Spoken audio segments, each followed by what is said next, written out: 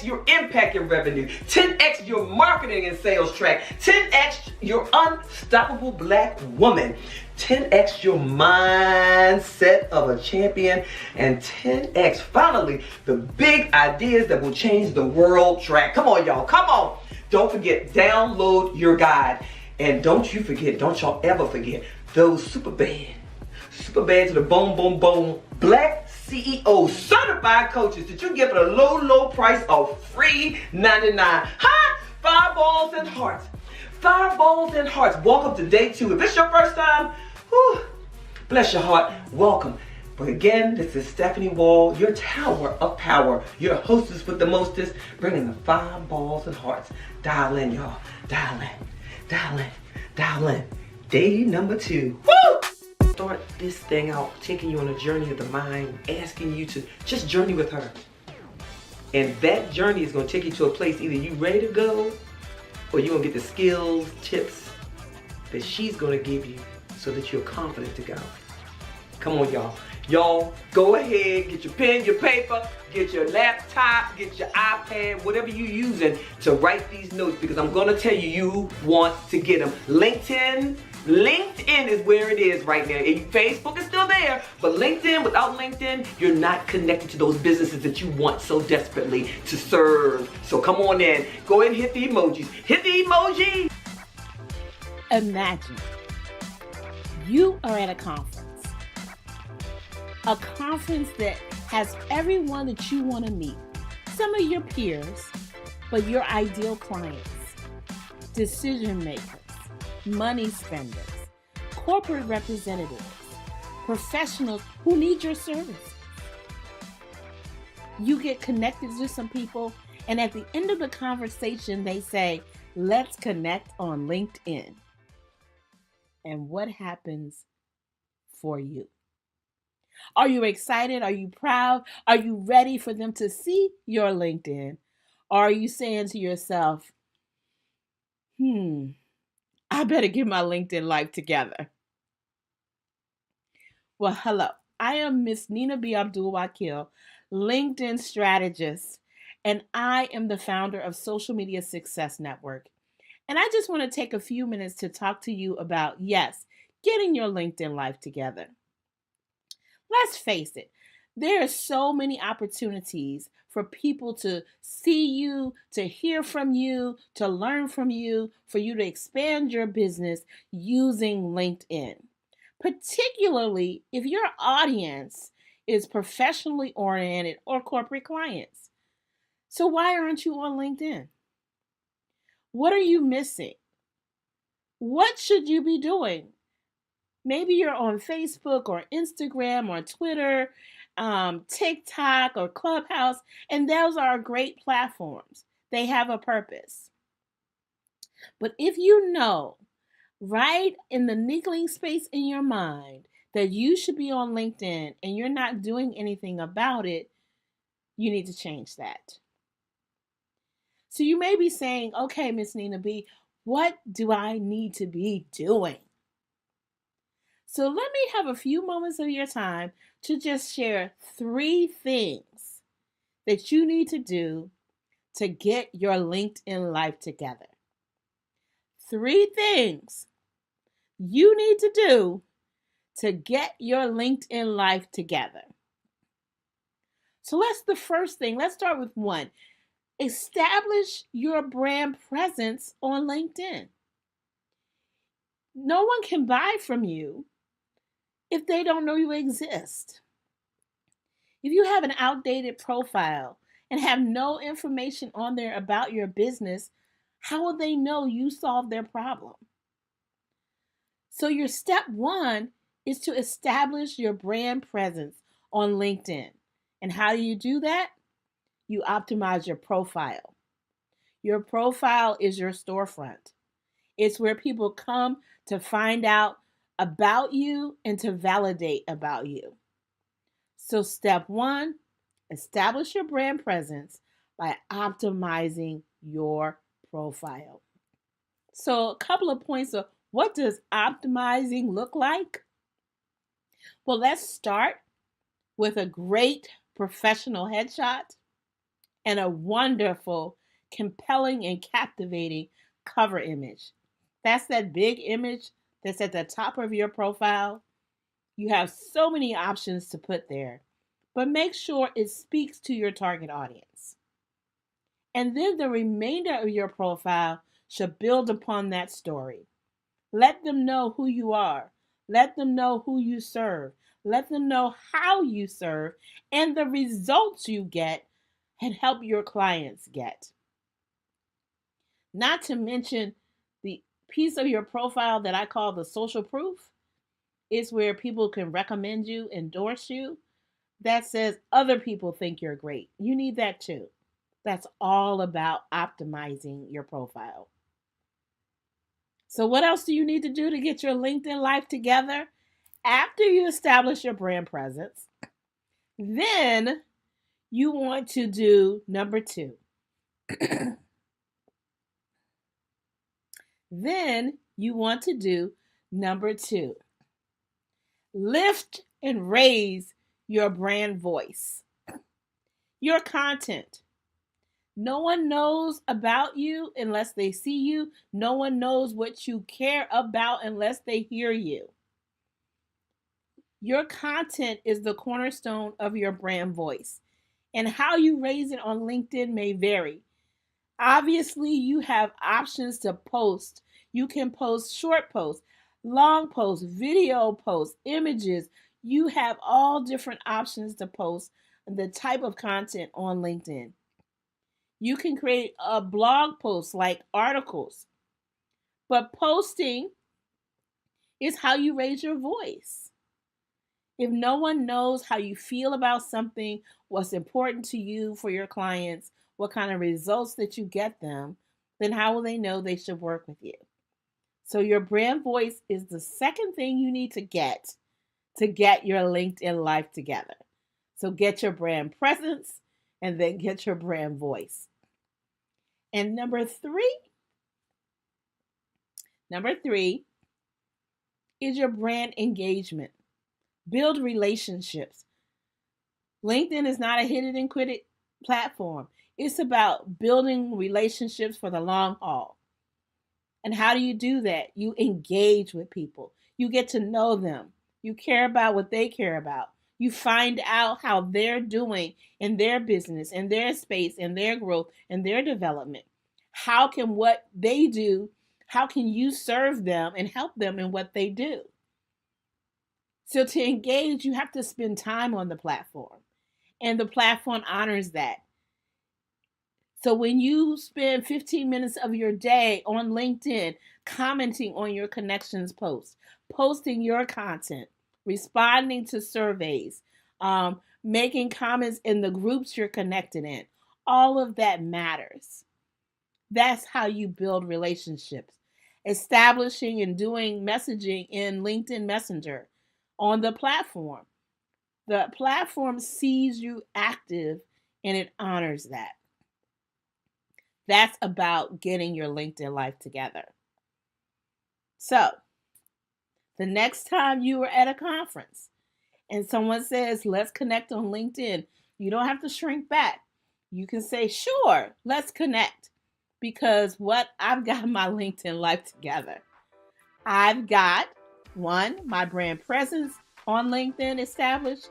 2, my brand voice is clear and compelling. And 3, I know how to build relationships. That's my brand engagement. That's what brand loyalty, that builds brand loyalty. It builds branding connections. And you will start to see the return on that investment on LinkedIn. Okay. So, I'm Miss Nina B, and the first thing I'd like to ask you to do is to connect with me on LinkedIn. Miss Nina B. Abdul-Wakil, and I want to help you get your LinkedIn life together.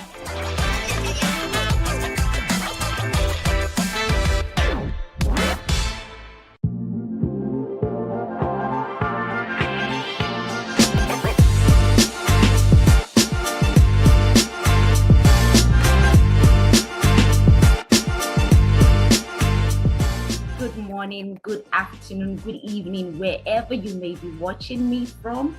Today, I will be talking about finding your yes and walking, in your power. So I have a workshop for you. It's all about finding your yes and putting your life in focus. You see, as women, we tend to allow the situations that we go through to write our stories. We tend to allow the people that are around us, we tend to allow the job, the situations we find ourselves to write our stories. We tend to want to love people, be everything for everyone, when we are actually not being anything for ourselves. And that's why I said, and today I'll be talking about finding your yes and putting your life in focus. When I say your yes, I mean YESS. YESS, finding your yes and putting your life in focus. Your yes means your essence. And your essence is the power of your presence. It's the power that touches everyone that comes in contact with you. Your essence is that heat that, burns out, that light from your burning log, that fire from the candle that is on the inside of you. It's all about who you are, what you represent. But along the line, we tend to lose this essence.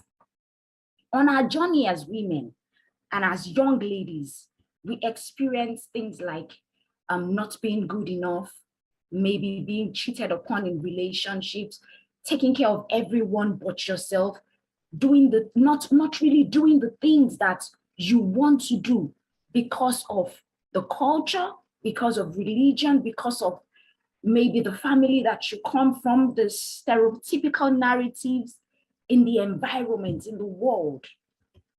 We also conform to finding ourselves trying to fit in and blending into the background.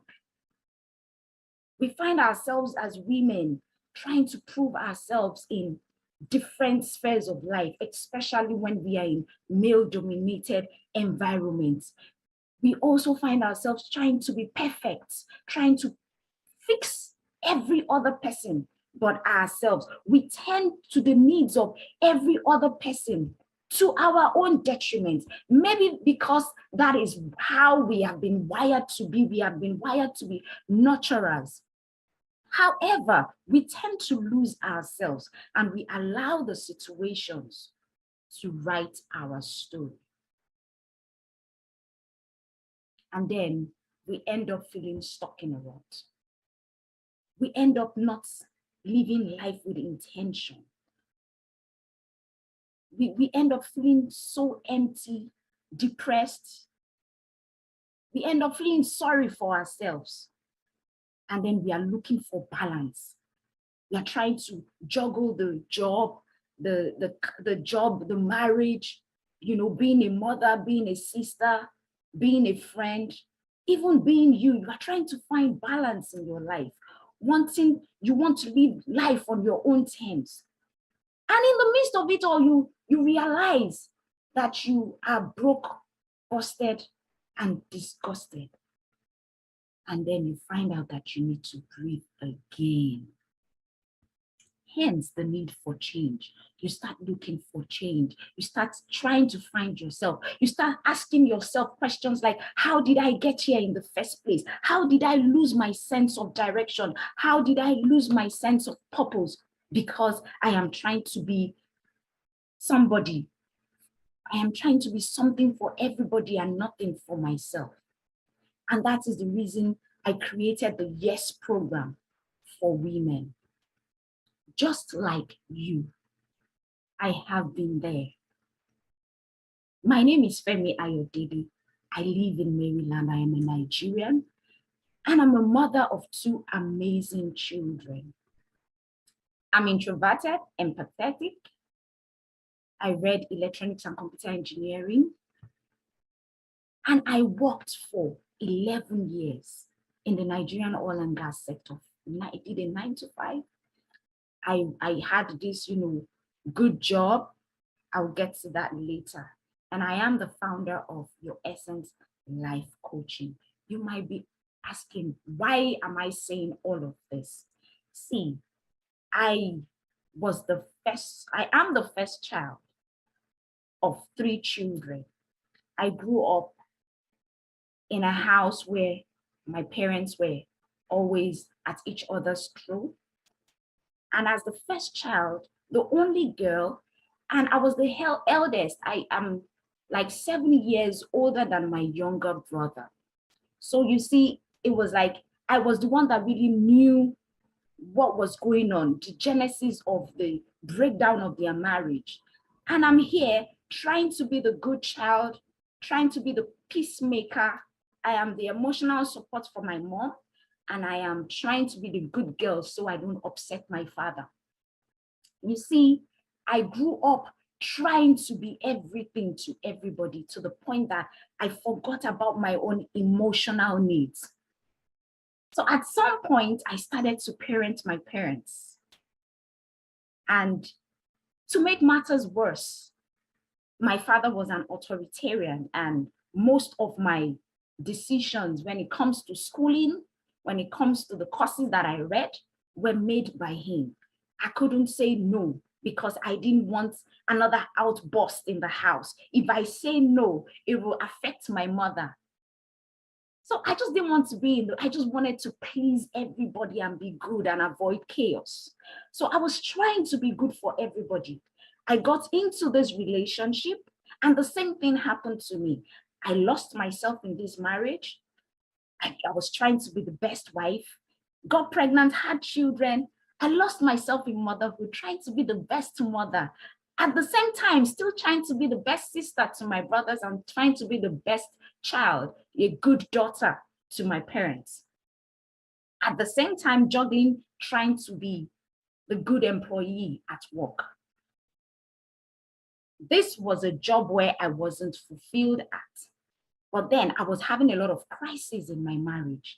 And that unfulfilling job, in quotes, became my go-to for solace. You can see how twisted it all was. The job was good, but I felt unfulfilled at it, but it was the solace that I had to go to just block my mind from the toxicity that was going on in the marriage. At a point, when I got cheated upon, that broke me. It was like I had given 12 years of my life trying to make this marriage work, trying to be the good wife. And I'm still on this unfulfilled job. I'm not still doing the job that I want to do. I read a course that I did not want to read. You know, at that point, I started thinking, like, how did I get here? How did I get myself in this situation? How did I lose myself? I knew there was more to me than all that I was going through. Friends, I had to go on a journey to finding myself. It was when I embarked on this journey to finding myself that I began to look into me and ask my Creator for answers to the questions that I've been seeking elsewhere. You see, I was seeking answers to my questions. I was looking for myself in other people. I was looking for myself in a job. I refused to look on the inside of me.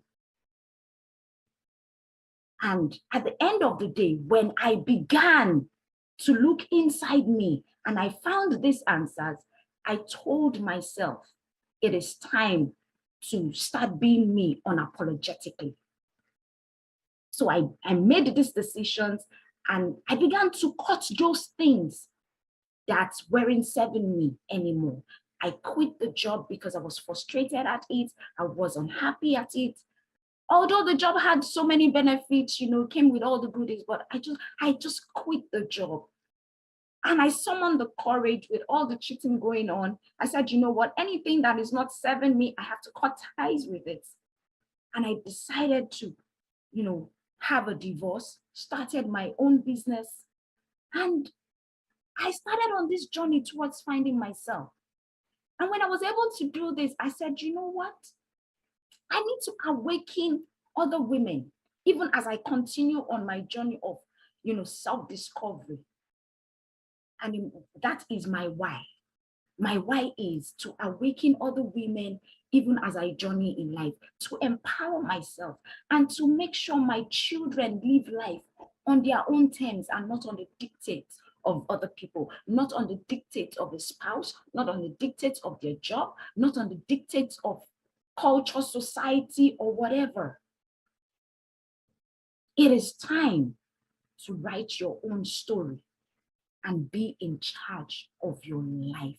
Women, it is time to put your life in focus. Life is short. You only live once. Finding yourself is all about putting your life in focus. And putting your life in focus is all about personal transformation. It's all about change. And it starts with your emotions. And like we all know, emotions are your energy in motion. And that brings me to understanding that, you see, the first law of conservation of energy says that you cannot create or destroy energy. Rather, it can be transferred from one form to the other. So you can actually transform your pain into something else, into your passion. You can transform the self-pity into power. You can transform the hate that you have for yourself into loving yourself. You can transform that confusion to determination. It all lies in you. It all lies in your ability to do the inner work. To transform yourself is all about internal change. And before you can do that, you need to do the inner work. The inner work has to do with you. You have to do the work. No one else has to do the work. You have to do the work by taking responsibility for allowing people treat you the way they treated you. People treat you the way they treat you because you allowed it. So you need to be ready to take responsibility and stand and lead yourself. Personal transformation comes with self-leadership. Without it, you cannot transform that energy from one form to another. And finding yourself, which is personal transformation, starts with you accepting yourself. It's a huge cycle. You set goals, you reconnect with yourself, you start being authentic, you renew your mind, you stretch and grab opportunities. And along the line, you tell yourself that you are your own cheerleader. You cheer yourself on and be the miracle that you want to see. So it starts from you first asking yourself, what do I really love about myself? Remember, I said that transformation starts with self-leadership. And powerful people ask powerful questions. Powerful leaders ask powerful questions because those powerful questions will steer your focus in the direction of having positive transformation. So you first need to ask yourself, what do I love about myself? What are my weaknesses? What are my strengths? What makes me unique? I was in a what do they call it now? A team building session. And the facilitator asked us, he said, what do you love about yourself?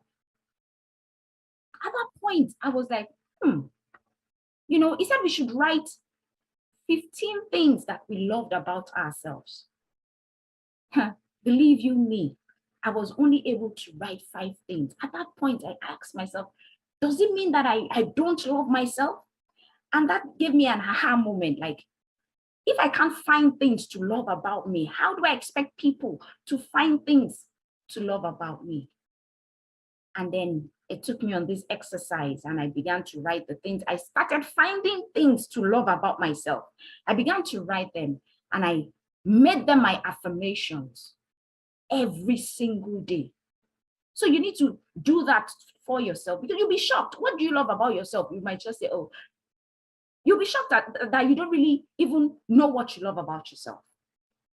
And when you ask yourself, what are my weaknesses? What are my strengths? Your strengths are those things that just come naturally to you. Your weaknesses are those things that, you suck at. So what I would say is when you find your weaknesses, make sure that, I'm not saying you should focus on your weaknesses, but work on them in such a way that they don't cancel out your strength. I have put some exercises in the workbook. You can download the workbook and just take some time out and ask yourself these questions and put down what your strengths are, put down what your weaknesses are. This is like a personal SWOT analysis. What makes you unique? What are your quirks? What are those things that will make people really love you and those things that will make people really hate you? What are your quirks? What are your core values? What are those things that you stand up for? These are questions that we ask ourselves on this journey. Like I would always say, acceptance is the start of the journey.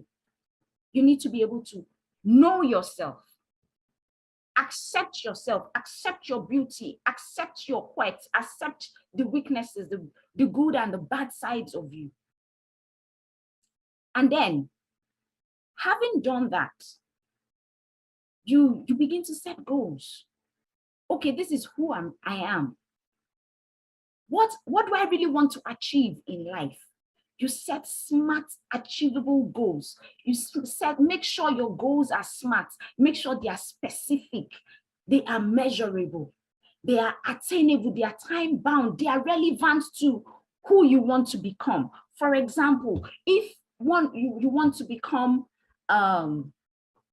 maybe the best at your job, at what time? What really do you want to be good at? Or you want to start a business. What kind of business do you want to start? When do you want to start the business? How do you intend to know that your business is growing? At what point do you want to have achieved this goal? This business you're saying you want to do, does it really tie with your passion and your purpose? How relevant is it to you? How are you going to measure your success? So these are the things that you need to ask yourself on your journey towards finding yourself, on your journey towards walking in your essence and embracing your power. Always have that goal in hand, and then you have a plan.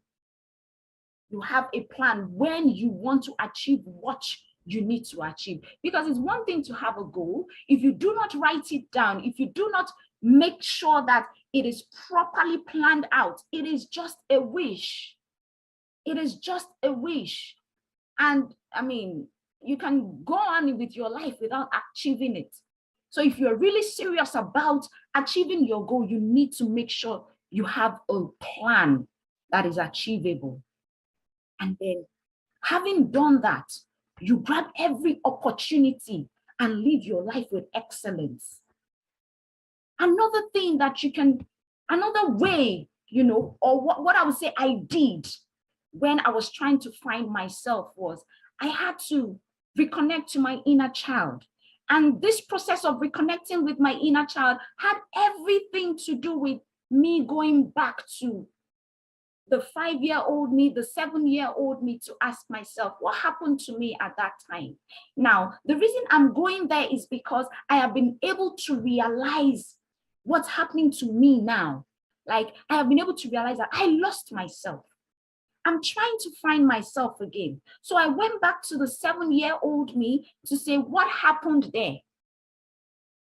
And I'm able to tell the 7-year-old me, look, it's okay. That is what we all need to do. We need to reconnect with our inner child. What are those things that you used to love to do that situations have made you not to do anymore? You need to ask yourself, what happened? So what we are trying to do in this scenario of reconnecting to your inner child is we are trying to collect the dots.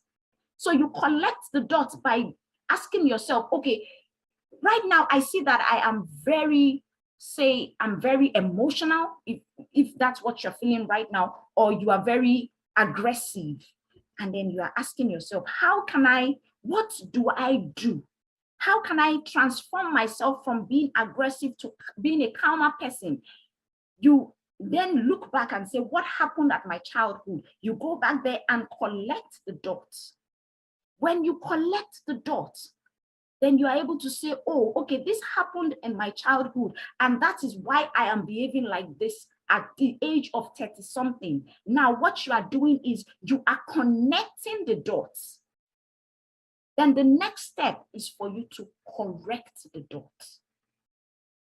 So I would always say the way, before you can move forward, you need to, go backwards and get some information that can help you learn lessons, that can help you change some things about yourself and push you forward. So I had to do that. I had to reparent myself. I had to go back to my inner child and tell my inner child that it is okay.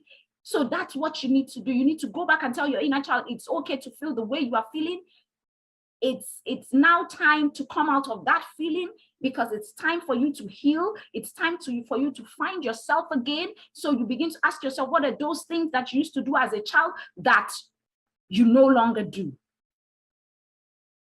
And ask yourself, having done that, ask yourself questions like, what do I want to be remembered for? What legacy do I want to leave on this earth? And what would I do if I'm not afraid of what the world thinks about me? What would I do if I'm not afraid of criticism? If I'm not afraid of success? If I'm not afraid of rejection and abandonment? What would I do? The first thing you need to do is to take off the mask. See, a lot of us women, we want to paint a picture like, oh, I'm in a good marriage, I have a good job. You paint that picture like my life is, I have it all together, when really you don't have it all together. Really, you are dying inside. I'm saying this because this is what happened to me. I am going to church, I'm raising holy hands, I'm feeling like everything is all together, but I'm dying inside because I'm in a toxic marriage and I am unfulfilled on my job. So I'm telling the world I am good when really I am afraid, when really I don't feel, what it, really I am weak, really I am depressed. So what I will tell you to do is, for you to find yourself back again, you need to become authentic. You need to be vulnerable and open-minded. When you are open-minded, you open yourself up for growth. You need to follow your intuition and follow your intuition to lead you forward. You need to be able to lead yourself. Like I said earlier, self-leadership is a representation of self-love. You need to be able to speak your opinions authentically and assertively. When you are your authentic self, what you do is that you give yourself permission to become who you have been called to be. And at that time, your beauty truly shines. So I need you to tell yourself, I give myself permission to be who I have been called to be. I give myself permission to be the woman of my dreams. Having done that, you begin to renew your mind. You begin to renew your mind, because you cannot get somewhere your mind hasn't gotten to. You begin to renew your mind. You begin to, activate growth. An open mind is a growth mindset. Once you begin to renew your mind, what you are doing is you are activating your growth. You are saying that I no longer want to be in the situation that I am in. I am learning better things. I am becoming the me that I have been called to be. And what you do at that point is you begin to learn new things. You filter truths. You unlearn what you have learned before. You research and then you relearn. And at that point, what you are doing is you are taking yourself to a point, because it's all about transformation. When you renew your mind, you are taking yourself to a point where you become the miracle that you want to see. You become the woman of your dreams. And when you are at that point where you are the woman of your dreams, the next thing for you to do is you begin to walk in your essence. You begin to stretch and grab opportunities. When I mean stretch, I mean you begin to look inside of you. The Bible says that out of your bellies shall flow rivers of living waters. The Bible also tells me that I should seek first the kingdom of God, and every other thing shall be added on unto me. How do you seek the kingdom of God? The Bible says the kingdom of God is on the inside of you. So the truth is, you have a well of creativity on the inside of you. So where do you need to stretch to? Stretch inside. Stretch into the gifts that lie inside of you, so that you can tap into the well that will spring forth rivers of living waters.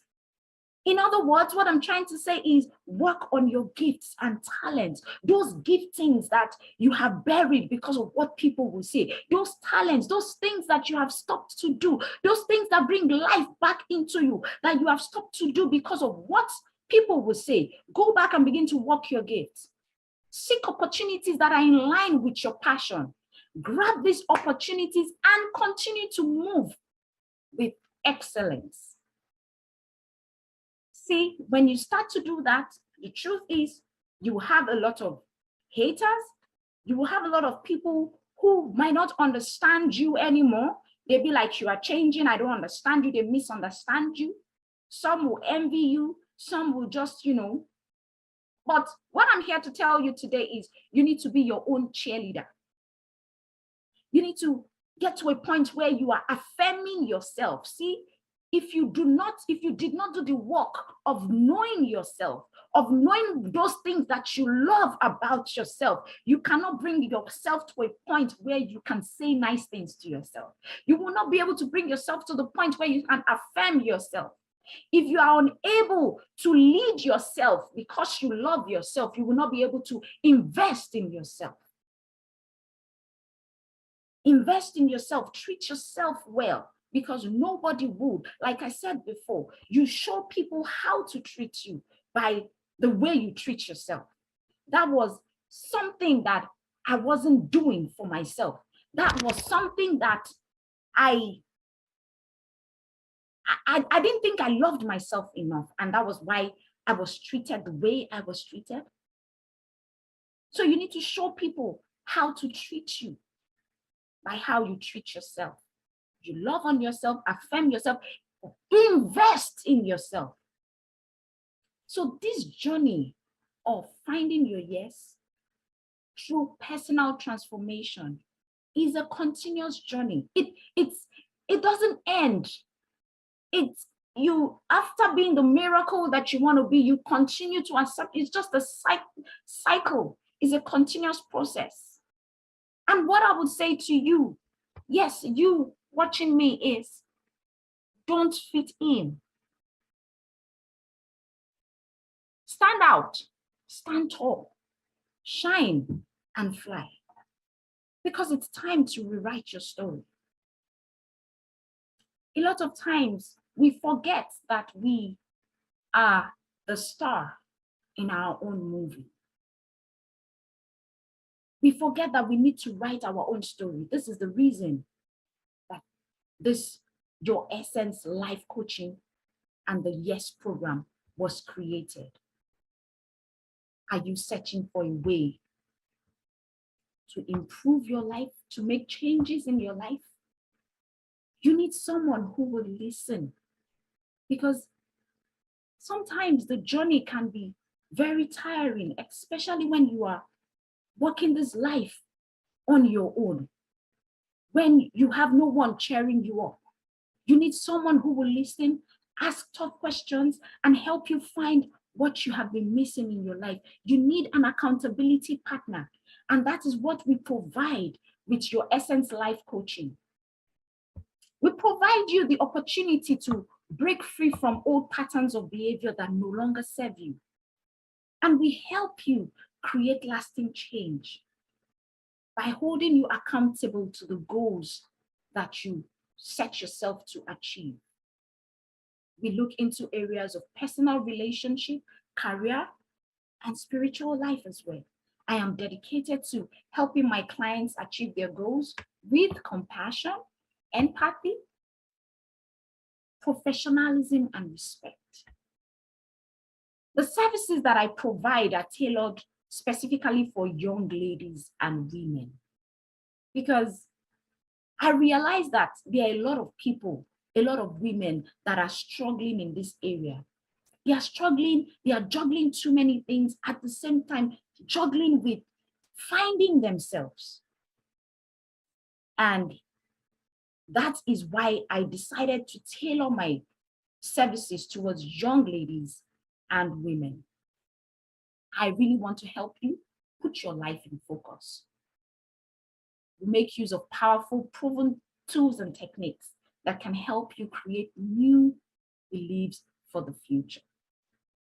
Now, the first step is always figuring out what it is we really want from our lives and what we need to change or modify in order to get there.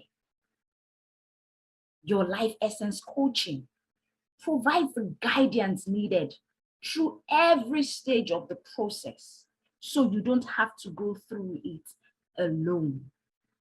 It can be very challenging. You might be going through a divorce, you might be going through, trying to transit from your career to your business. You might be going through depression at the point of childbirth. You might be trying to just find your space in this world. Your Essence Life Coaching provides the guidance that you need through every step of the way. We have a 3-month intensive self-analysis, discovery journey, mindset shifting,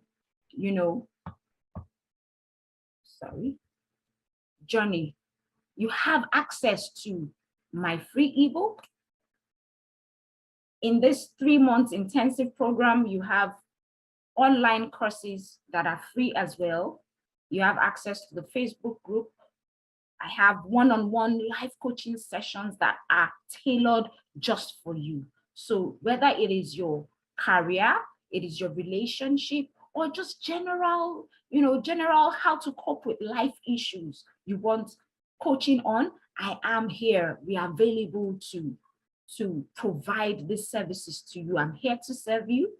I also offer group life coaching sessions where you can learn from other people, you can collaborate with other women, you can also network with other women and create that support. Sometimes we just need the support around us, support of people that have gone through the things that we have gone through, to be able to tell us, look, you are on the right direction, we have your back, we feel your pain.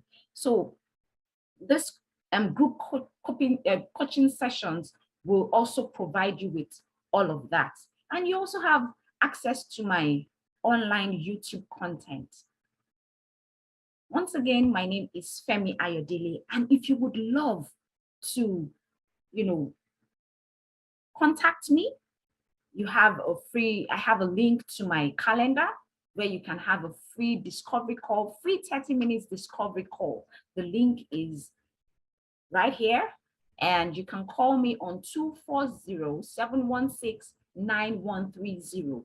My number is 240-716-9130.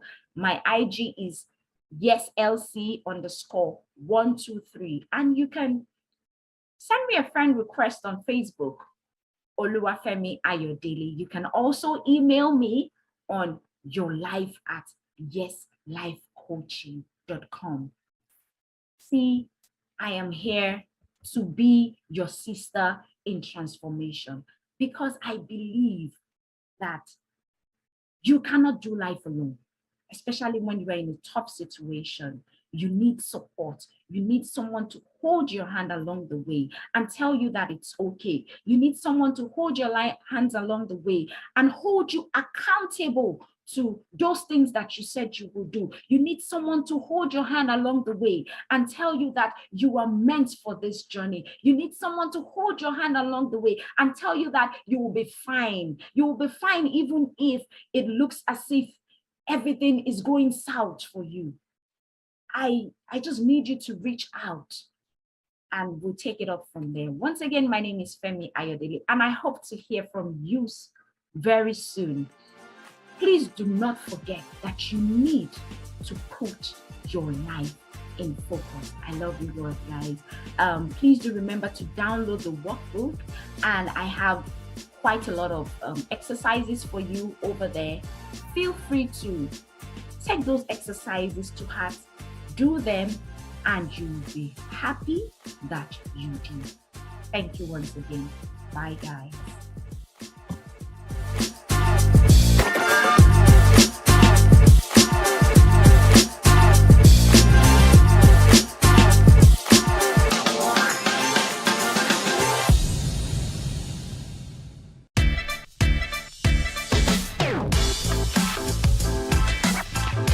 Hi, I'm Vanessa Cliffy K with the Impactpreneur Coaching Network, and we're here today to talk about the entrepreneur mindset. Anyone can come up with a new idea, but building a successful business around it is the entrepreneur challenge. The entrepreneur mindset is unique. It must be creative. It must be communicative and highly motivated to succeed, but open to risk and failure. The success or failure of the business comes down to characteristics of the entrepreneur. It takes a unique characteristic to blend one big idea into a fully functional, thriving business. As an entrepreneur, you must think different about your approach and work toward separating your mindset from the rest. Entrepreneurship is the birth, the choice, and the destiny. Birth is the dream. Choice is deciding to focus on that dream. Destiny is the future results from a predetermined course of events. Martin Luther King said, "Faith is taking the first step even when you can't see the whole staircase." As an entrepreneur, we work tirelessly, working toward our goals, always thinking about the next move toward success. Everyone has their own version of success. It's personal. However, once you identify your version, then you start to set realistic goals. You must understand your impact as a leader and take actions to be impactful. Fear of success can hold you back. You define the moment, or the moment defines you. Focus on your goals. Be specific. Growth is uncomfortable. It's easy to set goals, but harder to make the sacrifice. Don't think outside the box. Think like there is no box. Challenges are inevitable, but quitting should never be an option. Grow into the best version of yourself. Dream with your eyes open. Remind yourself why you decided to make a difference. I have 5 characteristics to cultivate your success. Number 1, a positive mindset and outlook is a must for any successful entrepreneur. The mindset is the head of the company. It sets goals for the tone and the rest and influences the culture. Negative thoughts undermine the forward motion of the progress of the company, not to mention the ability to lead and motivate the staff. Cultivating a positive attitude is not about sticking your head in the sand and ignoring the things that could go wrong, but it's about learning how to mentally reframe your response. Number 2, you must have a creative mindset. Creativity is needed for any entrepreneurial success. The mind of an entrepreneur is always looking for ideas and innovations. The basic life cycle of the entrepreneur product stems from the conception of the idea, followed by turning the idea into a viable product or service. Number 3, persuasive communication ability. The best entrepreneurs are persuasive individuals. The power of persuasion can help you negotiate, close sales, and get a better price on your inventory. Persuasive people tend to be inspiring leaders, while some are more naturally persuasive than others. Persuasive communication skills can lead you to learn the practice that is needed. Learning to communicate is advantageous no matter what your industry is. Number 4, motivation and drive. Motivation is one of the top characteristics of any entrepreneur. You must be self-motivated as opposed to looking for others to push you and helping you hold you accountable to get things done.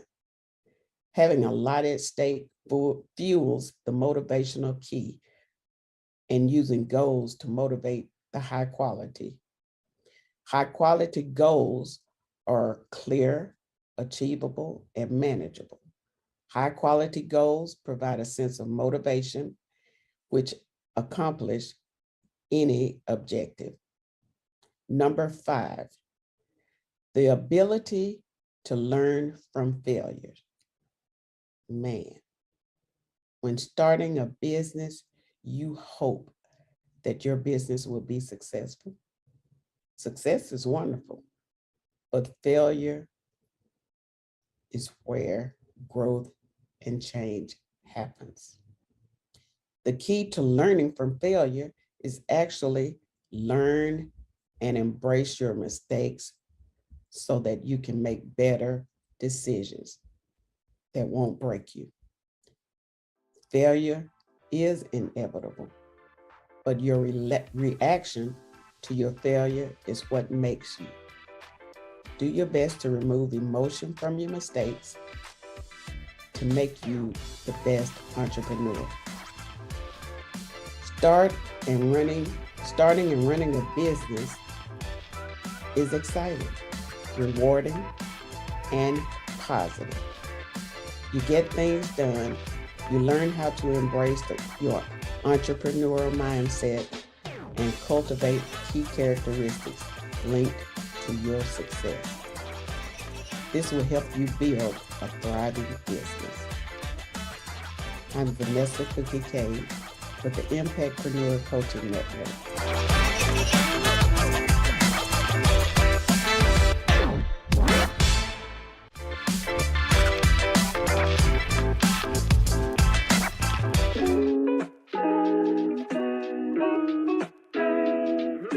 Wow, there are so many obstacles and challenges that were defining moments for me. However, there is one that I know shift the trajectory of my life. And that was when I was unjustly fired from a job that I sacrificed so much for. It was devastating and painful on so many levels. Number one, I was a single parent raising a 2-year-old daughter. This was my only source of income. And then also I left corporate America to pursue this opportunity because I believed in the vision and the mission of this organization. And to have taken almost a $10,000 pay cut to give my all to this organization and their cause, and to have myself to be unjustly fired, that was hard for me. I chose this particular assignment this particular business because I love to see women leading out front. Yes, I would love to see women in leadership, leading in the marketplace, leading in ministry. And this is why I established You Are You and Associates and You Are Unique Academy, because I want to teach, I want to train, I want to coach ambitious women who may work a 9-to-5 and they feel unfulfilled, undervalued. Hello, my name is Geronda Marks, also known as Coach J. I am the owner of You Are You and Associates and the CEO and founder of You Are Unique Academy. I was born and raised in New Orleans, Louisiana, so I'm a 504 girl. However, I am presently residing now in Forney, Texas. The women that work with me, I want them to know their worth. I want them to be confident and courageous, and to know that they add value to every room, to every table, to every life that they encounter. I am committed to fulfill my God-ordained purpose. I know that this is a kingdom assignment for me. I always tell individuals, I'm gonna die empty. I am a pitcher that pours. And so I want to pour into this next generation. I want to also pour into the world. Every gift, every skill, every talent that I have, I am a resource. And as the word says, I want to be an epistle that's read of men. It's been so much fire here on the Black CEO, this conference, this summit, this fire has been so good that I haven't came out my jacket, y'all. I didn't came out my jacket. But here's the deal. Right now, Geronda Marks is going to tell us about how to own our space, own the room for success. She's going to give us 1, 2, 3, 4, 5 strategies, 5 things, 5 walls to knock down, 5 things that we got to do to make sure that we own that space for our success. Come on, Miss Marks. Come on. All right, y'all, hit the emojis. Y'all know what to do. Hit the emoji.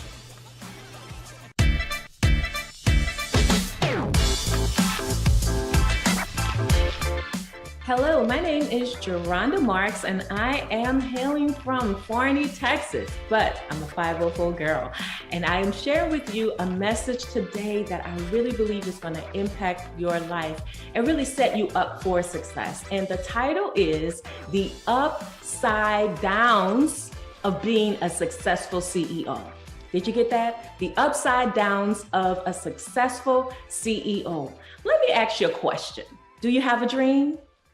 You're probably like, I have so many dreams, Coach J, Geronda. What a question I asked. Well, let me ask you another question.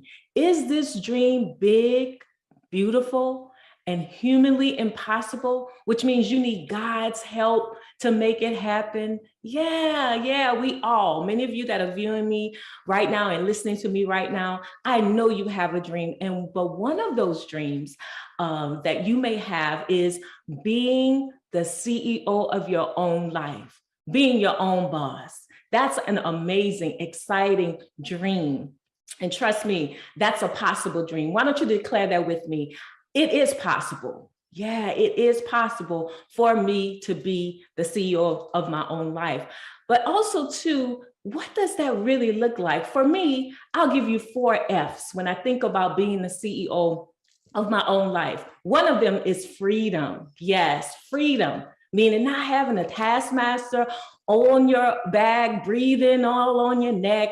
You could be as creative as you desire to be. Yeah, you won't have any limitations or restrictions, meaning you're liberated to do what you want to do. That's freedom. Yes.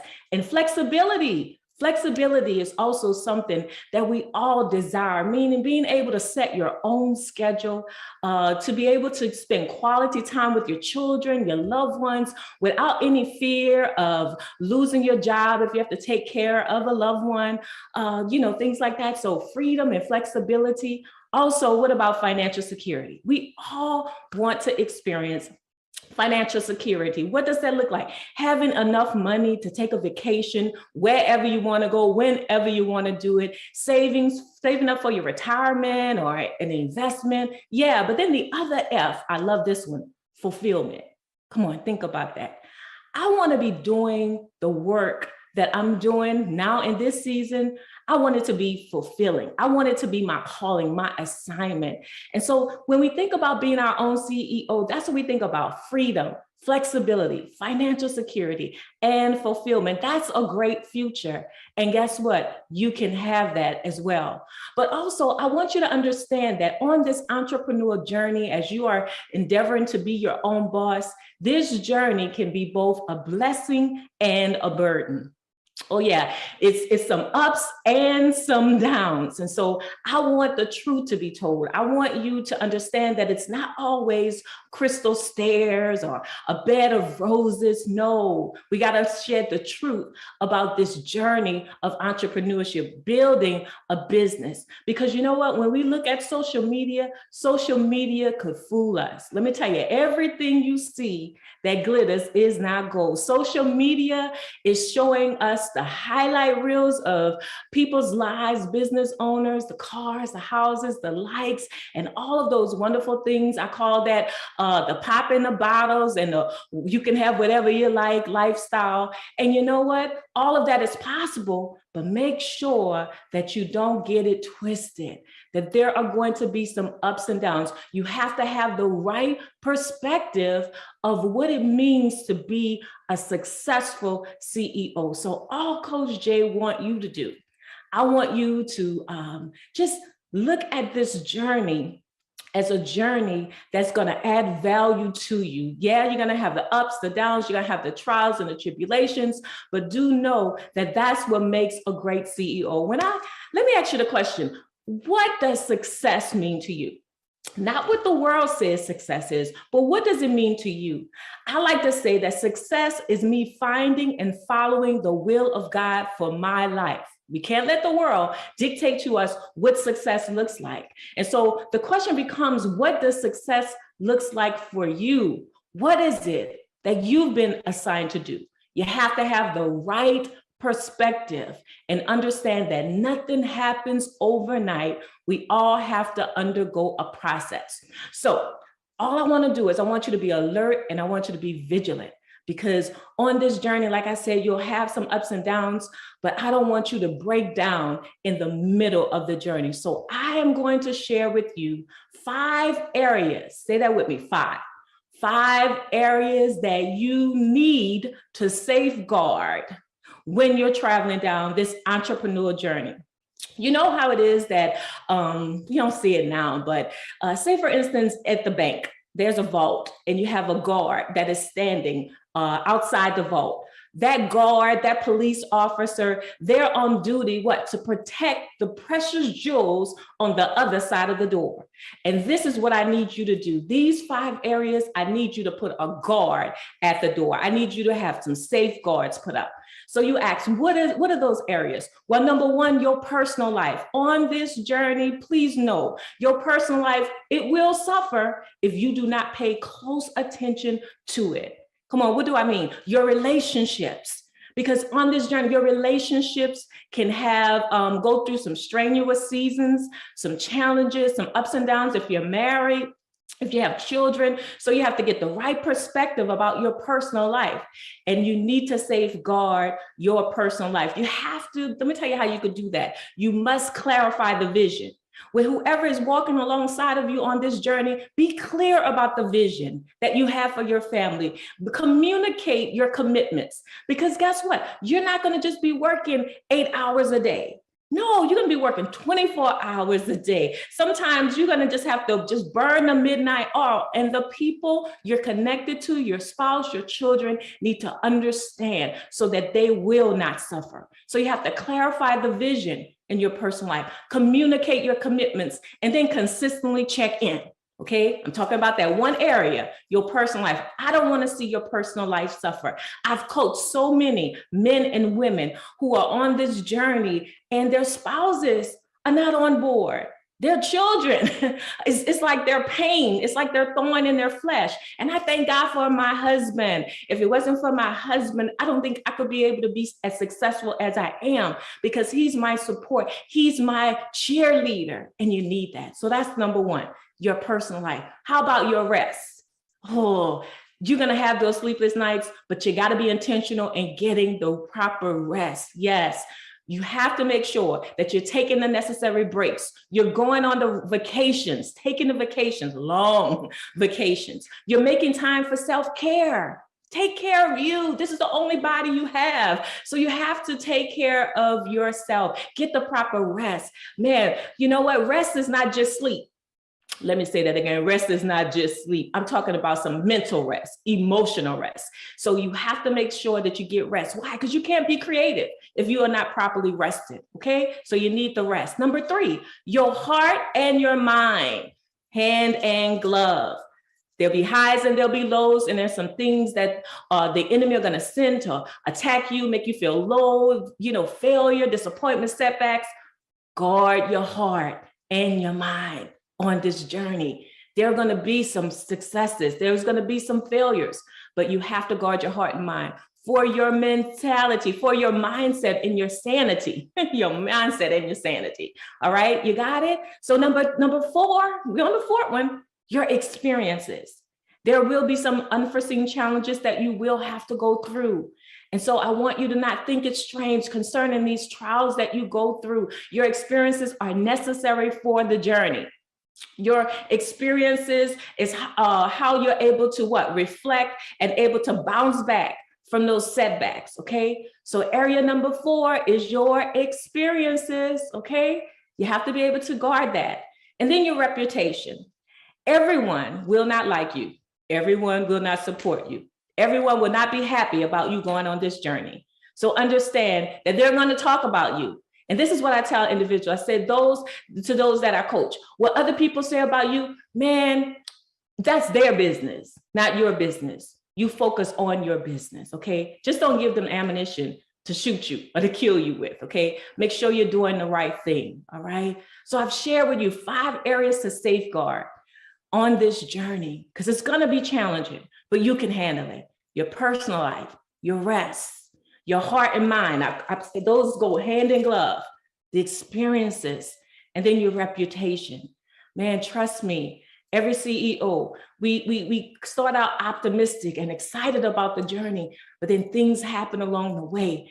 But when those things happen along the way, I dare you to be consistent. Stay consistent. Keep your why in your heart. Be proactive in your defense against attacks. I've given you them, right? I've shared with you the 5 areas that you must safeguard, okay? So this message is your defense.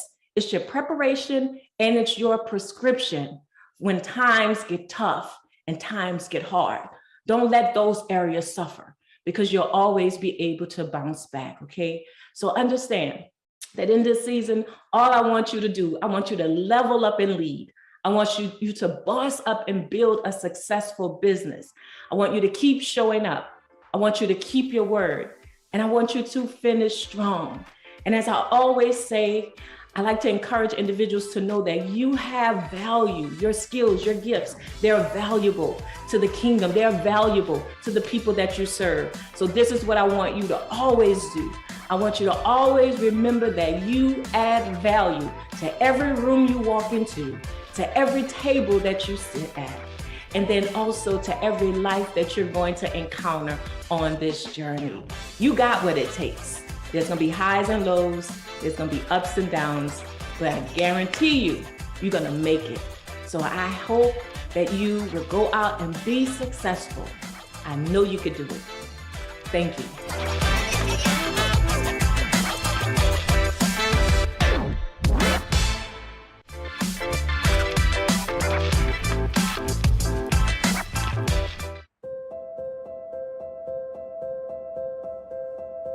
I've often thought that being successful was balancing everything and always giving everything and everyone an equal amount of time.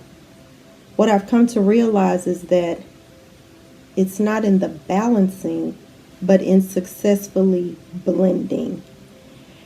And by blending, I mean taking all parts of your life, whether it's your business, whether it's school, whether it's your family, whether it's your hobbies, whether it's self-care, blending all of that successfully from day to day month to month, year to year, and just blending those facets so that you are a complete and whole person, able to give your whole and complete self. And when you're in those different facets, truly honoring being present at those times.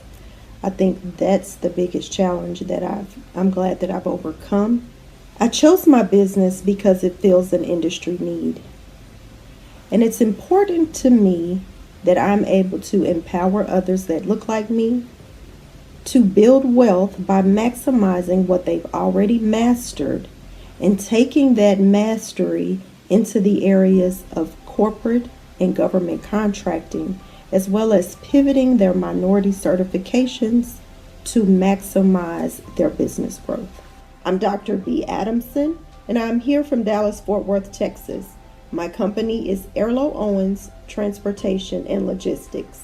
Again, welcome. People often say they want 7 different streams of income. And when we think of that, we often think 7 different kinds of businesses. When in actuality, I'd like those that are willing to work with me to be willing to invest in their business so that they maximize what they've already mastered, and just using a different pathway to do that, that being government and corporate contracting. I plan to make the world by being committed to living my life by its authentic design and not living life by default, and by default in choosing not to take chances, make informed decisions and actionable choices so that I can live my authentic purpose.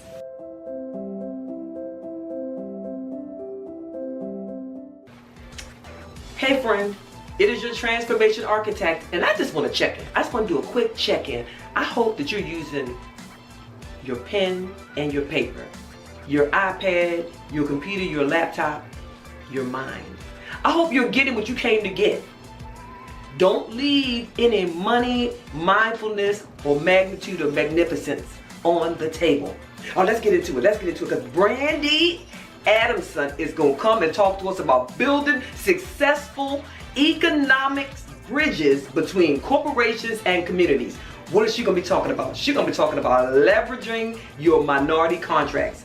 She's going to talk about us going in there and getting those corporate contracts. If this is for you, you better be tapped in, dialed all the way in. If you know somebody that this is for, get them on the line. If they ain't in this conference right now, get them on the horn. They ought to be here. Take notes, because you don't want to miss out on this. Y'all know what to do. Y'all know what to do. Go ahead and give her her flowers now. Hit the emojis, clap, clap. Make sure you pay attention and put little words in there. I'll be back.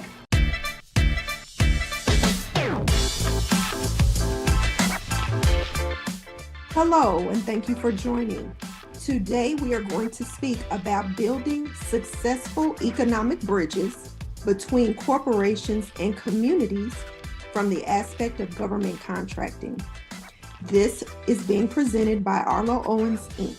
We thank you for joining us. Our agenda.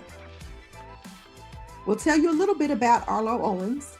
We'll talk about what is contracting, the importance of pivoting into contracting. We know as business owners, we wonder, okay, is this the new thing? Is this really something feasible for my business? Is it worth my time? We'll talk about leveraging your minority certification. And lastly, we'll talk about the significance to your business and your community. So, Arlo Owens, Inc., we're your partner and advisor in business development. This is a woman-owned company. We have cross-industry experience in servicing, and we have a national client base. So no matter your industry, we've probably worked with you. We provide consulting and advisory services in a number of areas: government and corporate contracting, minority certification, subcontract management, when you have those contracts, as well as compliance to ensure that you're following what you've signed up for in your contract, as well as contract lifecycle management. So you're invoicing, ensuring that your insurance stays intact and the like. We also talk about business and strategic development. We work with companies to build diversity inclusion programs. So supplier diversity program development and administration. We also do some matchmaking. So if you are interested in being in the contracting space, we can help you find which organizations, being companies, or which agencies you best kind of match with. We also do branding. Branding is important because that is your face to your clients. So, what is contracting? Government contracting is the process that allows a company to sell their goods and or services to the government. And when you think government, remember county agencies, city agencies, state agencies, and federal. There are different types of contracting opportunities. There are those that are competitive. I'm sure a lot of people are familiar with RFBs or low bid. There's the RFP, which is a proposal process, and then there's RFQ, which is a request for qualification. Interestingly enough, there is a single and sole source component to contracting, and in this portion, it's not competitive. So if you have created a system or a product and you are the sole provider of that, you don't have to compete. But the government has to know what you have, who you are, and how they can find you. And we'll talk about that in a little bit. There's also set-asides. So when you think about set-asides, those are for specific groups. So it may be for small business, it may be for women in business, it might be for minorities. Those are other opportunities that are allowed to you as well. So you say, yes, I'm interested. What are my immediate needs as far as government contracting? Your business has to be legally formed. You will want to get with an attorney or an accountant to figure out how to form what's best for you. You also need a Dun & Bradstreet number. Those are at no cost. And you go to the Dun & Bradstreet website and you register your business there. But before you go to Dun & Bradstreet, you'll want to figure out your NAICE code, which is the North American Industry Classification System code. And what that does is, by that code, businesses know, what do you do? So there's a primary code, and then sometimes you have secondary codes, depending on the goods and services that your company provides. So after you have that information, you'll want to register in SAM. There is where it's kind of the hub for contracting. So it's really, it can seem massive, but as you kind of go through the process, take it chunks at a time, familiarize yourself with the hub, if you will, it will become a lot easier. One thing I did not put on here is that you'll need a tax number, an EIN from the IRS. So don't forget that, because you'll need that. Additional things you'll want to think about. A lot of government agencies require business insurance. So you will want to make sure that your insurance policy is current. If you don't have insurance, then you'll want to reach out and get some quotes and find out what's best for your business. You'll want a business bank account so that they can either ACH your money or send you a check. Website. A lot of people say, oh, you don't have to have a website. Oh, just put up a one-pager. But think about it. The government spends a massive amount of money with other companies so that they can operate efficiently. If you want a piece of that pie, don't you want to put your best foot forward? Don't you want them to be able to enter your URL and see exactly what you do? Website. You'll want an email address, which is tied to that domain name. So don't have www.companyname.com, but then have a at Outlook email, a Gmail, a Yahoo, a Hotmail. It's about that branding. They want everything to look a certain way, because you have to remember, you're moving into a new space. And not only are the government agencies or the corporations looking, but also those primes that if you are new to the space, you may want to begin to partner with. Capability statement. It's your business resume. What do you do? What certifications do you have? What projects have you worked on? What are your NACE codes? They want to know. It does not have to look exactly like a professional resume. You want your logo. You want to put your capabilities. You want to lay it out. But again, that's part of branding. You want to be sure you use power words. Don't make it cluttered. So it's a process. And a lot of times people refresh their CAPE statement. That's a moving document, because if you've done 4 projects and then in 2022, or you do 4 more projects, you're going to want to move those around. And you don't have to list every project. You'll want to list those that are most relevant and eye-catching to potential primes. Why do you need to pivot? Why should you consider pivoting? We've had a lot going on in the last couple of years. COVID, I mean, we've all heard what COVID is. We've all been affected in some type of way, whether it was changing the way that your family moved throughout just your daily lives, whether you had children or relatives that were remote learning, whether you may have potentially been remote working, if you had contracts or worked or consulted with the company and they said nobody on site. Everybody, and of course, mask, hand sanitizer, wipes. We've all seen that. Well, with that, there's been a pivot. You've seen people saying, oh, I sell this or I sell that. And you're like, you sell that? They pivoted. They saw the opportunity. They saw the need that companies and the government had, and they pivoted to benefit. You maximize your expertise. If you're an accountant, you have an opportunity to work with the government on systems implementations, audits, lots of things, janitorial service. You may be in this area and you may want to expand. This gives you opportunity to do that. Choice. You have an opportunity to choose what projects interest you, what government agencies you want to work with.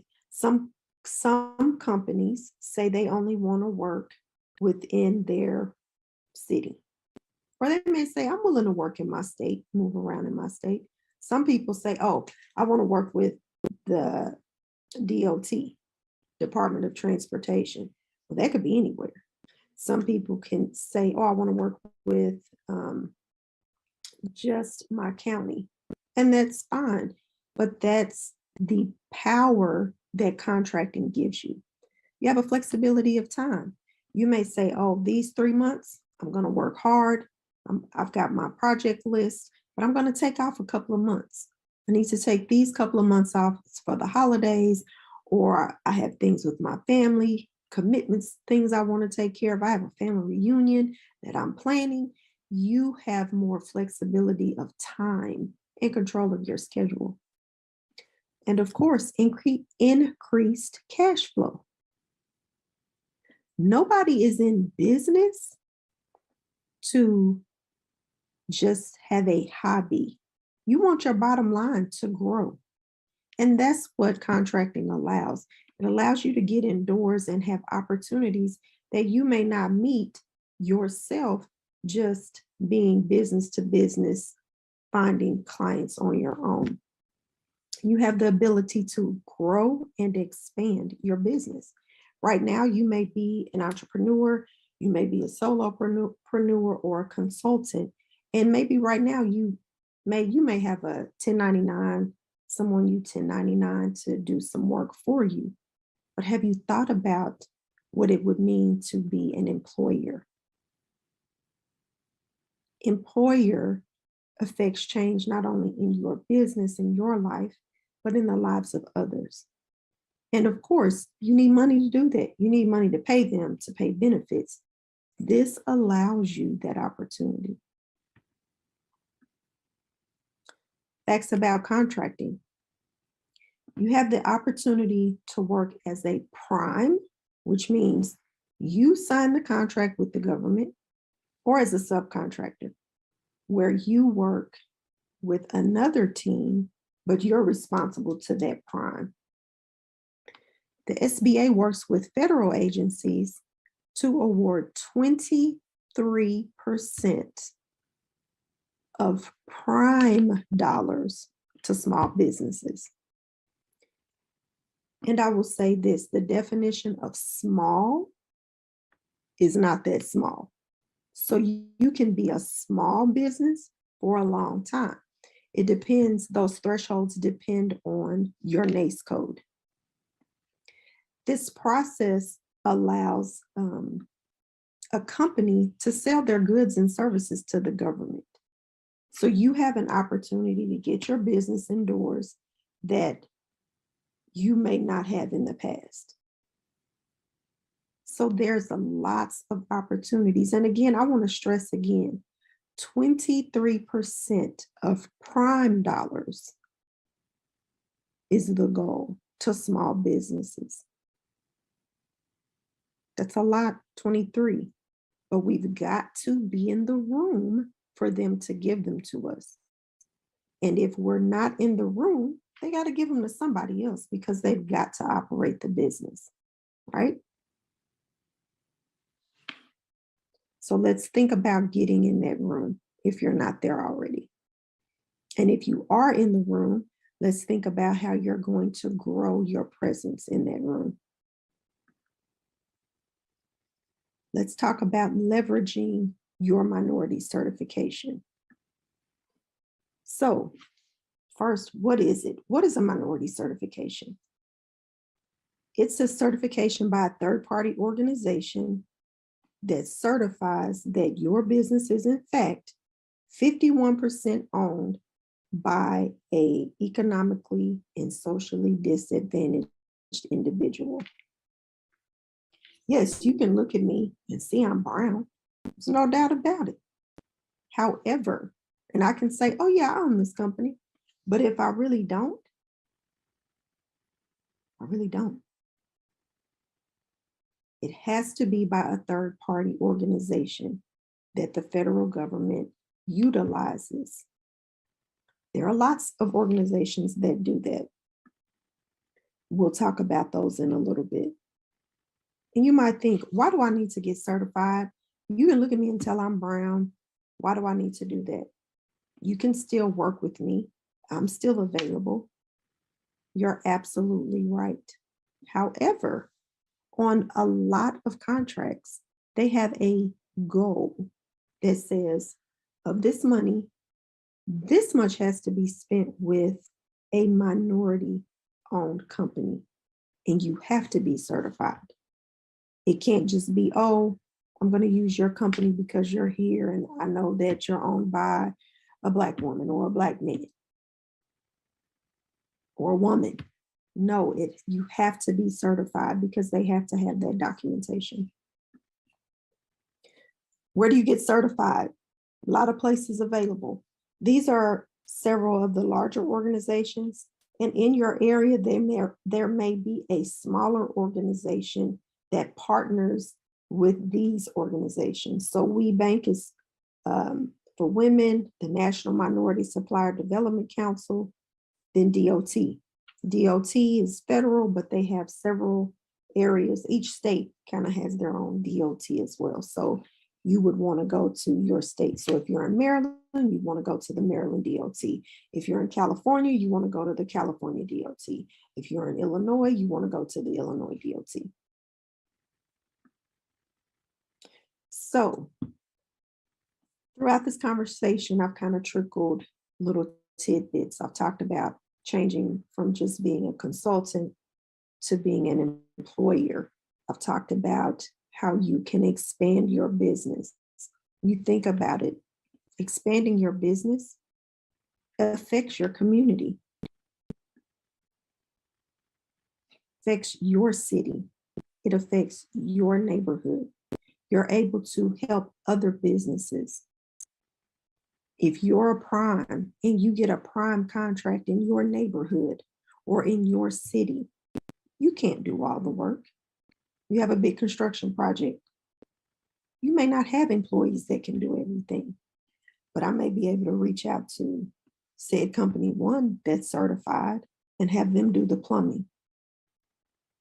Have another one do the landscaping.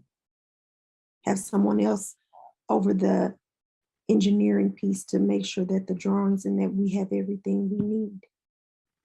It's cyclical. There is significance in doing this.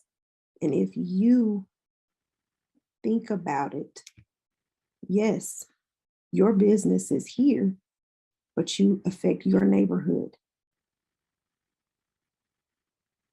Because if you live here, you may say, oh, I'm going to go shop at this store more, or I'm going to go volunteer and join this organization, or the schools in my neighborhood, they have a fundraiser, or where they're looking for advertising.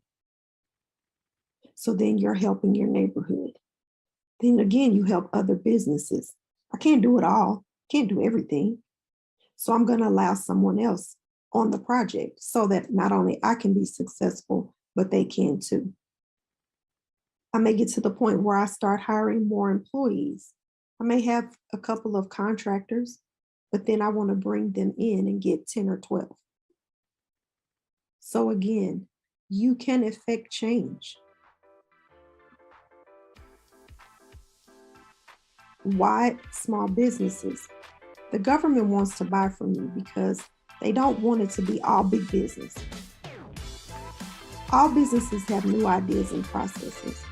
Again, economic development, job creation, and opportunities for disadvantaged and socioeconomic groups to come forward and really show what they can do. We thank you for the opportunity. If you have questions or want more information, this is our contact information.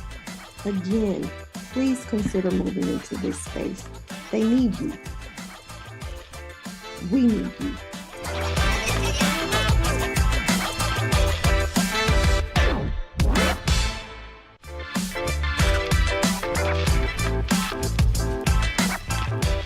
All right, our next speaker, Alicia Brooks, is going to be talking about finding your branding voice. She's going to be talking about showing up in your personal brand. I'm talking about showing up, getting big with it. Are you all ready to hear from her? You know, I love anybody that's talking about showing up, unmuting and saying it, believing it, and doing it. So let's hear what she got to say. I, for one, cannot wait to hear from Alicia. Let's go. Hit the, you know what to do. Hit those emojis. Come on, y'all. Let's do it. Hello, my name is Alicia Brooks, and I am the CEO of Brand Equally You, where women come to me to redefine, redesign, and reset their life, find their voice, their power, and their purpose to showcase their brilliance to the world through my Brand brand blueprints and my personal mastery programs. I'm excited today to talk to you about finding your brand voice and owning your personal brand. So, are you ready? Let me take you back to something. I want to ask you a couple questions first. What have you been silent about? What are you passionate about and not showing up in confidence in? How would your voice transform lives for a greater impact and influence? You see, I had to ask myself these questions, these hard questions, because you see, I was born with a twin. I'm a second twin. And I'm going to take you back to the womb because that's where I was first introduced to my voice and not having one. You see, my twin sister covered me up. So my parents didn't know, they didn't hear, they didn't see me on the ultrasound. And so I was a surprise. And when no one knew that they were having twins, can you imagine how devastating that was? So I spent years playing small from the womb, not speaking up when I needed to for myself and for others. And I was not confident as I am today. I found myself shrinking back and not showing up in grand ways that I knew I could. I had someone tell me, Alicia, you're only operating at 20% of your potential. And that truly hurt me to the core. So I had to do the work on me emotionally, mentally, spiritually, so that I can build myself up and walk boldly in my purpose and my passion as a Black woman CEO. But the transformation came when I stepped truly into my divine feminine purpose, and I owned it. I got crystal clear on who I am, what value I bring to others and in themselves and in business, and also personally as well. And I built up my confidence and my self-esteem so high that I know how to rock my personal brand unapologetically. As a personal brand catalyst, I get to work with amazing individuals and businesses on defining, designing, and developing their personal brands and their business brands, because that is an extension of who they are, so that they can live up to their fullest potential. You see, Black business CEOs and Black business owners have to always walk and produce in excellence. But when you're not totally clear on your why behind your personal brand, it becomes somewhat distorted when you show up, because you don't have the clarity of who you are, what your personal brand stands for, who you want to attract, what's the messaging behind it, and how are you going to have impact, influence, and increase your revenue. So let me give you a couple of tips on how you can build and own your personal brand. Number one, understand that your personal brand's mission and vision is so important. It's imperative that you know the why behind it. You see, if you don't have one, it's going to be like, have I arrived? Am I attracting the right clients? Are they really hearing my message? Am I really transforming lives? Am I serving in the best way that I can? So you got to get crystal clear on your purpose. Then you need to know what your personal brand is, because it's your superpower, because it represents what you want people to believe, think, and say about you. You must change what you believe about yourself so that you can change what the world believes about you. Number three, you need to develop your own swag, your confidence, your self-esteem, because you can only go as far as your confidence will allow you to. If you aren't building your confidence up, you won't show up in ways that can hurt your business and your influence and your revenue. So you got to have processes that run your business, and building your personal brand is what grows your business personality.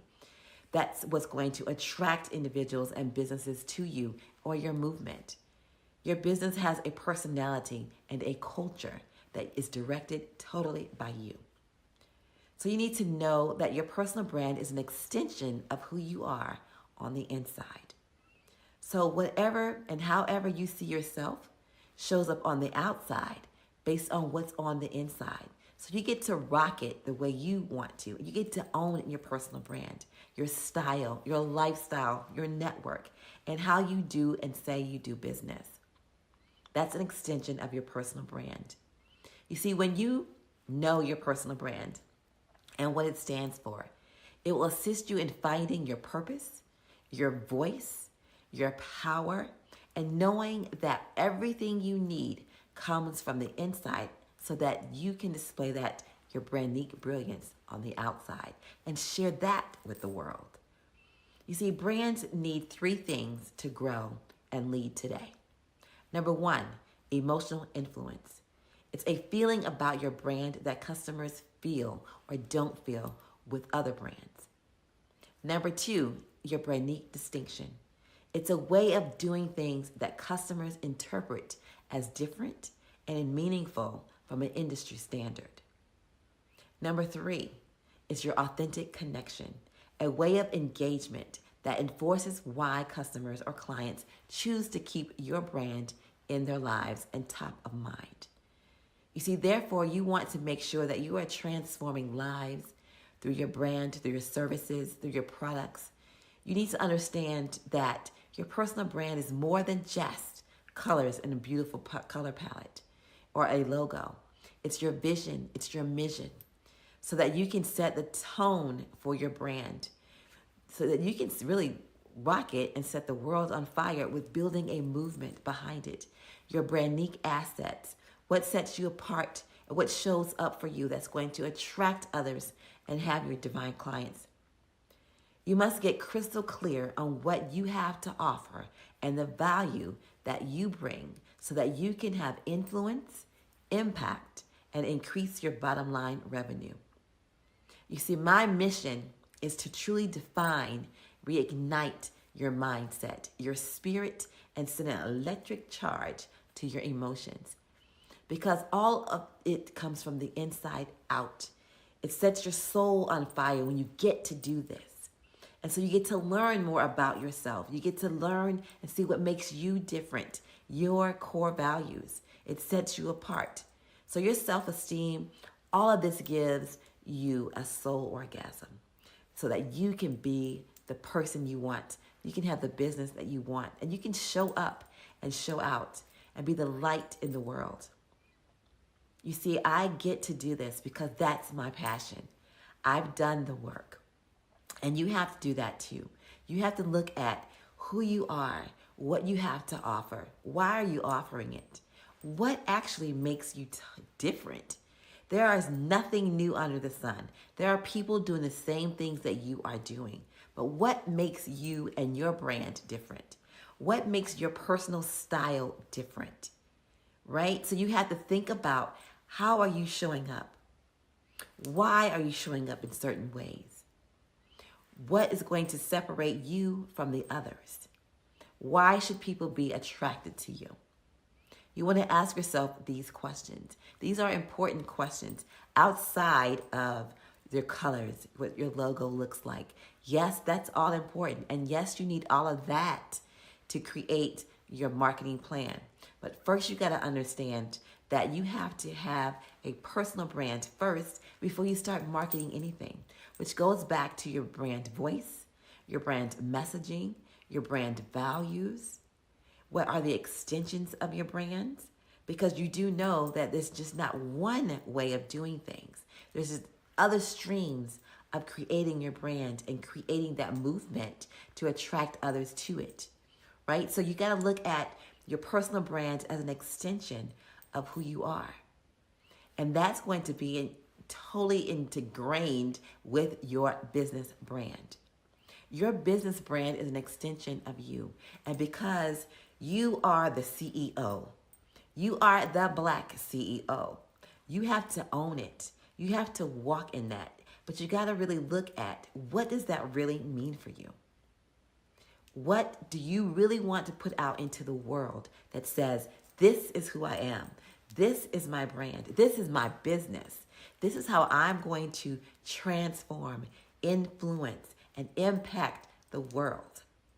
If you have not done that work first, and if you haven't gotten crystal clear on that work, if you haven't truly walked in that, if you haven't asked yourself those hard questions, if you don't know in confidence, full confidence about who you are, what services you offer, what's your brand voice, and truly rock it, truly own it, I would love to talk to you, because that's where a lot of us small business, large size businesses, regardless, Black CEOs have fallen short. We have not gotten crystal clear on who we are, what we stand for, what are our core values, what's our brand voice, our messaging, our mission, our vision behind who we are so that we can put that into our businesses, so that people can be attracted to our business personality, the culture behind that, and rock that. I'm excited to have shared this with you. I look so forward to connecting with you. And until next time, I really want you to think about these questions. Ask yourself these questions because it really does matter. It's imperative to your personal brand and your business brand. But until next time, I want you to be and live your brand and rock your brand, the brand unique. Until next time, ladies, on. It's not over. It's not over until we win, because there are real challenges that are facing today's Black entrepreneurs. And so the best way that we can inform our community about those challenges and how to overcome them is to have a discussion with other Black entrepreneurs who are invested in their business, who are invested in their personal and professional growth and development, and who are shining in their businesses. So welcome, welcome, welcome, welcome. I am Dr. Kreslin. I am located in Houston, Texas. I'm excited about moderating tonight's discussion. My focus is on leadership and women's empowerment. I am the founder of Queendom Connections, the #1 Queendom coaching program in the world.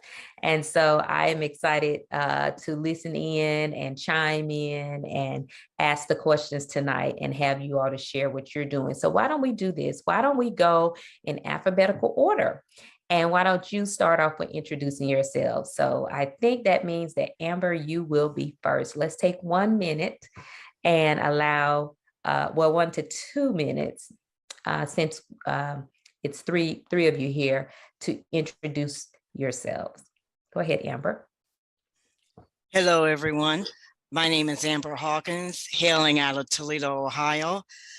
The name of the company is Your Computer Needs of Toledo, LLC.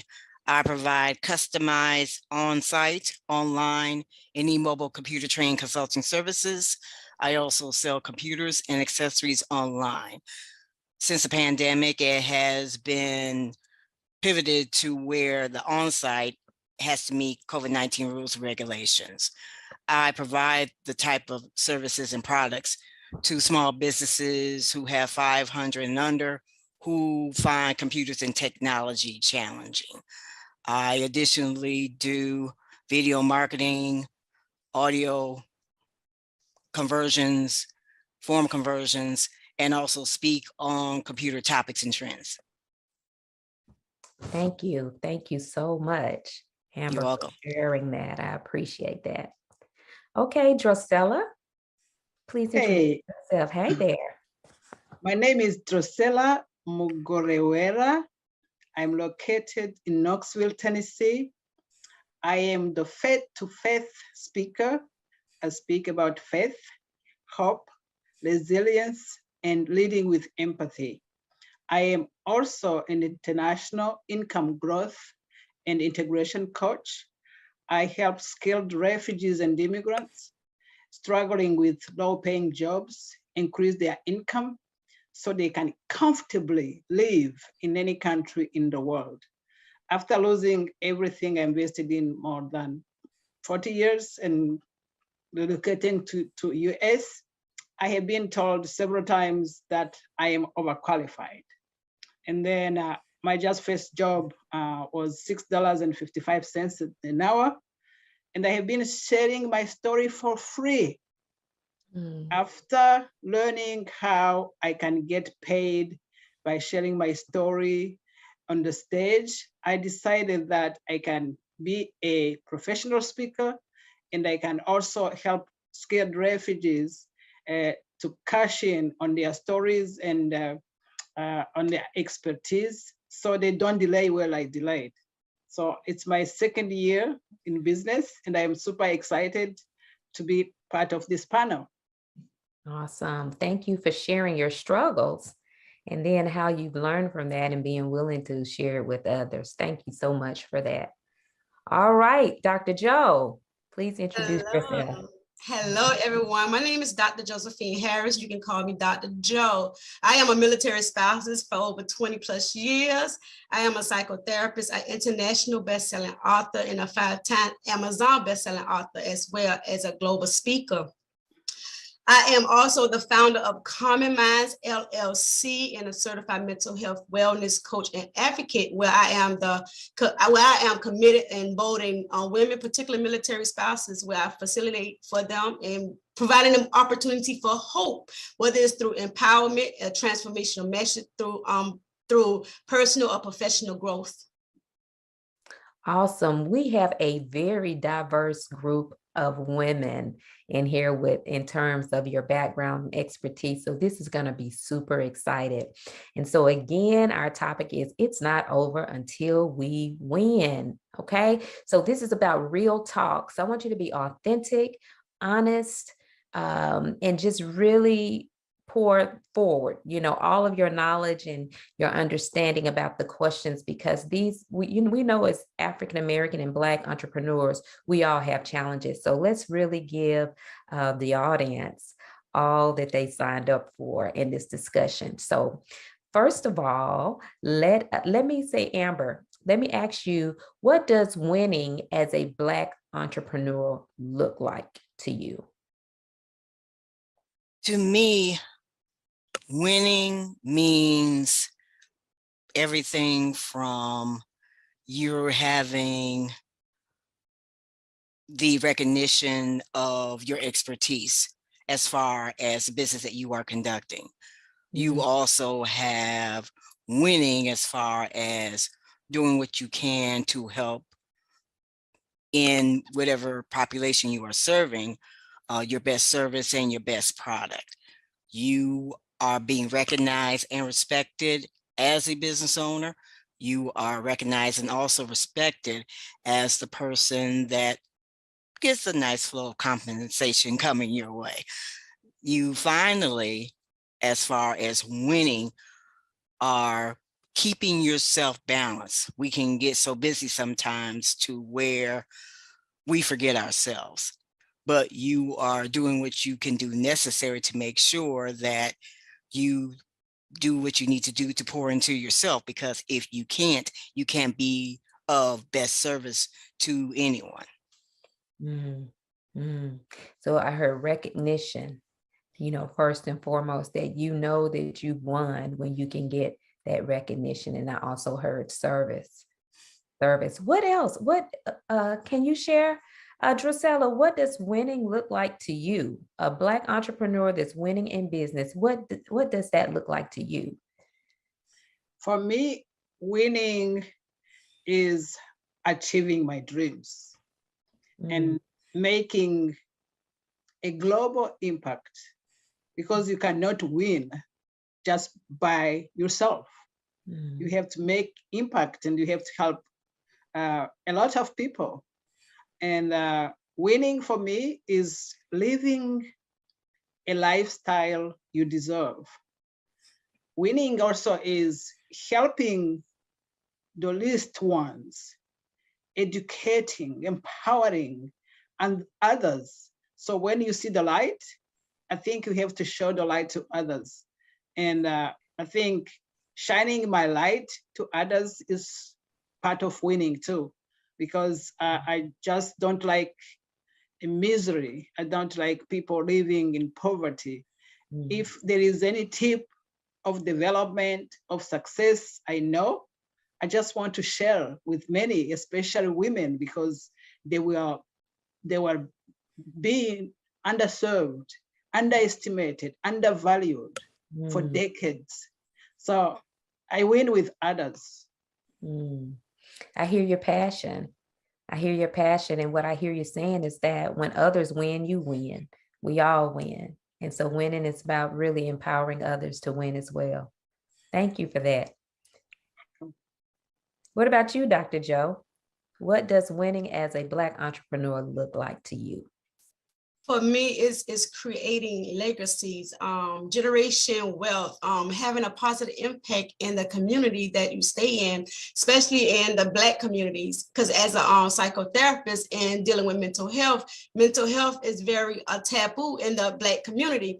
So it's helping them have that understanding that the stigma of mental health is just a stigma, because as in the Black community, we all have to reach out for help. We all have to have that so that we can have that mental stability. So it's like investing in your own in professional and personal development through the community. It's helping the community realize that the mental health is a stigma in our community. Mm-hmm. I love it. I love it. It is. And, I can really get on that topic, but, and there are so many stigmas in the Black community, right? Even as it comes to being an entrepreneur. And so we have so many to overcome, in our community so that we can continue to leave that legacy that you talked about, make an impact, leaving a legacy. These are the winning keys. This is what winning looks like for our Black entrepreneurs. I love it. Thank you so much. Thank you so much, ladies. Oh, awesome. So in your opinion, Dr. Joe, what is hindering Black entrepreneurs from realizing this vision and why? Please explain your answer. One of the things I come across a lot of within Black entrepreneurs is competition. And when I mean competition, that people within our community, we try and compete against each other instead of collaborating. So one of the most important thing is collaboration trump competition. And one of my mentor always said that. Her name is Dr. Nikki Ziegler. She always say, collaboration trump competition. So in the Black community, we always trying to compete against each other, not realizing there is enough wealth out there for everyone, and we can collaborate so that each one of us can even bring it into the Black community as a whole. Collaboration trumps competition. That's a mouthful. And I agree that competition, when we're competing with each other, that's behind an idea that there's not enough for all of us to succeed. So I love that. I can definitely see that as a barrier. What about you, Amber? One of the hindrances, I'll do this as a quick two-parter. One of them is, might as well say, address the money, because you need the money to conduct business. You need the money to survive. You need the money to purchase or invest in what you need to conduct your business. And you also need the money as far as compensation to you as a business owner that is fair and that there will not be any arguments about, if that makes sense. And let me do the B part. The B part is whom you're surrounded by. If that could be a whole nother talk, but anyway, it's going to let you know, and also you're going to be experiencing who is for you and who is against you. If your goal is to be an entrepreneur, make sure you're surrounded by entrepreneurs. If your goal is to be in this industry, you have to be surrounded by those who are experienced in whatever industry you would like to enter. If your goal is to achieve anything that you're thinking about, that's who you need to be surrounded by. That sect, that group, that committee, whatsoever. Because if you're not surrounded by entrepreneurs, you're going to be surrounded by people who are not going to understand how you talk, how you think, how you're trying to succeed, because that can really block you by whom you're surrounded by. Great. And so what comes to my mind, one of the things I share with people is that don't cast your pearls to swine. And so, we go around people and we cast our pearls and the people don't understand. And before you know it, you are discouraged, or people are bringing you down, or people have an opinion and it's sending you in a tailspin of emotions that didn't have to happen because you weren't surrounded by the right people. Definitely. And the money, that's the real talk. The money. Yes. What are the challenges for Black entrepreneurs as it pertains to money? Anybody else want to chime in on that? So, let me talk about money. So recently, I was in a training, and people say, sometimes I want to make more money. So we cannot make money because who make money is the government and the agency attached to the government, but we can have more money. Personally, I think that there is enough money for everyone. And we have to know how to get access to money.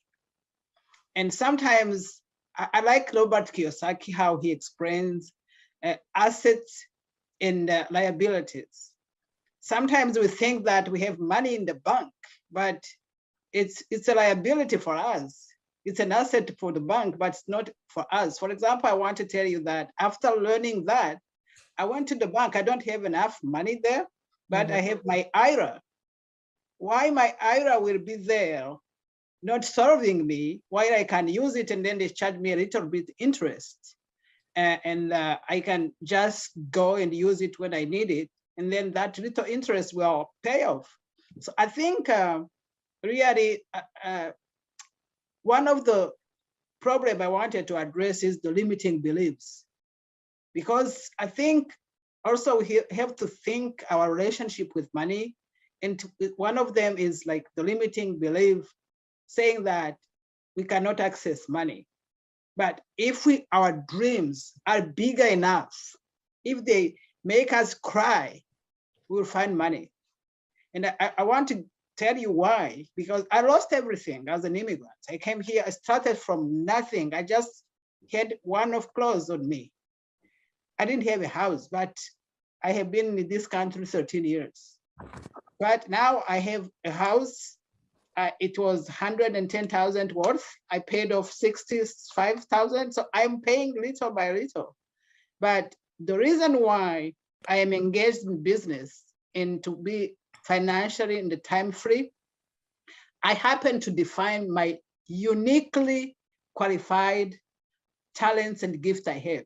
And everybody has those ones. So by the time we will think, and then another problem I think Black community has, we have wounds we have to heal. Wounds we have to heal, and we have to network better. The predecessors talked about the surrounding. So if we network better, in our culture, I'm from Rwanda, they say that if a bird doesn't fly, they don't know where the nectar is. So I think the more you associate with winners also, you also win. You have that oil coming to you. So I think we have to have a real talk about money. Yes. Personally, I think really there is enough money. It's like when we are immigrants and people say, oh, you are coming to take resources. I say, no, we are not just takers, we are givers too. But there is a lot of resources. There is a lot of enough money for everyone. We just have to have the techniques and the tactics to get to it and to learn how to use money. Yes. Yes, you said a lot. And so the first thing that really stuck out was the struggle. Like, it's okay to struggle and get in that bad place, because sometimes that's where the real purpose and the real strength is birthed, in order to just really motivate you and empower you to go and take what's rightfully yours, right? Because wealth is ours. It's ours to have. But I also heard you talking about the wounds. Like, as a community, we are a very wounded community. We're a very wounded community. And I think the lack of networking goes back to what Dr. Joe was saying, is the competition. You know, the fear of networking, or thinking that I'm not going to go, network with this person because they're doing what I'm doing. There's no competition. There's enough for all of us to go around. And like Amber said, You know, we got to make sure that we're in the right circles. We are in the circles with the collaborators and not the competitors, so that, you know, we can stay motivated. So very good, very good. So let's move on. Let's move on. So Mr. Oliver, are you present? We can't see you.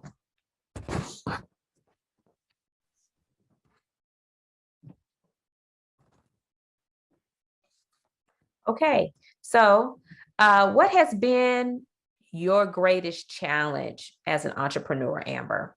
What has been your greatest challenge?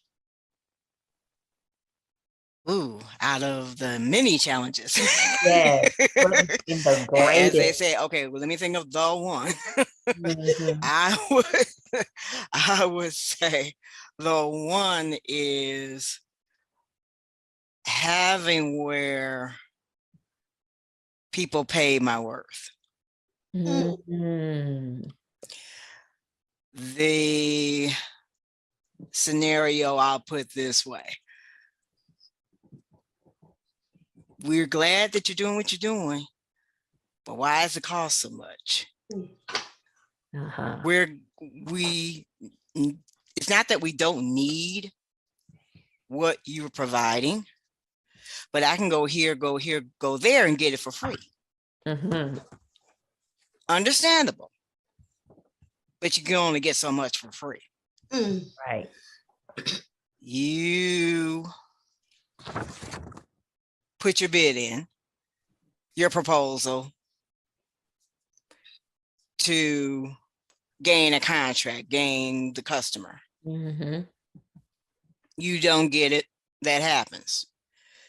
You find out that someone else doing what you're doing gets paid more. Was that person. And not only that, you, and sometimes for any of us who are in fields which is maybe more of a male dominated field, nothing against that, but another proving of the word sometimes is I might not know that much as far as information technology, as much as computers and as much as technology as the next person, but the knowledge that I have is the knowledge that I've gained from what I've studied, what I've had to do in order to acquire the knowledge that I have acquired. I might not know everything, but I can be the person that says, well, this is what they said. And breaking down what the jargon is and everything.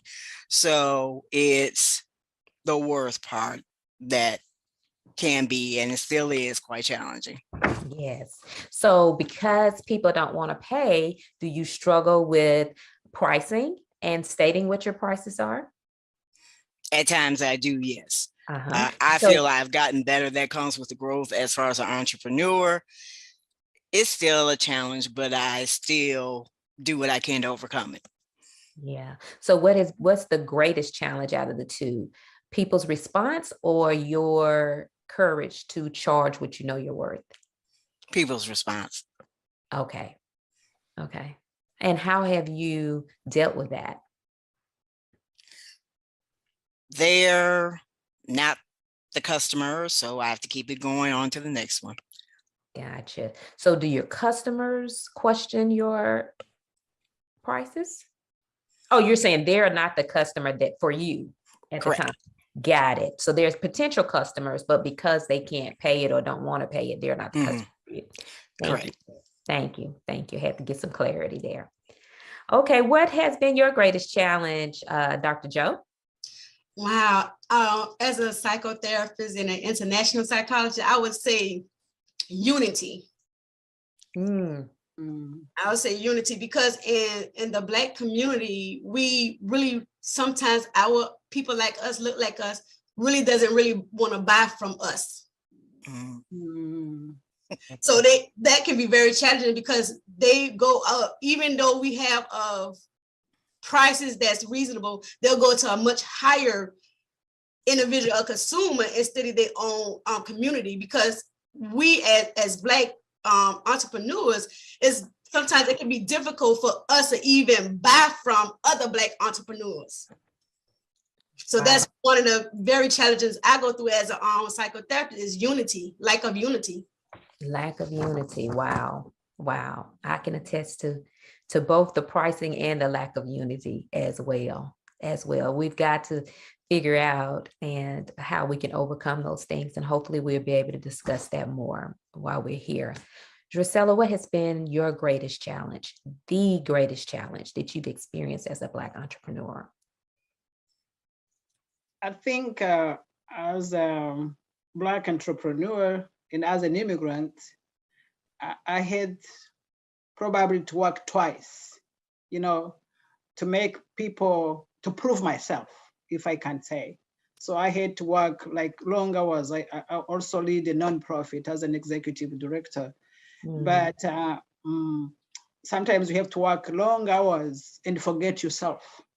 So now what I did build a team, but also I learned that the rule of 8 hours to work for somebody, 8 hours of sleep with a psychologist, you can say, and then 8 hours of doing your business or working on the family. So now I know that I can be part-time on the work, on the job, and be part-time on my business. I am progressing very well now because I'm now dedicated, and I have to find time to work on my dreams. But I think sometimes we want to be the savior of the world. We want to work hard even if the problems are bigger, but we'll never save the world. So, and we have to think about ourselves and our families before helping others as well. Absolutely. Very powerful. The power of 8. Is that what you said? The rule of 8. The what of 8? Yes, rule. Oh, the rule of 8. The rule of 8. I love it. 8. Yeah. Yes. I love it. I love it. Thank you. Thank you for sharing your wisdom on that. Wow. Wow. So what have you all learned so far just in this discussion from each other? I would say there are a lot of, oh, I'm sorry, go ahead. No, go ahead. Okay. I would say each of us have many similarities as far as what we had to do to overcome, as far as, you know, problems that we've encountered, that we did what we needed to do to overcome them, what our professions are. But also what's wonderful are the differences, and we can celebrate our uniqueness. I'm unique in my way. Dr. Joe is unique in her way. Drusella is unique in her way. And you, Dr. Crescent, are unique in your way. And so is James. We are all unique. We are all wonderful. And we all have our talents and everything to contribute to help to do what we can to make the world better. I love it. I love it. Anybody else?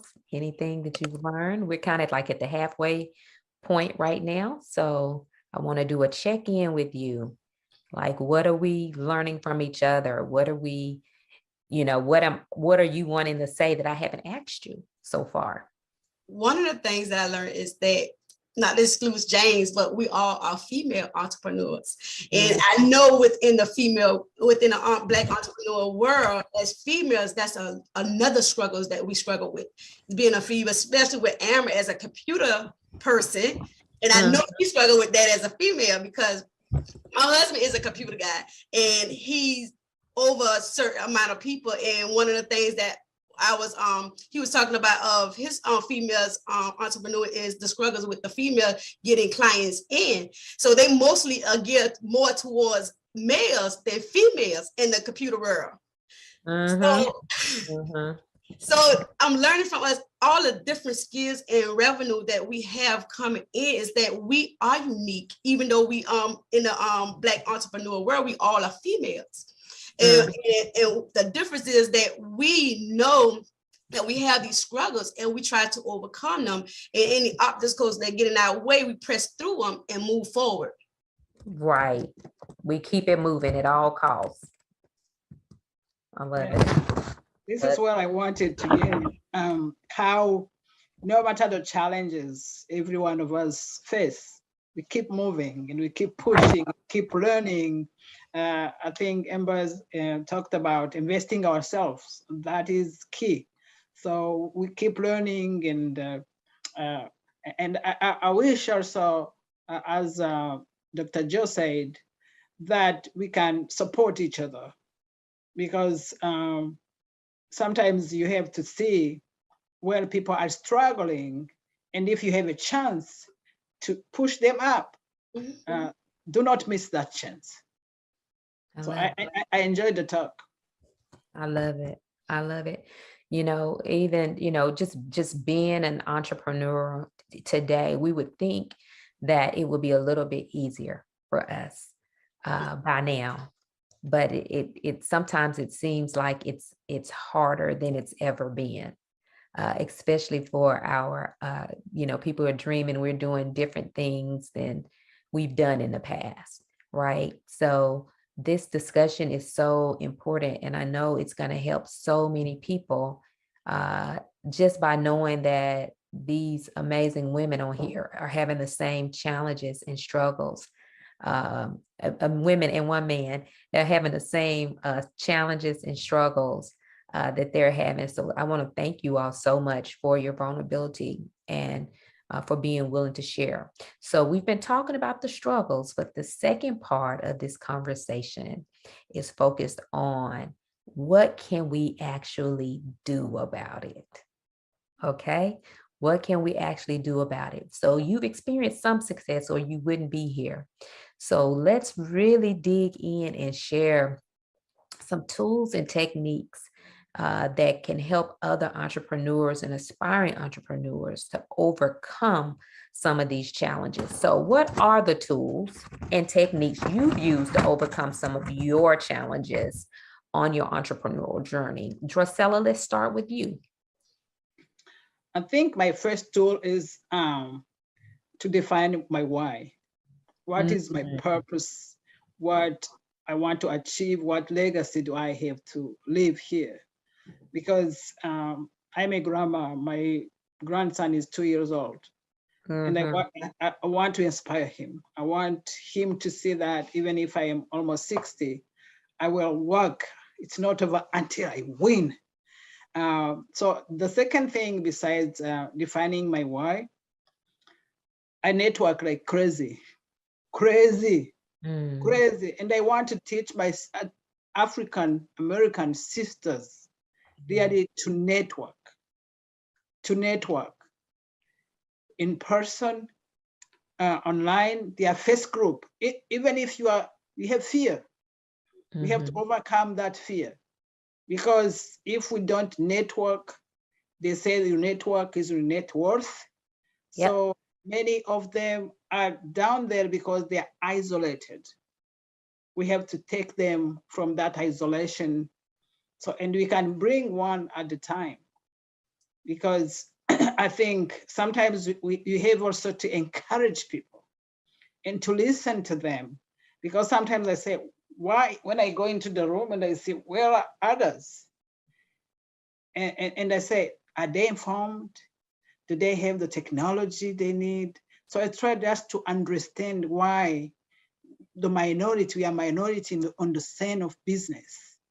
But I wanted people just to define the why and to believe in themselves. They are capable, they have talent they are uniquely qualified for. So after defining my why, and then I did plan my work and hire a coach. Nobody will develop without a mentor or a coach. That I did see that. And also when I was seeing the trainings here and there, like being a butterfly and spending 2,000 here, 1,000 here, 1,000, I decided to hire like a company having marketing, having all the things in one, who will teach me the funnels, and then for refugees and immigrants, we can learn also. I want just to give them a message. We do not have to play small. We can play big. So these are the two things I can share, but without a coach, without a mentor, it's hard to succeed. I love it. You said a mouthful. Know your why. Know why you are doing what, and how many times do we get lost in the sauce and we forget why we're doing what we're doing? We have a setback, we have a failure, and we just, lose it because we're not focused on that why. Like, why am I doing that? Because if we keep that why in front of us, we wouldn't let much discourage us. I love that. You talked about networking and hiring for help, which is why the money piece, I think the greatest challenge for our Black entrepreneurs is so important, because we need to be able to put the money in your bit. I think you mentioned that earlier, Amber. It's the money that you want to make, but it's also the money that you need to put in your business. And so hiring the people that can help you, hiring a coach, that's seems like it's sometimes complicated for our Black brothers and sisters to do, is to pay for a quality coach, because there are a lot of people calling themselves coaches these days, and maybe they're being burned in that arena. I don't know, but a coach is so very important. So is a therapist. So is a psychotherapist. They do two different things. Or some people can be a therapist and a coach, and they know the difference between those things. But some people can't get to the coaching until they can heal those wounds that we talked about earlier. Drusilla, you have shared such a book of knowledge just in that. And if I can add a small thing on that coaching. You can. There are also free resources. Absolutely. There are people who do challenges. There are masterminds which are free or just $47 or $97. So you can invest little and harvest much. So I think probably I want to keep in touch with you ladies, so the conversation doesn't stop here. So we have to see how we can multiply thousands of us using the resources you and I already know to help others to know that. I love it. Love it. Thank you so much, Drusilla. Amber, what are some of your tools and techniques that you've used to overcome the challenges on your entrepreneurial journey? There actually have been many, but I'm going to say this. Earlier, we had talked about, the challenges each of us are facing or have faced. There are, as Drusilla says, so many resources out nowadays. There are some in which I wish were around in I would say the first 3 to 5 years of my business. So I would say greatly take advantage of those, because I'll go back to when the pandemic first started. Here come all of these resources provided for free online about this aspect of business, about this aspect of small business, as far as doing task A, B, and C, and on from there, that were just coming from the woodworks.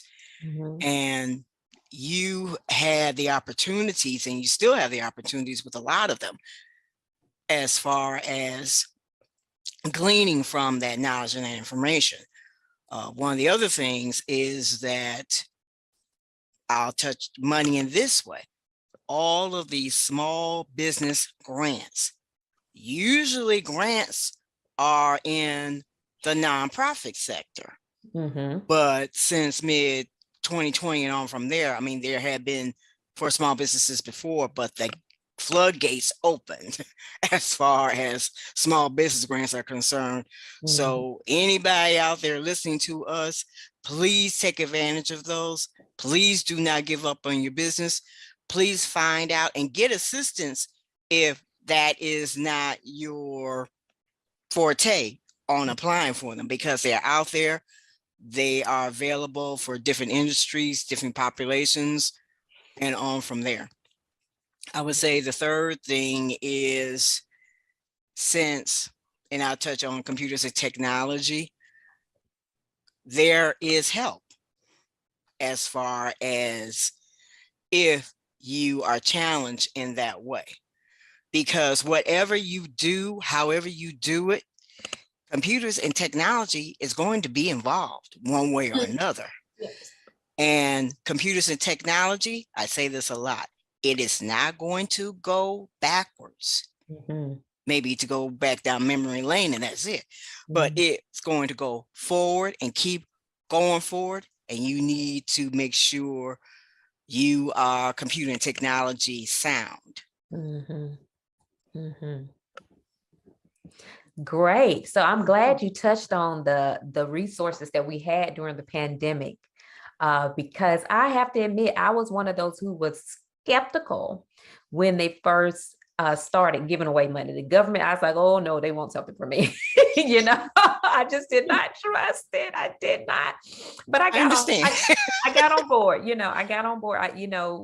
Black people just haven't had a lot of success with the government, and so. I was very leery, but I did get on board and I was able to take advantage of that. So I want to share for those entrepreneurs who may have gotten a grant or gotten a loan through the Small Business Administration, that if you did not maximize the amount of money that you could get, they are still loaning money at a very small interest rate. And so use other people's money. If you believe in your business and you know you have something that can be lasting, then use other people's money to really build that for yourself. So I'm glad you brought that up, because that was a powerful tool, and it still is a tool.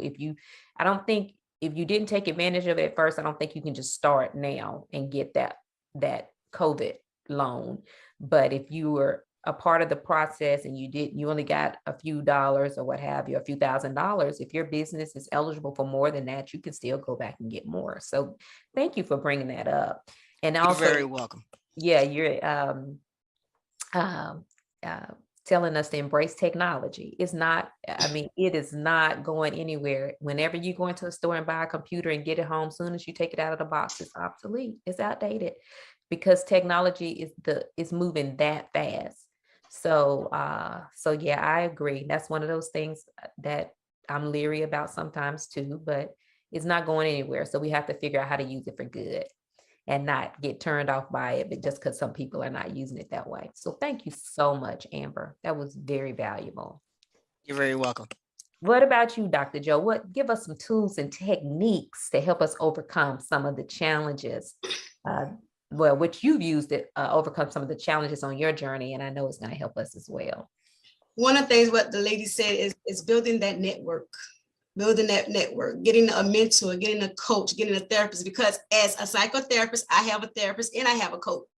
So it's getting that, taking care of your mentally, your physically, your spiritually well-being is even also looking into the eyes look through the world through other people.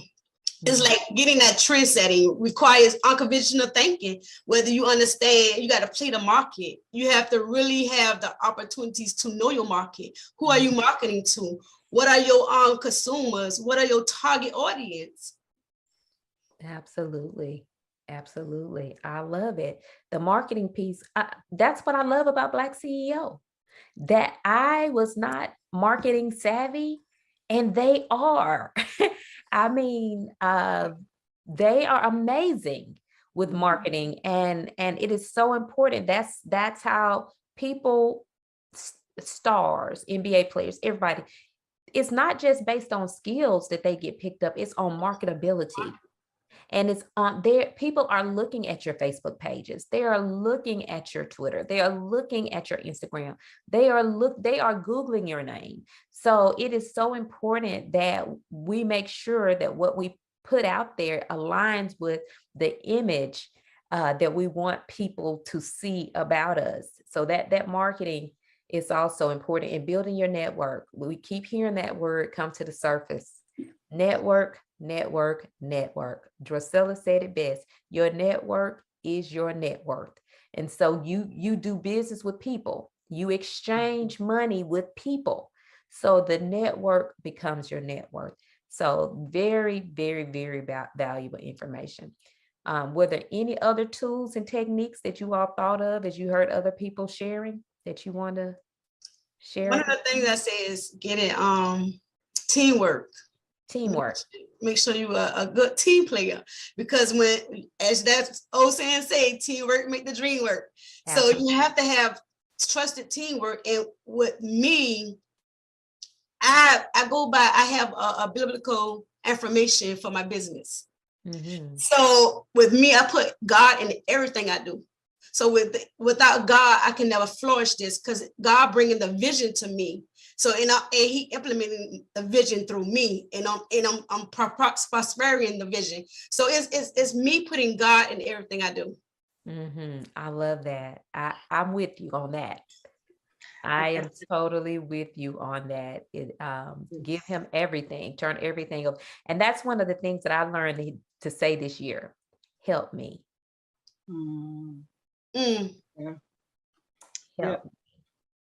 Yeah. And another thing I learned is write down your goals. Sometimes you trust our memory and you forget.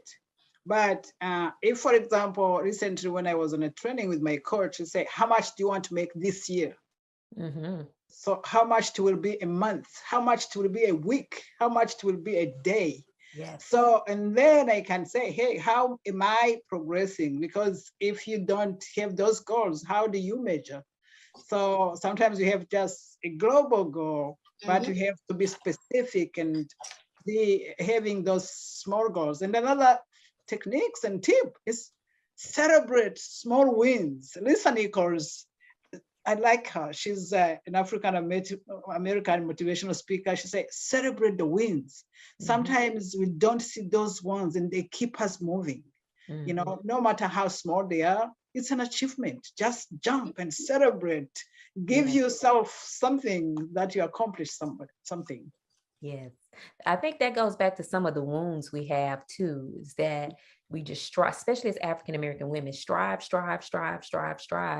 And we don't give ourselves that compassion. We don't give ourselves that pat on the back. We don't give ourselves that attaboy that we give to everybody else. So celebrating small wins, I agree with you wholeheartedly. And of course, write the vision and make it plain. We got to write those goals down, and even the money goals. Write those goals down and begin with the end in mind. And then, like you said, backtrack. What's your year goal? What's your 6-month goal? What does that look like every month? What does that look like every week? What does that look like every day?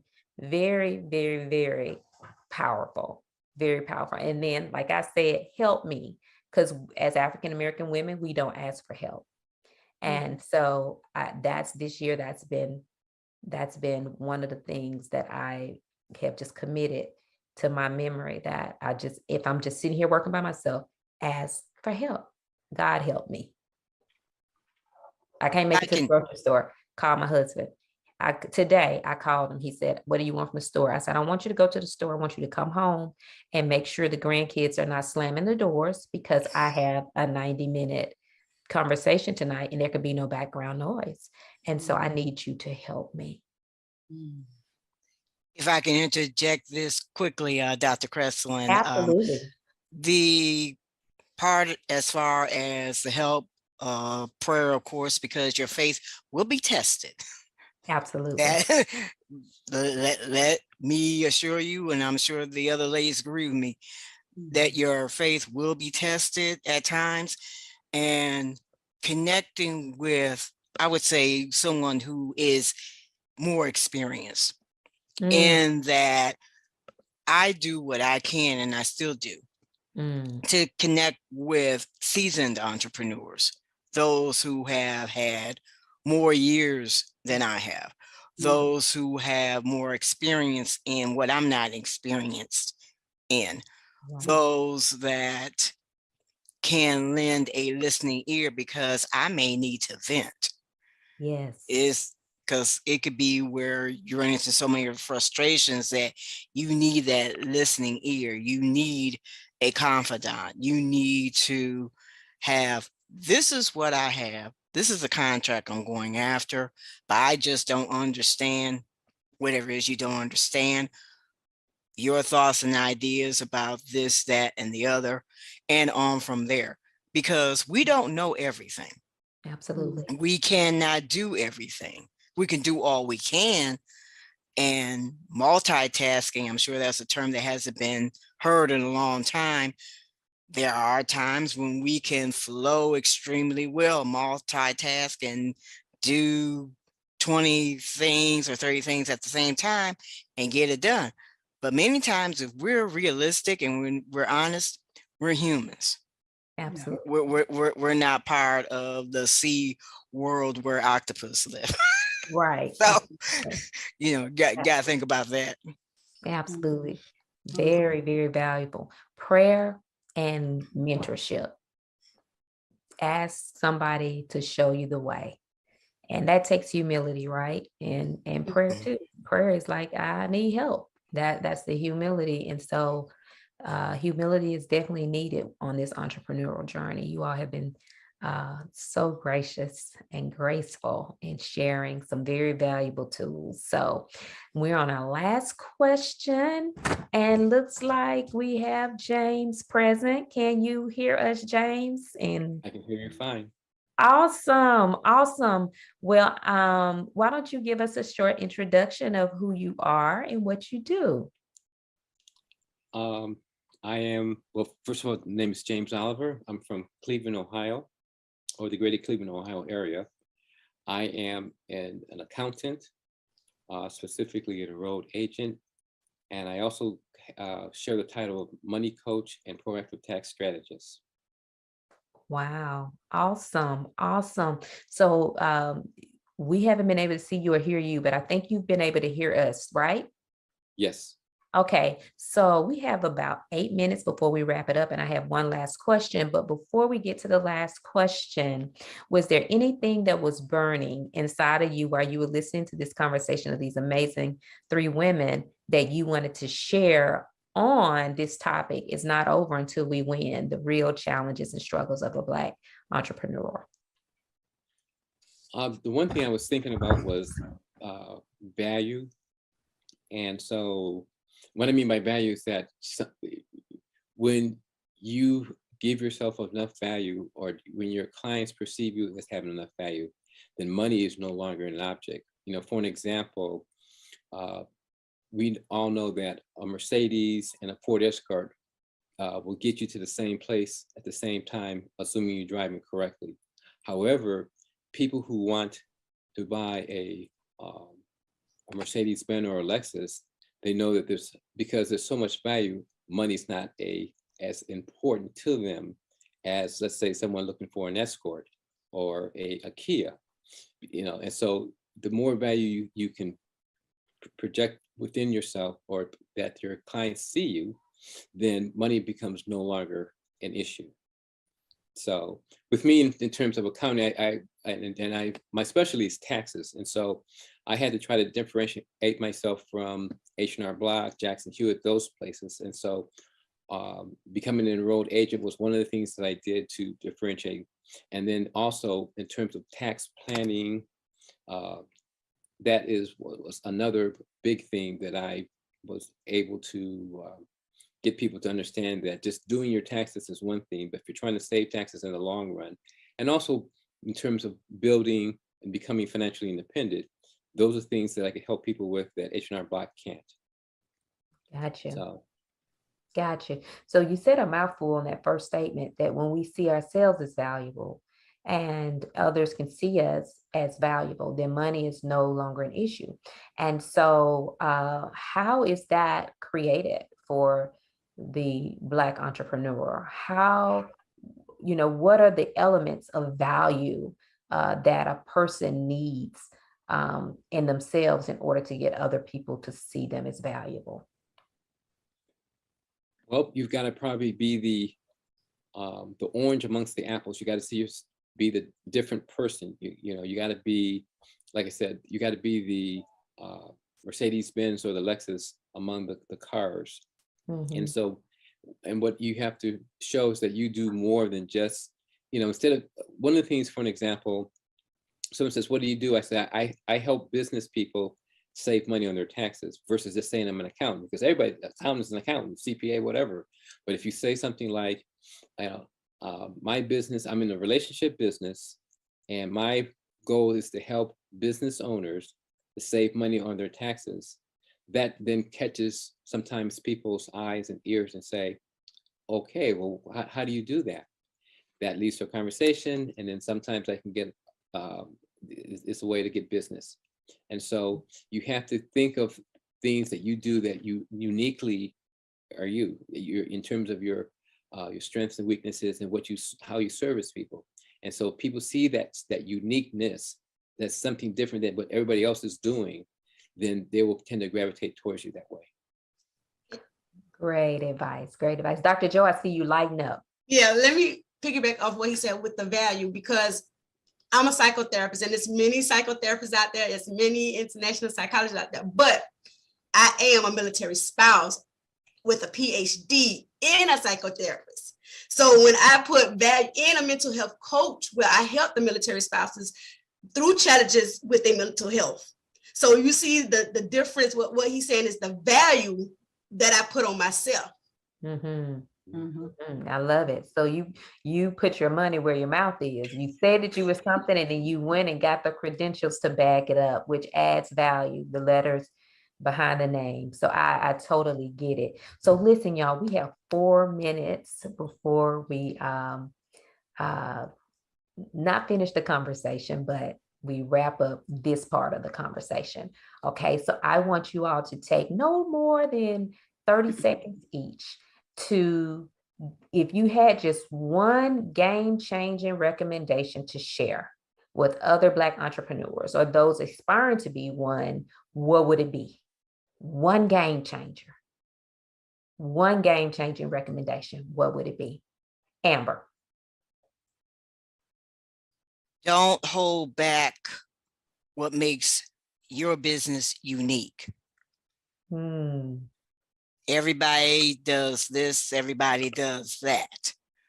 But make sure you even rehearse whatever makes your business unique.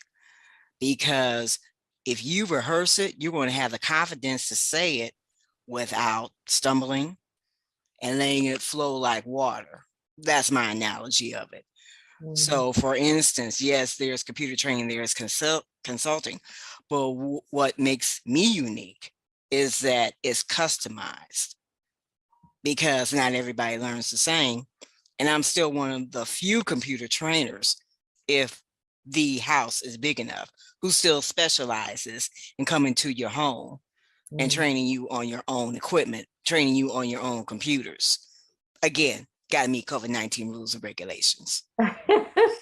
I love it. So don't be afraid to identify what makes you different from the competition and putting it out there and rehearse it, know it, so you can share it with confidence. Wonderful. Dr. Joe, one game-changing recommendation.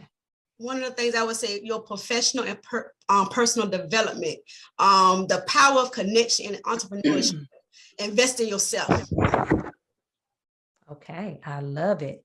We've been saying network, network, network, and then also invest in yourself. Thank you. Drusilla, one game-changing recommendation to share with other Black entrepreneurs. You are worthy and deserving. Know your gifts and monetize them. Love it.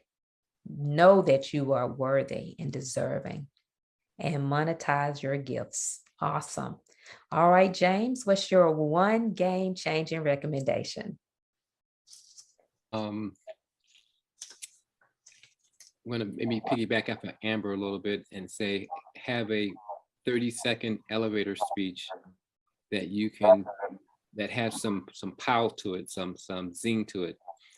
So when people ask you what you do, in 30 seconds, you can tell them and have them, and obviously practice it so that you can feel confident when you say it, and people will see that confidence in you. Awesome. I love it. You all are great. It is 6:15, and my one recommendation is that they will connect, that Black entrepreneurs out there and aspiring entrepreneurs connect with great people like these that's on this panel, and also to connect with Black CEO and other organizations that can help monetize your gifts, as Drusilla said, and really help you market your business. Okay, this has been wonderful. Thank you for joining. Thank you for the moderation. I'm just stopping recording.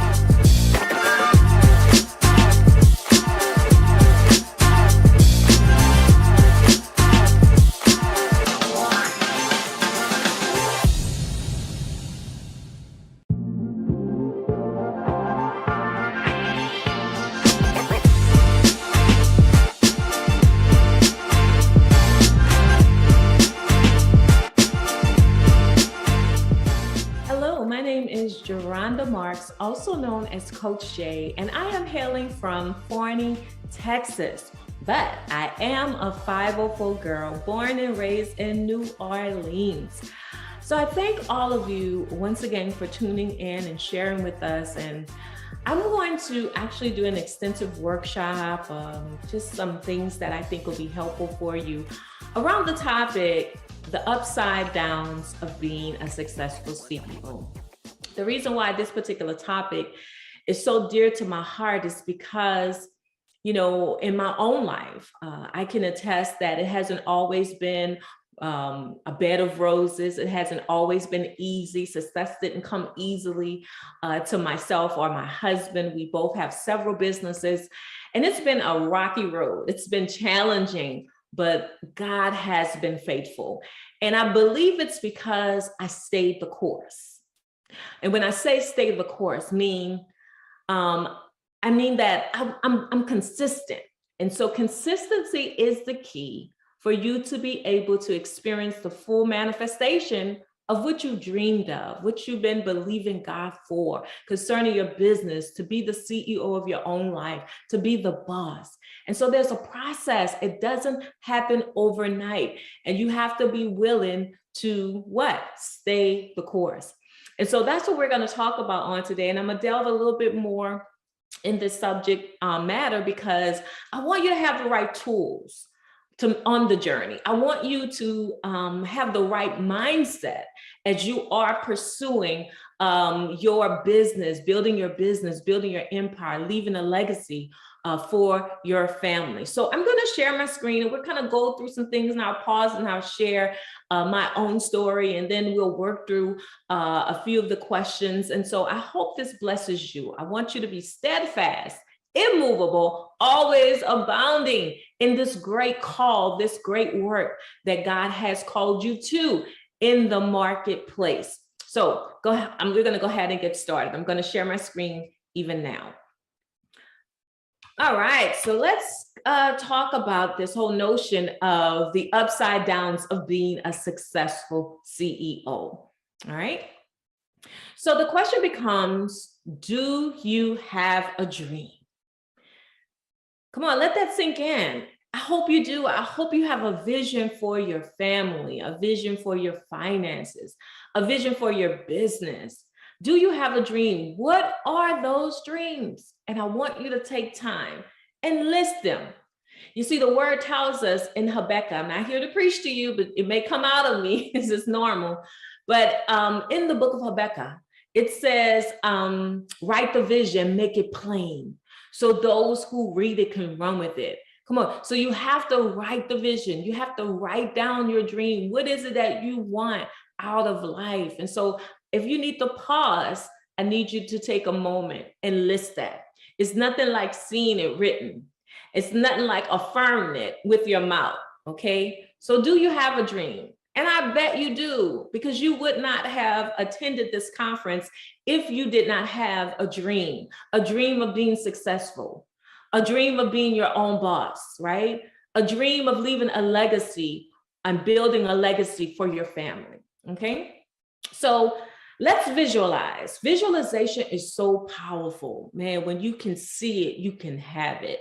Yeah, if you can see it, you can have it. And so I want you to take out some paper and imagine your life as a boss, as a CEO.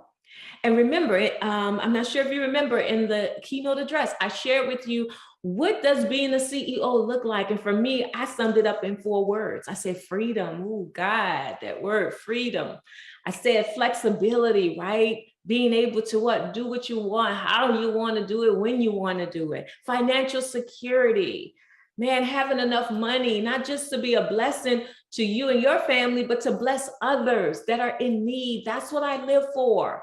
I don't want to just be blessed. I want to be abundantly blessed so that I could be blessed to be a blessing. And so then we said what we said: freedom, flexibility, financial security. And then the other one was fulfillment. Man, I am living this half of my life very fulfilled. Yes, yes. I worked in corporate for 8 years. I worked in nonprofit for 24 years in ministry. And God knows I love doing things that fulfill me.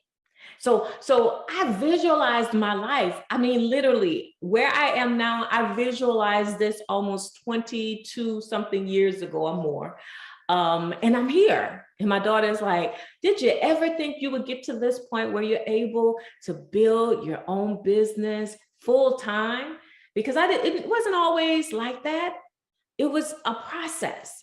And so I told her, I said, I visualized this. I saw this. I wrote it. I did the vision board parties. I wrote in my journal. So I want you to take some time out and I want you to do it. What does that look like? Being your own boss, being the CEO of your own life. What does it look like? Ooh, write that. And not only write it, but I want you to get a picture, a mental picture, and then hold fast to that mental picture, okay? All right, and as I stated, the freedom, the flexibility, the financial security, all of us want that. That's so important as you're on this journey. That's what I'm living for daily. I don't want no chains holding me. I don't want no restrictions. I want to be able to go to my grandbaby's parties, games, fly, if I need to go out of state, out of the country, financial security. Have all of that, man, not worrying about finances, money working for me. That's what I'm talking about. Fulfillment, okay? Fulfillment. Yeah, operating in your sweet spot. Operating in your sweet spot, doing what you love and what you've been called and assigned to do. That's what it looks like to me. But you first have to visualize it. And then you're able to walk into it, okay? So take a moment. And I want you to take these words: freedom, flexibility, financial security, fulfillment, and then any other word. And I want you to write down, what does freedom look like for you? You know, freedom for you might just simply be, you know what? Oh, Lord, not wanting to clock in, right? Or have to punch nobody's clock, right? Yeah, flexibility. Come on, what does that look like for you? Being able to care for your loved one. And no matter how many days you have to spend in a hospital with them, don't have to worry about fear of getting fired because you have been out of work a matter of weeks, right? Oh, that's freedom. That's freedom and flexibility. Financial security, going to Greece. That's for me. Going to Greece, whatever it is, what that looks like, your retirement. Having $10,000 in your emergency fund, no, $50,000 in my emergency fund, able to invest over $200K in some rental property. Come on, you got to see this and you have to write it. And I'm just trying to trigger some things. Fulfillment. Being able to wake up when you want to. People like, what time? Some of my friends be like, on Clubhouse, asking me to get on Clubhouse at 6 in the morning. Nah, on Mondays, I'm not waking up at 6. And Mondays, I'm waking up at 10:30, 11 o'clock, because I do what I want to do. I wake up when I want to wake up, okay? But I'm living a fulfilled life. I love what I do. If I didn't get paid, I'll still do what I'm doing. Helping, adding value to people's lives, serving people. And then what else is there that you desire to do? So I want you to take some time and I want you to fill that out, okay? Remember, success. What does success look like to you? Now, we know what the world deems success, right? And you could just blurt out some words. You could just blurt out some words. When the world talks about success, they talk about money, money, money, money, money. And you need money. Yeah, you do. You do. You need money to survive. All the likes, We have all of these influencers that have like what, millions of followers, likes, and because of these likes, they're getting paid. Because of their subscriptions on YouTube, they're getting paid. That's success in the world's eyes. People who are gracing stages, and you know, have the cars and the houses, and all of that is great. That's the world's way of defining success. So I want you to know that's the world's way of defining success. But what is success for you? What is success for you? That's a good question. And I want you to pause and I want you to think about that. What does success look like for you? For some people, they may not want to necessarily quit their full-time job. They might want a side hustle or a side job to bring in some additional income. If they just had what, $3,000 extra income, man, that would be success for them. Seeing your children graduate from college or high school, that may be success for you. Yeah, and being able to afford to pay their tuition, not necessarily having to take out loans. That may be success for you. Retiring your parents, that may be success for you. Retiring your husband, so he won't have to work as hard. He could get off the road and now he could do his own thing and start the business. That may be success. So what does it look like for you? Don't allow the world to dictate to you what success looks like, okay? So be mindful of that. There's too much pressure that the world puts on us, and we allow the world to put on us and people to put on us on what success looks like. God wants us to be successful. He wants you to accomplish great things. But like I stated before, success is you finding and following the will of God for your life. Okay, that's the right way to view success. And you see I have the acronym RIGHT, and I don't think I put it in here, but I like to say the right way because there's a real intentional growth. This is what success is all about. Real intentional growth happens in time. Real intentional growth happens in time. It doesn't happen overnight. That's success. Success is not an overnight wonder, right? You have some people, they win the lottery, yeah, and they become successful, or just they become rich, put it like that. I ain't gonna say wealthy, because when you talk about wealth, it's a legacy. Some people, they become rich and it's what, 1 year only, okay? But you want the right way to view success, okay? So success is you finding and following the will of God for your life. Say that with me. It's what God says concerning your life. That's why you don't have to compete. That's why you don't have to compare. That's why you don't have to complain. That's why you don't have to, pull people down, but you can walk in this calling. You can walk in this assignment freely because what? It's the will of God for your life. So no matter what other people say, this is the will of God for my life, for my family, for my marriage, right? Success in your marriage. Some of us, for success, for them may be to have a thriving marriage, a healthy marriage, a peaceful home, okay? So that's success, all right? So the right way to view success is so very important. So even as you're on this journey, there's some things that I need you to commit to. 4 things you must do, okay? I need you to choose to trust God. And I'm not trying to push any religion upon you. You may not believe in God. You might believe in the universe. I don't know what you believe in, but I'm a woman of faith, so I'm going to say this. You have to choose, all right?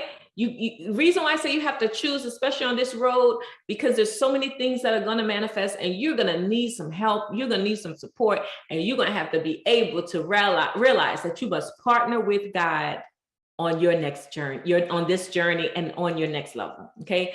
You need to choose to trust God. Then I need you to commit to the process. No, upfront, you got to commit to the process. Why am I saying that? Because if you don't make an intentional decision to commit to the process, you won't last. You will not finish. You will start, but you will not finish. You got to be committed that even when life hits you with arrows and darts and you're under fire, there's so much hell going on in your life, you're committed to the process. So not only am I choosing to trust God, I'm gonna commit to the process, and then I'm gonna collaborate with God. Do you know that you're in partnership with God? Yes, you are. You are in partnership with God. He needs you here on earth to fulfill your assignment. So you got to get your directives from him so that you guys can partner together, right? Nothing like being in partnership with God. I know we're looking for all of these external partners, but I dare you to partner with God and then watch how your business will begin to have some traction and some momentum. And then consistently keep showing up. You know, when people look at my life and they're like, how could you have stayed in ministry for 24 years? God has blessed me in leadership. I've been training thousands of leaders and doing workshops and seminars. And I was consistently doing that. I was consistently showing up on the job in the right position, you know, regardless of how life was hitting me and the things that I was going through. I was consistently smiling, consistently loving, consistently serving, being present. You know, man, it goes a long way.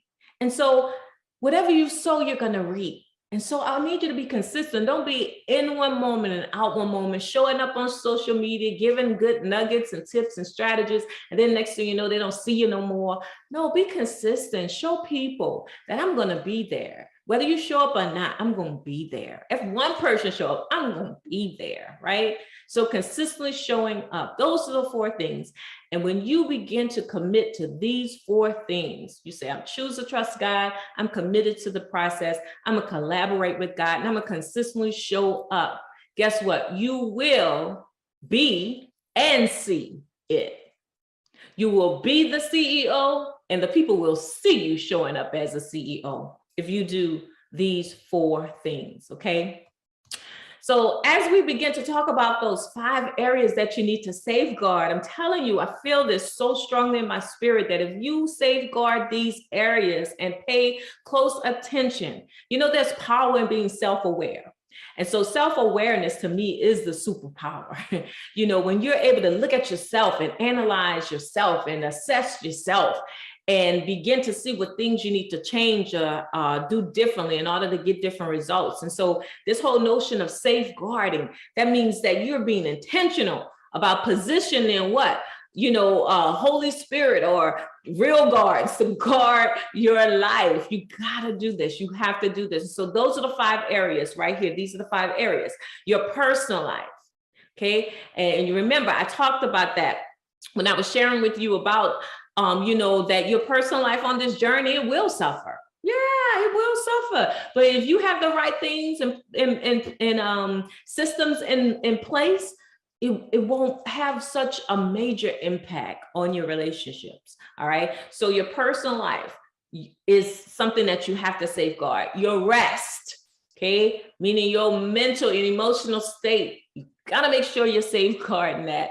And then your heart and your mind, remember I said I put those together, they go in hand and glove, like they go together like red beans and rice. But yeah, your heart and your mind, that's so important. Your experiences, yeah, what you go through, don't neglect those things. Go back into your faith file, keep a record of those things that have manifested in your life, the successes, because you're gonna have to remind yourself, if God did it before, he'll do it again. Then your reputation. You know, be a person of integrity, have the right work ethics, be a person of excellence, that when they see you and you show up, you showing up and you're giving it your all, right? And so I want to look and delve a little bit deeper into these particular areas because I need you to work through some things. Because sometimes we hop into entrepreneurship and we haven't even count the cost. Have you count the cost before you leap? Have you count the cost before you launched? Okay, so I need you to count the cost, and I need you to definitely look at these areas and assess them and see where you are. Okay, so questions, asking the right question gives clues to the puzzles, it gives answers to your next level. So you have to ask the questions, ask these areas some questions. Okay, I need you to ask these areas some questions. So what are they? For your personal life, remember, I'm talking about your relationships. your relationship with your spouse, your relationship with your children, your relationship with your friends. Come on, I don't want them to suffer, because they will as you're building your business, all right? So you need to ask yourself the question, what 5 people are in your relationship circle? What 5 people are in your relationship circle? So if you, can you name them? List them. You need to know. And if you don't have 5 people, fine, list the people. It could be your husband, your wife, your children, your nieces, your cousins, your friends, your church buddies. I don't know, your covenant sister, your covenant dude. I don't know. Okay, list those 5 people. How much time are you devoting to them? Because as you're building a business, you're going to become busy, but you still have to make time for them, right? Are they supportive in the things you're doing? Because you don't need people around you that's not supportive. You don't need them that close to you. You know, it's okay to have them on the outskirts, but if you're gonna be in my holy of holies, my inner circle, I need you to support what I'm doing, like the post or something, share the post or something, tell someone about my product or my services or something. Come on, that's key. You gotta ask yourself, and then, you know, have a conversation with them and say, wait, I don't see you supporting anything that I do, but I'm always supporting you, right? Okay, and then how is your communication with them? Remember, I shared with you 3 things. I say you have to clarify the vision in your relationships. You have to communicate your commitments in these relationships. You have to consistently check in with the people. Don't be trying to maneuver and move around in silence. Like I said, it's a burden. It's really a weight when you don't have the support of your spouse, especially if you're in business. And I want to speak to those of you that are really having a hard time getting the husband or the wife on board. I need you to keep praying. God will turn the hearts of all men, you know, and he will help you get through it. But I understand it can be challenging. That's why I say I thank God for my husband. He's a gift to me. He cheers me on. He supports me. There are times when I have to prepare. I remember, you know, as I begin to prepare for messages to preach or speak, that would take a whole day and I'll be in isolation. And, you know, he respects that. My time of consecration. I say isolation, consecration. And so, but I value that. And so if you have a spouse that supports you, you need to love on them. Your children support your business, knowing that you have had to sacrifice so much, right? But they still love you. That's priceless, right? So what ways can you improve your relationships now that you are in business? Okay. Let's talk about your rest. So make sure you go through those questions, because questions leave clues, right? They can give you answers. They're going to help you keep momentum. Let's talk about your rest. Remember, when I talk about rest, I'm not talking about sleep. Sleep is one of the aspects of rest, but we're talking about the mental and the emotional rest that you need. Here's some questions you need to ask yourself. How many hours of sleep am I getting? How many hours of sleep am I getting? What are some things you do for rest? Ask yourself the question. What are some things you do for rest? What are some things that break your rest or your peace? You have to look at those things, because that's going to determine how creative you're able to be. And your creativity is birthed out of rest, the recreation, you being able to rest your mind, not always be anxious or stressful or moving and all this commotion, right? So that's so important. Okay, so make sure you ask yourself those questions. What are some things that break my rest, that really have me not at peace? Okay, so that's what we're talking about with your rest. Now let's look at your heart and your mind, which is so crucial. The word tells us that above all else, guard your heart, because out of it flows the issues of life. So you have to make sure your heart don't have no toxic emotions, bitterness, unforgiveness, all of that in your heart. You got to cleanse your heart and cleanse your mind, because your mind is a battlefield. All right. So ask yourself some question. Is your heart healthy? I'm not talking about your physical heart. I'm talking about, you know, like I said, right in here. That's what I'm talking about. I'm not talking about your physical heart. I'm talking about your spiritual state, right? Is your heart healthy? Are there toxic emotions eroding your heart space? What are they? List them out. How are you handling them?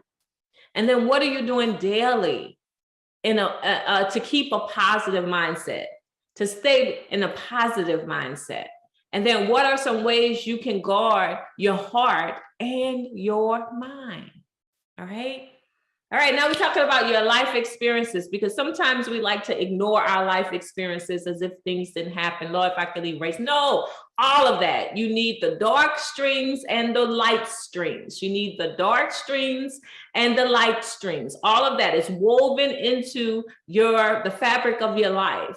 And God, all of that tells a story of who you are and how you're able to handle what you handle. Don't you know people are wondering that about you? How are you able to withstand what you're going through or what you've been through? How is it? Because of my ups and my downs, because of my bad days and my good days, because of the pain, and the joy in my life? Yeah, I had to have that. So here's some things to ask. Name at least 3 defining moments in your life that you pulled through. These are successes because you made it to the other side. See, sometimes we neglect to look at these defining moments, and it doesn't have to be grand or big moments. Find the little wins, those things that if it had not been for God, He helped you to get to the other side. Now you see why you had to go through it. So take that time. Another question, how did you get to the other side of your valley? That's your story. That's your steps. That's the service that you can offer to someone else, the how-to get to the other side. That's why we see a lot of coaching happening, because people are just simply sharing their story and how they made it through divorce, how they made it as a single parent, how they made it through the layoff or the firing, right? How did they get to be the leaders that there was a journey, there was a process, but it's so beautiful and wonderful when you can document those things. Another question you need to ask yourself is, how often do you take time to reflect on your past victories? Okay. Don't allow life to become so busy that you can't take time to reflect on your wins and on your victories. Okay, let's move on. Your reputation. Now, mind you, you cannot stop every rumor. You cannot block every label or remove every label. People are going to talk. People are never going to, you won't have anyone's 100% approval, right? So don't even worry about that. Just mind your own business. And that's what I say. Everyone will not like you. Everyone will not support you. You just have to keep it moving. Okay. Keep it moving. And this is what I want to echo. You cannot control what people say about you, but what other people think of you is none of your business. Keep it moving and mind your business. Okay, that's what I wanted to tell you. All right. So do understand that there'll be fiery darts that are going to come, right? But just make sure that you're not giving people ammunition to kill you. And what I mean by that is, be a person of your word, a person of integrity. Don't just be living any kind of way. And now you're giving them the ammunition to kill you, to slaughter your reputation. You're not perfect. You're progressive. Right? I'm not perfect, but I'm progressing in every area of my life. But make sure that you're being kind. Make sure that you're being generous. Make sure that you're being true to your word and you're showing up authentically you, okay? So your reputation, here are a few questions you need to ask. Just 2, are you easily offended by what people say or do to you? Because if you are, you're not going to last on this journey. I remember when I first started out in ministry, you sometimes think that when you work for the church or you work in ministry, that everyone's going to be nice, everyone's going to be kind. No, they have some devils, some demons sitting up there in the church, working in the church, and they're hateful. And my heart was so heavy because of just some of the attitudes, the mindsets, and the ways and behaviors of some of the people that was working. And I was like, I don't like this. But I remember my spiritual father, he shared with me, he said, Yoronda, you got to have tough skins. So I had to grow up and I had to realize it's not personal. To them, it might be personal. This is business and it's spiritual. And it's the enemy's way of trying to keep you from moving forward. So you need to ask yourself the question, if you are easily offended, you need to deal with that offense. Now, offense is going to happen. So you just got to prepare yourself. I like to say, it's these attacks. It's like water on a oily duck. Y'all know if you put water on oil, an oily skin, it's just gonna roll right off. And I'm so anointed, so oily, Lord. I stay under your covering and under your anointing. It's just rolling off of me. As an entrepreneur, that's how it has to be, because you got to keep it moving. And so even when people put negative and insulting comments on your posts, just delete it. Don't be going back and forth or telling a piece of my mind. Just delete it. Just ignore it. Just understand it all comes with the success. It all comes with your increase and your upgrade. The other thing is, how do you handle the offense? Do you always want to go tit for tat? Or do you take it to God in prayer? Or do you act mature, mature enough to sit down and reason with one another and really talk to the person you have the issues with? How do you handle it? Come on, let's talk about it. Because we're talking about you moving to your next level, okay? So as you're maneuvering through this entrepreneurial journey, I know it gets hard. It does. It gets hard. But God, okay? God is with you, so you're not alone, okay? And Coach Jay got you covered. As I said, there's ups and downs of being a CEO, but you're gonna make it to the other side. So my desire for you is for you not only to survive as a CEO, but to thrive as a CEO. And as I say, keep showing up. Don't stop showing up. People are waiting on you to show up authentically yourself. And then keep your word. If you say you're going to go to the meeting or you're going to sign up for the course or the class, be present. If they can't count on no one else, they can count on you for showing up. And then I want you to finish strong. Got it? I want you to finish strong. I love this quote that Les Brown says, because on this journey, there's so many things that come and block and stop us, and we allow these fears to hinder us from moving forward. And this is what he said: too many of us are not living our dreams because we're living our fears. No, I'm not gonna live my fear. I'm gonna be a successful CEO at any cost, man. I'm gonna do the work, whatever it is that I need to do, I'm gonna do it so that I can see and leave a legacy for my children, my children's children. And so I'm not gonna quit. I'm not gonna give up. I'm not gonna let my fears block me or stop me. And that's what you have to say to yourself as well, okay? So remember, go out and add value to every room because it's in you. Add value to every table because it's in you. And add value to every life because it is in you, okay? Well, of course, thank you all for sharing with us for the upside downs of being a successful CEO. I do want to remain in contact with you, so you can follow me on all the social media platforms at Geronda Marks. Let me go ahead and end the show and stop the sharing. You can all reach me at Geronda M on Instagram and on Twitter, and I'm also on Facebook. All you have to do is just put my name in, just Google it, Geronda Marks. But also, if you want to send me an email directly, you can. I would love to hear from you and just share with me how this particular workshop has helped you, what sort of transition that you're in, and that this has helped you to really make some good decisions and to really evaluate your life. I want to hear your story. So make sure you send me an email. You can send it to Geronda, Geronda, Geronda@youareunique.org. Geronda@youareunique.org. So remember to follow me on all social media platforms. I'm on Instagram, I'm on LinkedIn, I'm on Twitter, as well as TikTok, all of those different social media platforms. And I look forward to meeting you and to also connecting with you. So have a wonderful day and keep showing up.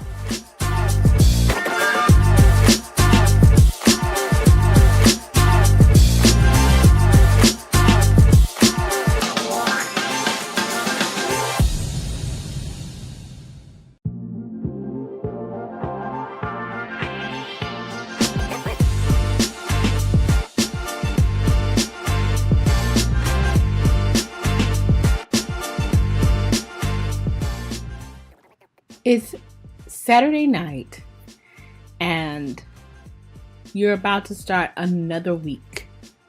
Sunday is tomorrow, and typically on Sunday, you may be thinking, I need to work on my social media post, like many entrepreneurs. And then Sunday afternoon comes, Sunday night comes, and you look up, it's Monday morning, and all of those posts that you had up here in your head never made it on paper, never made it on Canva, never made it on a scheduler, never made it to social media. You may be, like many entrepreneurs, guilty of social media neglect. Let's talk about that and see where we go. So you see, the number one problem facing today's entrepreneurs when it comes to growing their business online is social media neglect. All of those great ideas, all of those great marketing ideas that never make it to the platform, never make it in front of their target audience, never make it in front of their leads, their prospects, and their potential clients, and even the clients they have that they should continue to work on retaining, never see that content. And it becomes like a slow death. And the thing is, there's a reason. There's a mindset thing that says social media takes too much of my time. It's using up my time. I have to be working on my business. I don't have time for social media. Let me challenge you on that point. So let's move aside the whole online space. And let's talk about if you decided to open up a brick and mortar. You had a shop.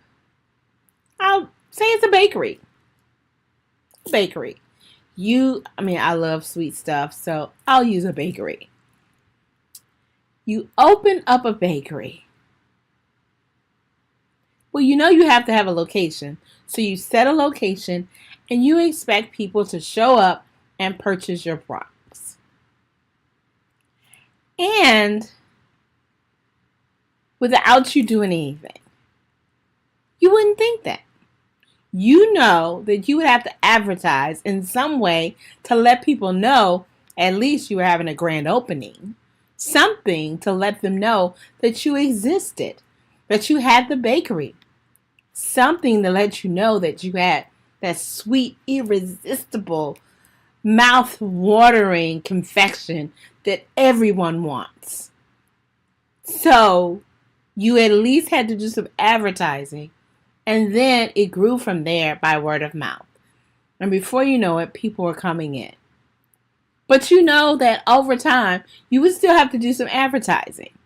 So maybe you post things in a local paper, maybe you post things on a bulletin board in some community areas, maybe you hand out flyers, maybe you ask your customers to share about the bakery.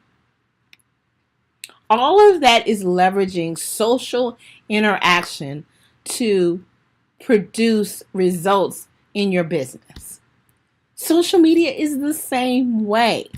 You've got to make some investment of time to make yourself known, to make your products and services known, to make people know about you and how great your stuff is, your services, your products, so that they will, one, purchase from you, and two, tell other people about you.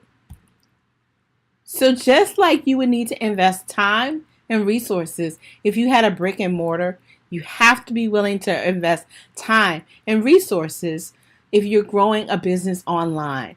And social media is the way to do that. So it's not a waste of time.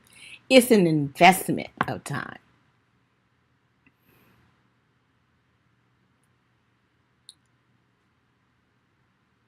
But maybe you already know that. Or maybe not. And you may be wondering, well, am I guilty of social media neglect? If that is the vehicle I am using to help grow my business, have I been neglecting it? Have I been inconsistent in posting? Have I been inconsistent in my messaging? Have I been not engaging with other people in my community or in other communities I'm connected to? Have I just kind of showed up, stood in the back of the room, and then walked back out the door? No one knew I was even there. Have I been ignoring prospects? Maybe I do a post and somebody responds and they show an interest in my services by even getting on my email list, and I do nothing with it. So I have leads, which are people who are interested in my product, services, brand, or mission. And I have prospects, which are people who have indicated by their actions that they are interested in my product, services, mission, brand, or mission. And I'm still not doing anything with either one. I am guilty of social media neglect.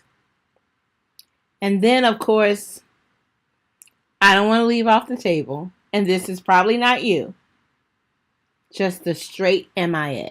Missing in action. Totally off the grid. Totally disappeared. I'm out of here. You don't even remember my name until I come back because I have something to sell. Not a good look.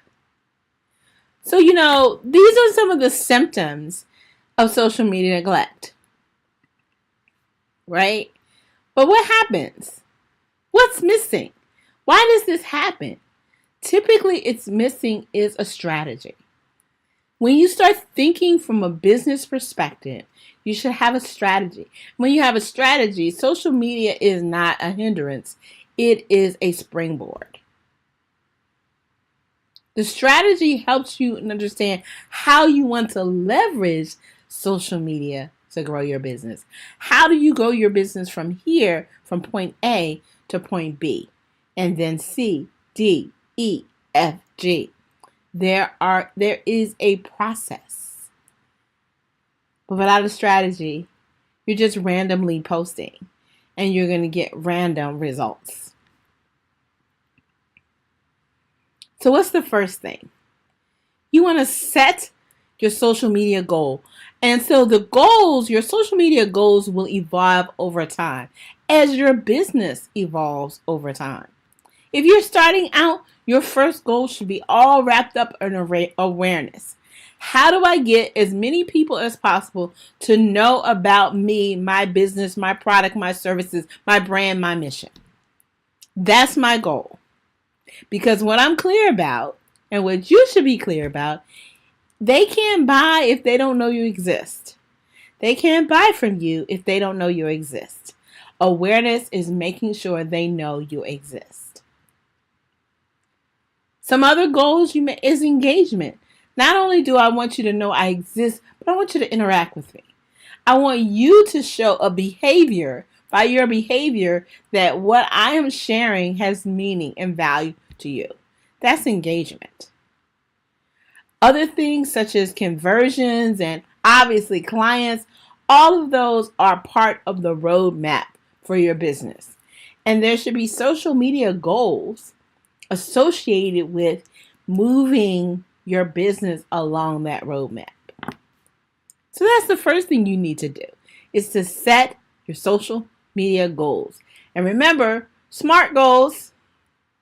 Goals are, specific, measurable, actionable, or achievable, result-oriented, and time-bound. So as an example of that, I want to grow my Facebook group by 10% by the end of Q1.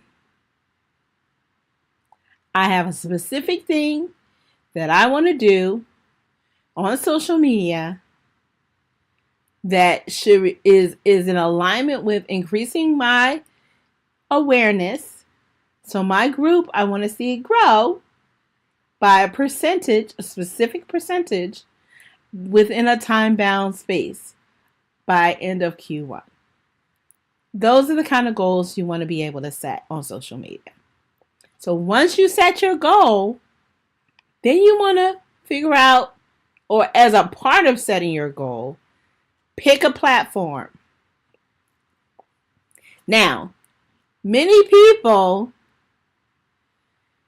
are on many platforms, and you can be on many platforms. However, I encourage you to pick one primary platform. The primary platform that will get you access to your target audience, the right access to your target audience. It could be Facebook, it could be LinkedIn, it could be Instagram, it could be Twitter, it could be TikTok, it could be Clubhouse. You decide. But pick one and stick with one. It's okay to be on multiple platforms, but if you are already being inconsistent, that just spreads you even thinner. So I encourage you to focus and follow through. Focus and follow through. Pick a platform. Next piece. Content. Did I say content? So it's great if I post every week, but if I'm posting random things not out of line that are not in alignment to what I'm trying to achieve, my goals, my focus for my brand, then I'm not going to see the results. So when I decide on the content, I need to have a content plan. And a content plan should speak to what I consider your pillar contents. What is your brand about? What problem do you solve? Who is your target audience? What product or services do you have? All of those should be reflective of your pillar content. And the content that you craft to post on social media should be engaging and also converting. Engaging says, come, let us talk. Let us work together. Let me share some tips and let me know how that works out for you. If you give me your email address, I will give you more tips or maybe an ebook. If you found this ebook valuable, how about setting up a strategy call with me? Converting. So that's engaging and converting. So your content should speak to both of those things. So here on this chart, you'll see 6 categories of content. 6 categories of content. And if you're interested in these, then you can find them in my community. I have a Facebook group called the Social Media Success Hotspot, where I drop all this kind of tips and techniques and information. So if you go there and join, you get this information. But the categories of content, because you're wondering, okay, how do I not sound like a broken record? I'm always posting the same thing. Diversify your content portfolio. I encourage you to diversify your content portfolio. Mix it up. Have some entertainment. Have some fun. Be willing to post things that aren't about your brand, but are about who you are, who your audience is. So for instance, the age-old Android versus iPhone. Android versus iPhone. Now, that is always a hot topic. Everyone wants to weigh in on that. So that is entertaining. It's fun to see how people, some people are diehard, iPhone users, some people are Androids to the ground. All of that. Those kind of posts always get a lot of engagement. I happen to be an Android user, but I love my MacBook Pro. So I'm an anomaly. There is a group of us like that. But I'm sharing that to say that's one type of content, right? It doesn't have to be about your brand, but it's something to engage with your audience. Other types, inspiration. We're all familiar with the quotes. But also, aside from the quotes, you can do things like trivia, share a story. All of those things can be inspirational. Education oriented. Share tips, techniques, resources. Things like, other links to websites that could be useful tools. Another is conversation-oriented posts. Things that are asking questions, conversation starters, querying people, polls. But also you want to add posts that connect with your people, right? And encourage them to connect with each other. And last but not least, promote your products and services. So out of the 6, you'll see just the last one is promotion. So a lot of the content you should be doing, if you think of the week, you have 7 days in a week, 1 day to rest. So now you're down to 6. You got 6 categories. Out of the 6, you have content that you could post each day out of these content categories. That right there could be your content plan.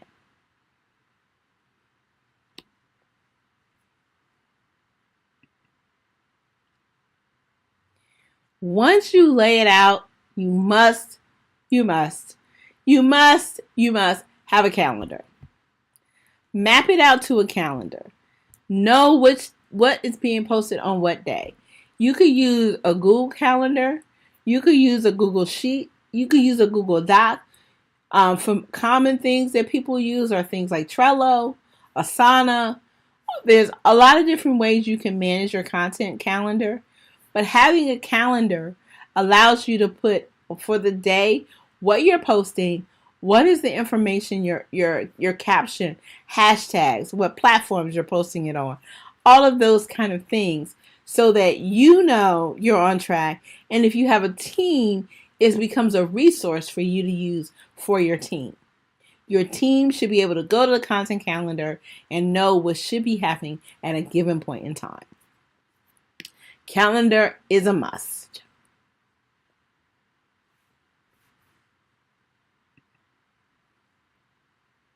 Now you've laid out your content, you created your content plan and mapped it to a calendar. Now you just have to execute it. Execute it. What does that mean? So you've got all the information, but you want to create the imagery or the creatives associated with the content. So you want to, maybe you're using something like Canva. You want to make sure you have compelling caption. You want to make sure you're using hashtags, and different platforms have different guidelines around using hashtags. But at the end of the day, hashtags help you extend the reach of your content. So you want to have that as a part of your plan.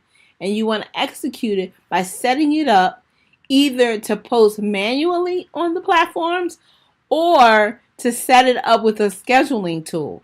I happen to use socialchamp.io as the scheduling tool I use, but there are many tools out there, and you can set them up ahead of time and literally set it and forget it. Okay? There are tools that will post on the different platforms at the same time. You can set them up to randomly post.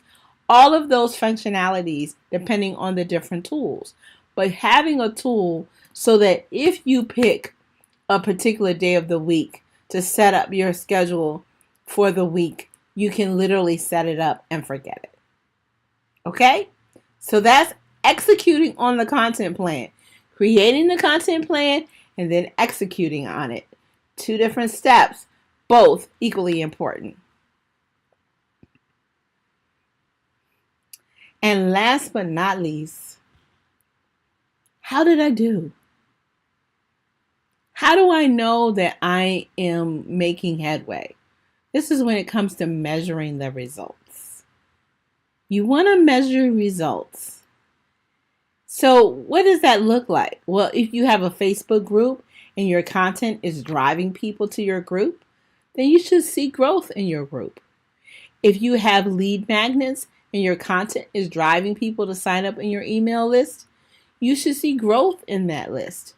You should see growth in your number of connections or friends or whatever it is that you're trying to drive to measure success. If you have a group, you may want to look at the insights and see levels of engagement increasing. So those are measurements that are trackable.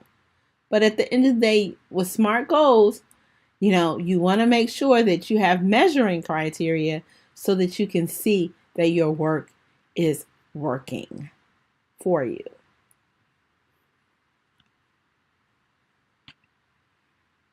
Okay, so what's next? You created this roadmap, this strategy, social media strategy, right? And you want to know, what do I do next? Will you use it? Right? And then typically people set it up for a quarter and you revisit it for the next quarter and you tweak and tune it and you continue to evolve it as your business evolves. And maybe there's some new things you need to do or new things you need to learn and you need some help. Well, I invite you to join my community. My Facebook community is the Social Media Success Hotspot with Miss Nina B. And, I invite you to be a part of that community so that you can grow your social media to help grow your business and no more social media neglect. You can simply join by going joinmissninab.com. It'll take you straight there. You can also, join by reaching out to me directly. Connect with me either on LinkedIn, Facebook, Instagram. I love to have you connected to me. But more than anything, let's not neglect social media. Let's leverage it as the tool that it is to grow your business. Thank you.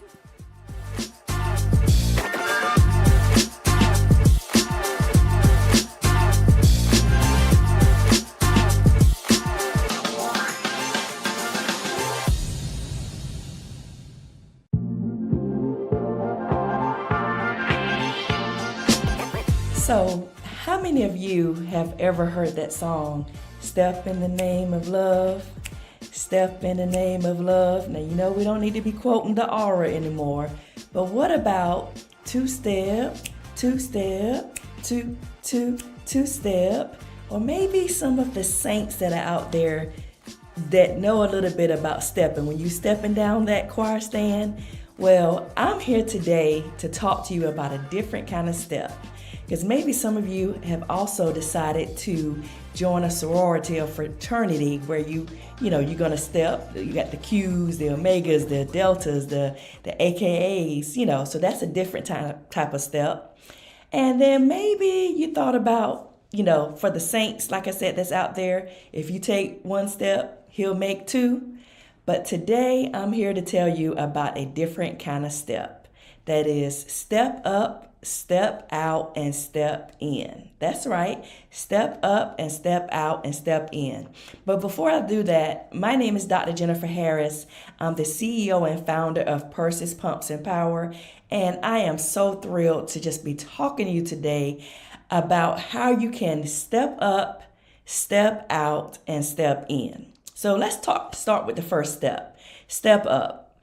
Have you ever thought about stepping up to the plate, or have you ever heard that term, you need to step up your game? Well, in today's entrepreneur, especially as women, as business leaders, you really have to step up your game right now because it is so competitive. But not only that, you are in a league of your own. And when you step up to the game, you start stepping up into what it is that you desire to have in your business, what it is that you desire to have for your family.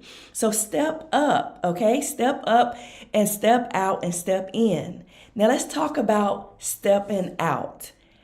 Have you ever thought about what you're going to step out to?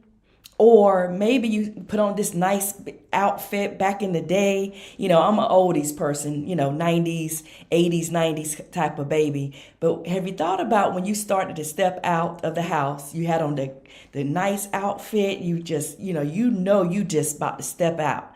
But let's talk about today about stepping out into your destiny. Let's talk about stepping out into what it is that you desire to have for your family. So today's entrepreneurs, you really have to not only step up your game, but you have to step out into your mission. What is that mission that you know that you're going to have and want to do and be in your life? What are you going to step out of? Maybe some of you are stepping out of fear, or maybe you're stepping out of, toxic relationships, and also maybe stepping out of some bad decisions that you have made in the past. And either way, it's okay, because once you step up and you step out, then you can step into your destiny. You can start to step into what it is that your heart's desire. What type of business you're going to step in? What are you going to step into your purpose? Are you going to step into the wealth and the desire and the finances? Because one of my mentors often told me, wherever you are in life, your mind got there first. But you have to step out of what it is that you think that's holding you back and step into and make that jump, make that leap. And today, when we're talking about entrepreneurship, we know it's not a simple thing. We know it's not a simple task, but entrepreneurship is something. And as a business leader, you can do that. You can step out of fear. You can step out of your comfort zone. And many of you have been sitting a little bit comfy, just sitting back, waiting for things to happen. That's not how we're going to rock this time. This time, when you step out, you're going to be stepping into your purpose. And you're also going to be stepping into the joy and that you deserve and the happiness that you deserve to have in your life. So when I say, two-step, two-step, think about what you're stepping into. Think about oftentimes taking that leap and taking that jump.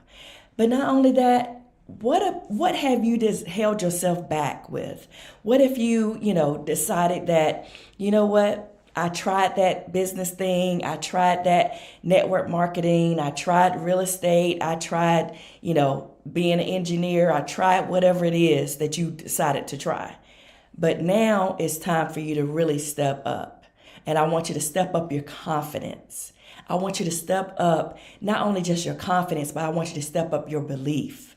Because many times we may not have all the backing that we want, but when you believe in yourself and you believe in your dream, you can make things happen. And I just tell you just a quick story. When I was growing up, my dad, he made me play sports, okay? He made me play sports. I was like 4 or 5 years old, but he made me step up to that plate as a 5-year-old with that little T-ball. And I was like, okay, Dad, really, I was fearful. But what he was teaching me was to step out of my comfort zone. And also, he was teaching me to step into being a more confident little girl or more confident woman. So now when I'm doing business deals or I'm traveling around the world, I have that self-confidence to not only just step up to whatever my dreams are, but you can also do the same thing. So think about what may have held you back over these last, 12 months, maybe 24 months. Think about what have held you back even in your business. What have you decided to step away from, knowing that you needed to step into and apply more pressure onto that business or apply more pressure onto your finances? So step up, step out, and step in. I want you to leave here just thinking about a different type of step. But now, not only that, for those of you that are believers, when you make one step, yes, he'll make two. And wherever you are in life, your mind got there first. So don't discourage and don't don't get discouraged. Don't stop from what it is that you know you're desired to do. And I'm just a country girl from, North Carolina. I am a real estate broker, entrepreneur. And I remember when I was stepping out of being a network engineer, I hated it. Of course, I was on weekend nights, and I said, you know what? I have to step up my game, because my mentor also told me, repair your roof while it's sunny outside. And when I did that, I jumped and stepped into real estate, which has been phenomenal as far as my destiny. I have been doing that close to 2 decades now. But think about what it is that you may have put on the back burner. What are you willing to start to step into? I want you to write that down. I want you to write it down. What have you stepped away from? Now, it's great to step away from toxic relationships. It's great to step away from, frivolous debt and just endless spending. But you can never step away from your mindset. And you can never step away from your imagination, because your imagination is the preview of life's coming attraction. And as a business owner, an entrepreneur, someone that maybe travel in the world or whatever, maybe some of you are just starting, but stepping into that. You have to see it before you see it, or you never see it. And I just feel so passionate about that part. But step up into your destiny. Step up into your mission. Step up into your purpose. And not only that, you may have to leave some people behind. You may have to step out of your comfort zone and leave those, that are trying to hold you back. Some people may call them haters. You can call them, whatever you want to call it. But think about what it is that you know that you need to step up and step out into.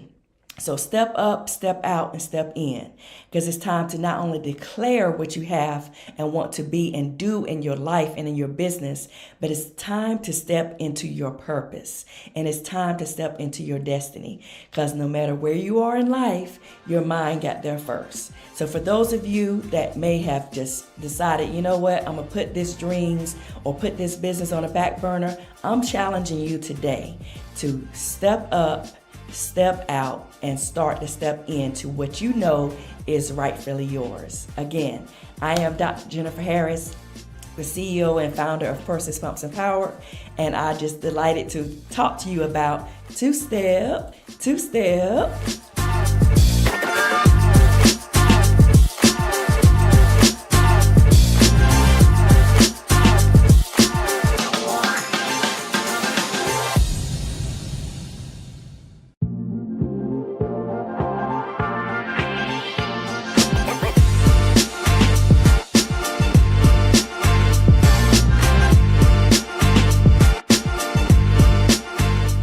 I'm Cookie Cade with the Impactpreneur Coaching Network. This workshop will help you through your journey, and I'm here for your success. Let's get started.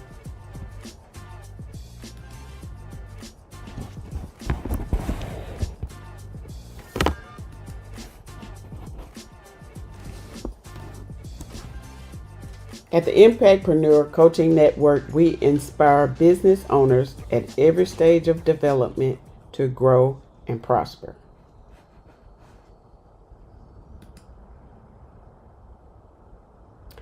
The agenda for the course is an introduction and course overview, self-analysis, characteristics of successful entrepreneurs, small business failures and success, finding your space, risk, thinking like an entrepreneur, time management, and planning.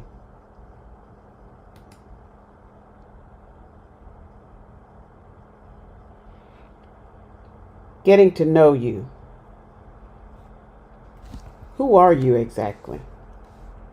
What makes you so amazing that you would like to create opportunities?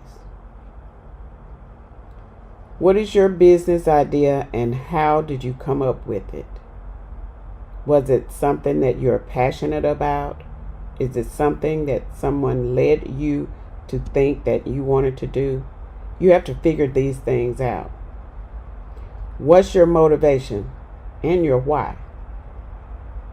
Is this a passion that you're motivated to do, or is it something you're just wanting to make money doing? Why is this important to you? Why did you start your business, or why do you want to own a business or wish to start a business? These are things that you need to figure out. You need to figure all of this out prior to starting that business. If you're already in business, you need to have all of these questions asked. What do you hope to learn from this course? These are things, whenever you take a course or a workshop, attend a conference, you always need to know what you plan to gain from that. Any knowledge that you gain should help you succeed. What is one goal for your business?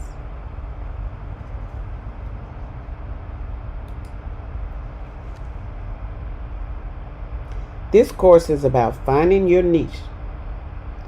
Success depends on finding, developing, and refining a niche. Filling a need that is not being met. You have to create opportunities for whoever your customer is, whatever the business idea that you had. What are you trying to do that's different from someone else that's trying to do it or have already done it? You have to investigate the feasibility of this business idea. Just because you come up with a plan does not always mean it will work. A lot of people come up with ideas that they think will work. They're good ideas, but they don't know how to follow through and make them successful. That's what you need to try to accomplish. You have to complete your business plan. If you have not already done so, ask yourself the crucial questions. All questions need to be answered. Why are you doing this? Who are you doing it for? When do you plan to start? What are you doing? You need to know all of those prior to, or if you've already began, you need to figure that out now. Find your unique factor. Every business is unique. When I started my business, I didn't think there was a need for it, but it really is. A lot of entrepreneurs have no idea what they're doing. They just know they want to make money. Making money is fine, but if you're in it for the wrong reason, which is just to make money, more than likely you will not be successful. You have to always think positive, look at the big picture, and look outside the box in order to succeed. Planning helps you define what differentiates your business from others. If you plan ahead, go ahead, have your business plan, answer those crucial questions. You'll be ready for any obstacle that comes before you.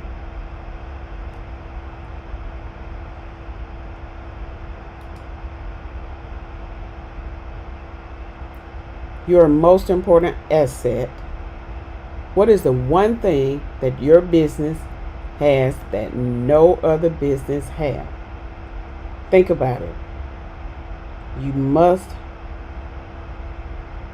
think really hard about whatever you plan to do.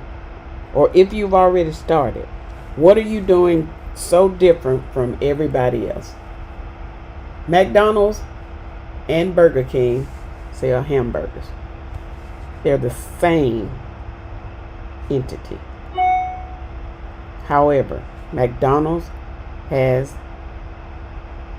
the Big Mac, Burger King has the Whopper. They're basically the same thing, but the taste is different.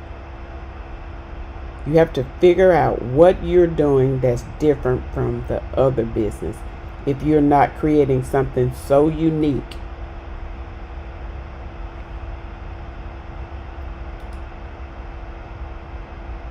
Self-analysis. Are you sure you want to do this? Are you a self-starter? You cannot be mediocre and expect results. You gotta be motivated enough to want to do everything. You can't wait on anybody else. You gotta be a self-starter. Do you get along with different personalities? Everyone don't. Everybody's not designed to be an entrepreneur. You have to know how to treat people, how to communicate with people, how to accept criticism. All criticism is not bad. You learn from the negative and you turn it into a positive. Do you have physical and emotional stamina? You've got to be ready for the journey, whatever it takes. If you plan to do this and be an entrepreneur, you've got to be ready for it. Whatever you do today determines your tomorrow. Are you good at making decisions? Some people are not. Some people like for others to help them decide. You've got to move quick and think quick when you're an entrepreneur. A lot of times you don't have time to think or assess anything. You've got to be ready for action at the spur of the moment. How well do you plan and organize? You've got to get yourself organized. I was one of those people that was very unorganized. I wanted to do this, do that. Sometimes I think I'm ADD. I was doing so much. I would not plan, or I'd put something on the calendar, then I'd forget about that because I didn't check my calendar. Now I do everything with my calendar. If it's not on my calendar and I don't get a reminder, it does not get done. I have to make sure that I stick by my calendar. If I plan something that's outside of work, I make sure that I allot enough time for that. You have to allot enough time for meetings, whatever is included in your business. You have to plan and be organized. That's very important. Is your drive strong enough to maintain your motivation? You gotta stay motivated. No matter what you do, you gotta stay motivated. If you plan to be successful, you gotta commit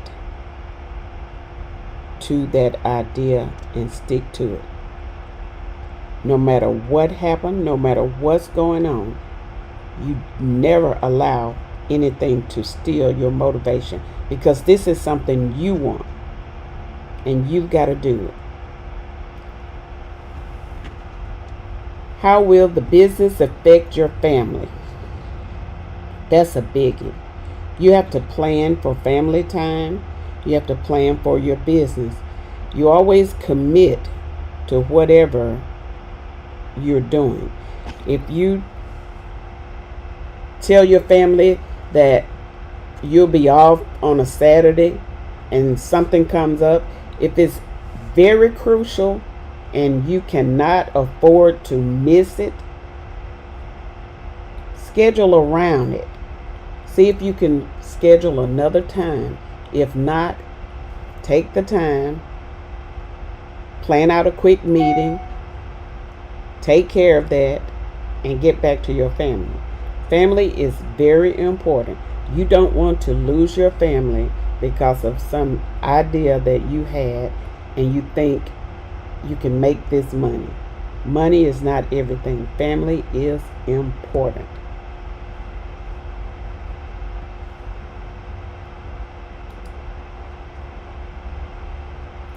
The characteristics of a successful entrepreneur. Passion. You have got to have the passion for this idea. Whatever you committed to, you have got to have the passion for it. You always think, I'm committed, I'm going to do whatever, and I'm going to devote myself all the way. You've got to be persistent in doing this. You've got to always strive to make things happen no matter what. Good health, high energy. Take time and exercise. Take time and meditate. Whatever your good health habit is, make sure you take time for it. I'm one of those. I'm an early bird. I don't get a lot of rest, but that comes from when I had my job. I go to bed late, but I'm an early riser. I'm up early, so I try and get a little exercise in. If it's no more than 30 minutes, whatever it takes. Even if I'm at the office, I'll stand up, walk in place, whatever it takes, as long as I can get a few minutes to keep myself healthy. I try to eat healthy, but that doesn't always pan out. Whatever it takes to keep your high energy level up, because you've got to be ready for whatever you're doing in your business. Creative and innovative. Now that's an area I'm not good at. I'll tell people, I let people do what they do. I'm not a creator, so I know this. I already know this, but I don't mind asking for help when I need it. I'm very independent and self-motivated. I don't need a lot of people to help me decide if this is what I want to do. I'm very independent. And sometimes my husband tell me I'm too independent. But I guess I was brought up that way, and I don't know any other way. But it's a good characteristic for me.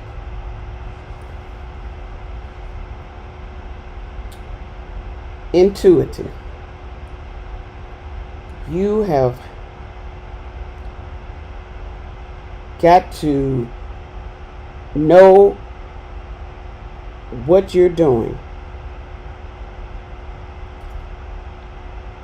Be aware of whatever it is,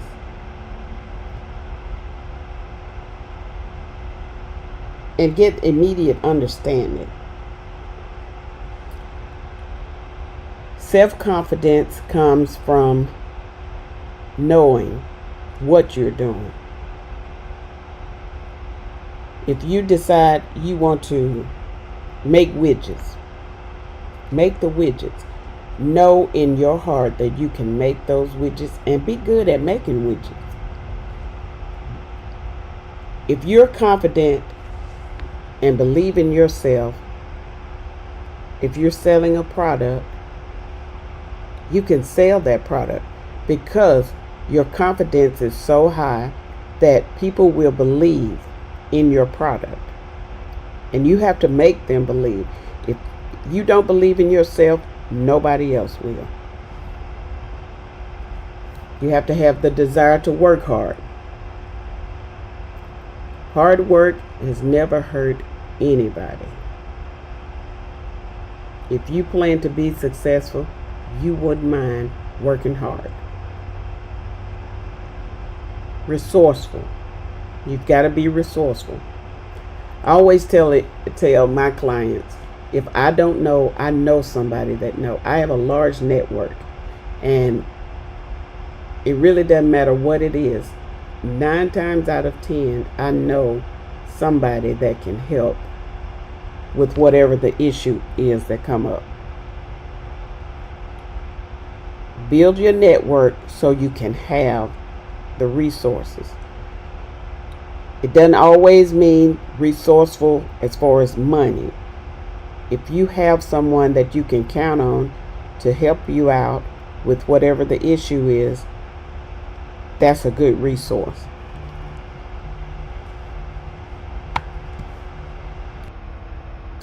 Personal initiative. You have got to take whatever action is necessary to overcome the barriers, any setbacks, or whatever it is to reach your goal. You don't want anything to hinder you from reaching your goal. There's 6 steps that you can take to develop your own initiative. Develop a career plan. Build your self-confidence. Spot opportunities and potential improvements. Check your idea. Develop persistence and find balance. All those will help you with your personal initiative. Are you a calculated risk taker? I am. I have always been that way. I just figure you can't get anything done if you don't take risks. My sister would always tell me when I was younger, and I think that's where I got it. Scared money can't make any money. She was big on investments. And every time she would tell me about something, I would say, I don't know about that, or I don't think I want to do that. But she would always say, scared money don't make any money. And that's true. If you're not a risk taker, how do you know your idea is going to succeed? Everybody's not going to be on board with you. So you've got to take a chance on your idea.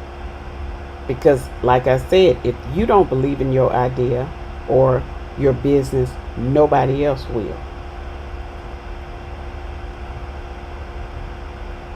A lot of times you need to assess whatever the pros and cons are. But in the long run, most of the time, it ends up being very good. Vision. Do you have a vision for growth or success? You've got to decide, is this something I want? Do I see it? Can I see the big picture?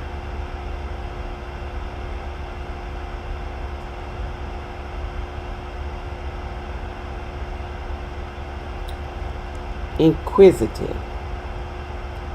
You have got to make sure you are positive.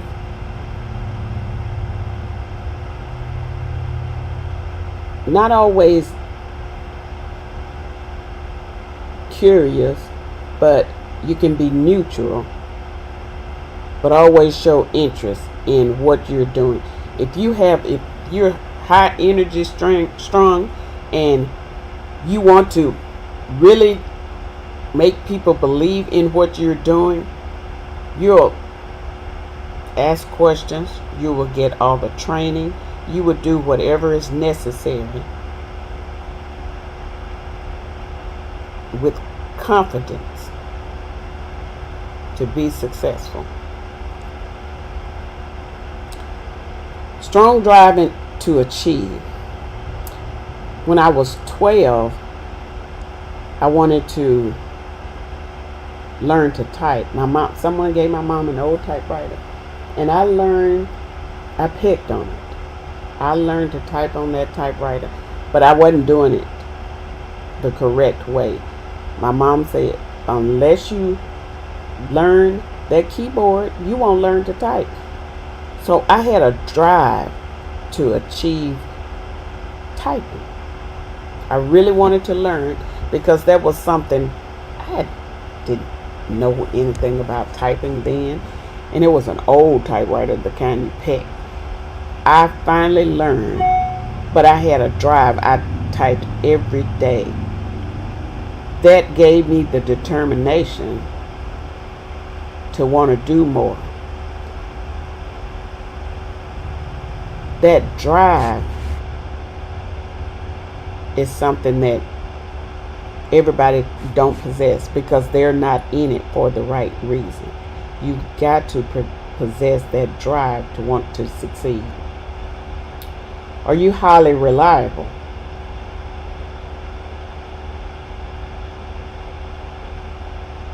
You got to be trustworthy, because in all of my years of doing business, I'm a strong believer. If you tell someone that you'll do something or you'll provide something for them, you've got to do what you say. And all you have to give a person and keep yourself is your word. If you can't keep that, you don't have anything to give anybody. And you've got to be realistic. I know I can't be a rocket scientist. Number one, I don't like science. I'm afraid of heights. So I cannot say I'm going to produce this rocket because I know nothing about rockets. I know a little about science, but not enough to make a rocket. Being realistic is very important whenever you're doing your business. Commitment is a big one. I'm big on commitment. Commitment is the most important part, I think, of any business. If you're not committed, you won't succeed.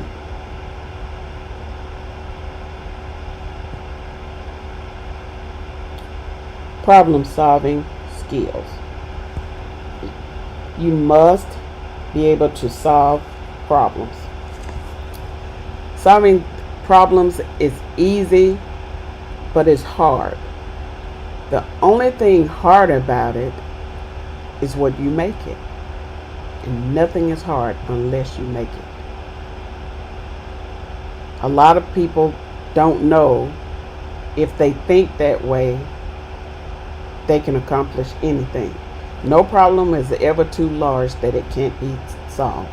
It may take a while, but it'll eventually be solved.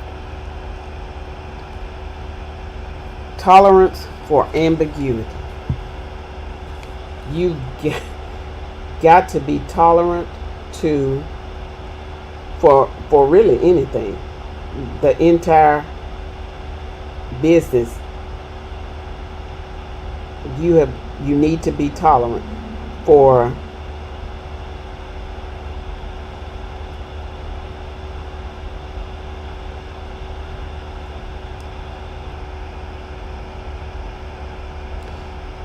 you've got to be open to any other suggestions. My way may seem right to me, but someone else may have a better idea, and it may not take as long. You've got to be tolerant to those that may want to help you, but you think your way is the best way. You know,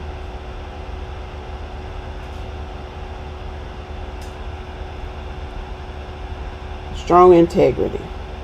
You gotta have good integrity. Oh, very strong. If your integrity is not strong,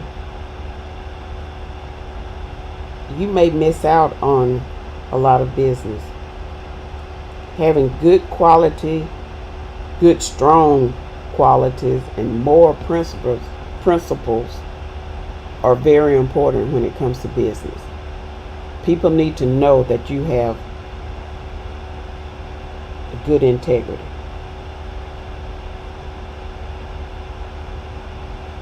The ability to consolidate resources. You need the ability to consolidate resources. That goes a long way. Being able to put things together and get them done, having products or services that your customers need to consolidate is really a good characteristic. You have to have strong organizational skills.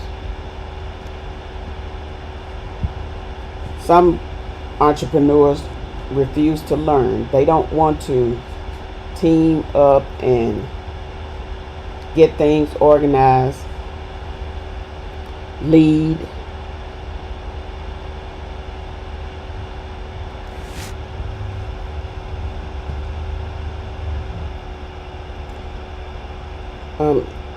You must have the ability to stay focused on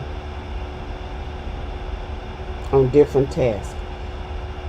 Like I said earlier, sometimes I think I'm ADD because I'll start doing one thing and then I'll get a call and I'll leave that, start doing something else.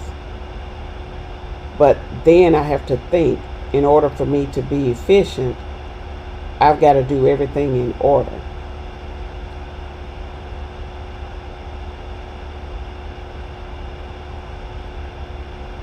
Competitive. You've got to be very competitive.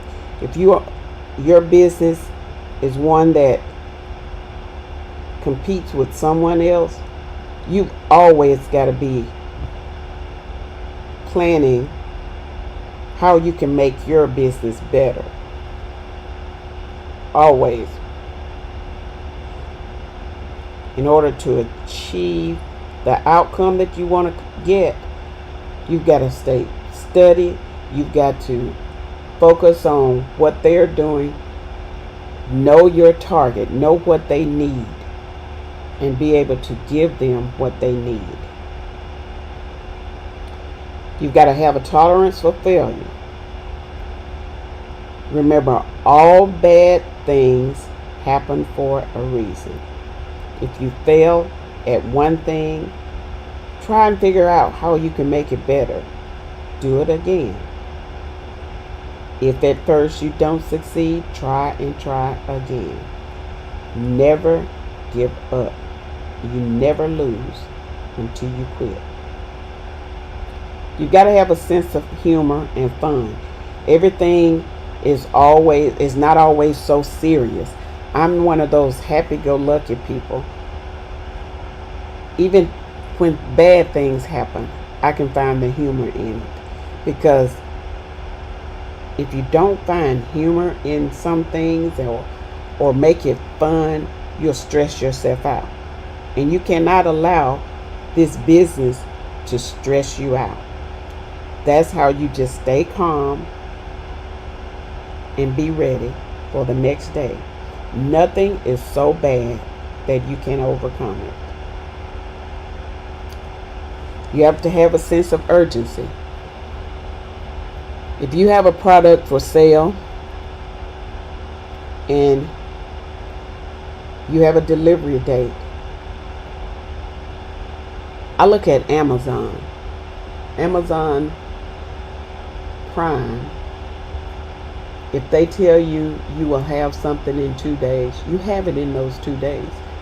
Sometimes I order things and I get it early, but it depends on what it is. If you have a product for sale and you don't think you can deliver it on time, at least communicate with your client and let them know there's a back order in shipping or something, but don't ignore. Always treat your clients as urgent. That's how you maintain your business. You always do this for your client. Emotional stability. You've got to be stable. You can't be a basket case walking around waiting to go off on people when things happen. I'll never forget, I had a client. She was a nurse, and she wanted to talk to me at like 11 o'clock at night.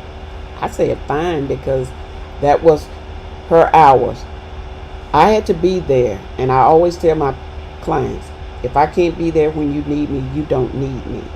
So I always make it a point, if someone needs me after hours, I'm there, because I'm trying to be there for my clients, and I have the desire to want to do whatever it takes to make them satisfied.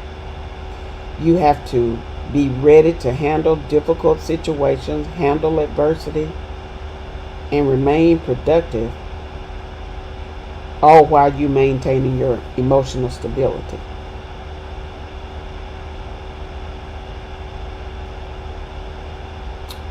You can develop emotional stability by getting sleep. You got to get good quality sleep. Practice self-care.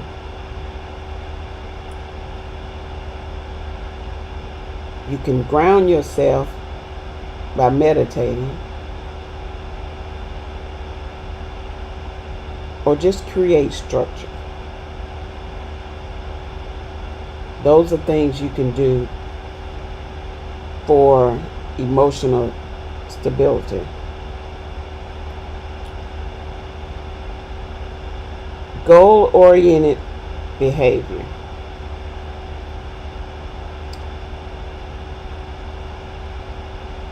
This actually falls in the range of motivation.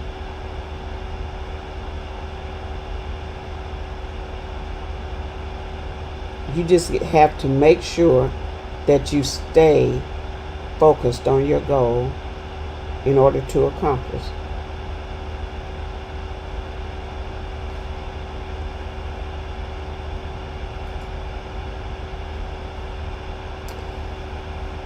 What successful entrepreneurs are not.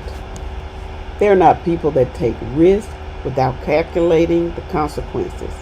Not at all. People that do not look for resources or help. People who are not realistic. People that only desire to be rich. People that don't have a life outside of their work. These are a lot of things entrepreneurs don't think about, because all they can think about is, I have this product or service and I need to make money. And at the time, that's all that's important to them. But that's not a plan for success.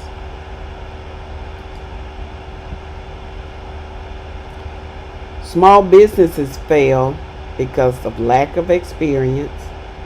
A lot of business owners don't have experience. Sometimes they have the knowledge, but not the experience. Insufficient capital, no money. That's a lot of small business problems. Poor location.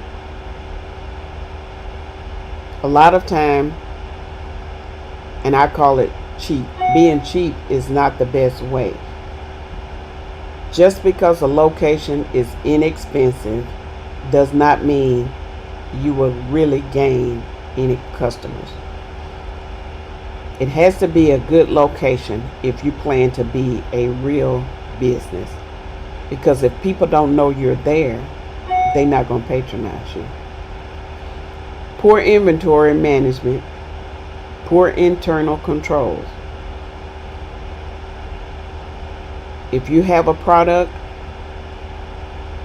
and you cannot supply your customers, you're not going to be successful. You can't buy one or two widgets and expect to sell them to 5,000 clients. Eventually, people will say they can never get me what I need and they'll go somewhere else. Overinvestment in fixed assets. Just like you're in a poor location, if you invest in the Eiffel Tower and you know rent at the Eiffel Tower is $25,000 a month, but you only get $1,500 a month, you already know you won't succeed. You may stay in business long enough to get a couple of clients, but at that rate, it's too expensive for you. So you know you cannot sustain success if you go that route. Poor credit arrangements. That goes a long way. You can have bad credit, but poor credit arrangements, you need to order something, you can't get it because of your credit. Your supplier is not willing to extend you any more credit. So you don't have the widgets to supply your clients. Personal use of business funds and poor record keeping. You shouldn't commingle your funds. I tell all entrepreneurs, you need a business banking account. Most clients or customers are not willing to write a check to Jane Doe because you did work in the business of whatever you're doing. They don't like that because they like to keep good records, and you cannot run your household and your business on the same account. I have my account. My husband is an entrepreneur. He has his account, and we have our personal account. We don't mingle our businesses together. He has his business account, I have mine, and we keep it that way. You have to keep good records. I use QuickBooks. I like QuickBooks because it does what I need. I'm not advocating for QuickBooks, but I like what it does for me. You have to be prepared for unexpected growth. If you're a small business, you got to think. I always think 5 years ahead. Every year I think I add another year because you have to have a vision to see where you want to be. 5, 10, 2 years, 20 years. Where do you want to be? So you always have to be ready for that unexpected growth. Not enough attention paid to the competition or market conditions. Whatever you're doing, you need to always know what your competitor is, what the market condition is. McDonald's always know what Burger King is doing. Burger King always know what McDonald's and Wendy's are doing. They always keep an eye on Chick-fil-A. Even though they all sell something different, they're all restaurants and they all want to stay in business. So you always have to pay attention to your competitor or whatever the market is doing. If you have low sales, you have to be creative, come up with a plan, do some marketing. But that's not going to help if you're not doing anything for your business. Poor pricing. A lot of small businesses price themselves right out of business. They want the money now. We've got to have it now. I sell pencils. My pencils are $5.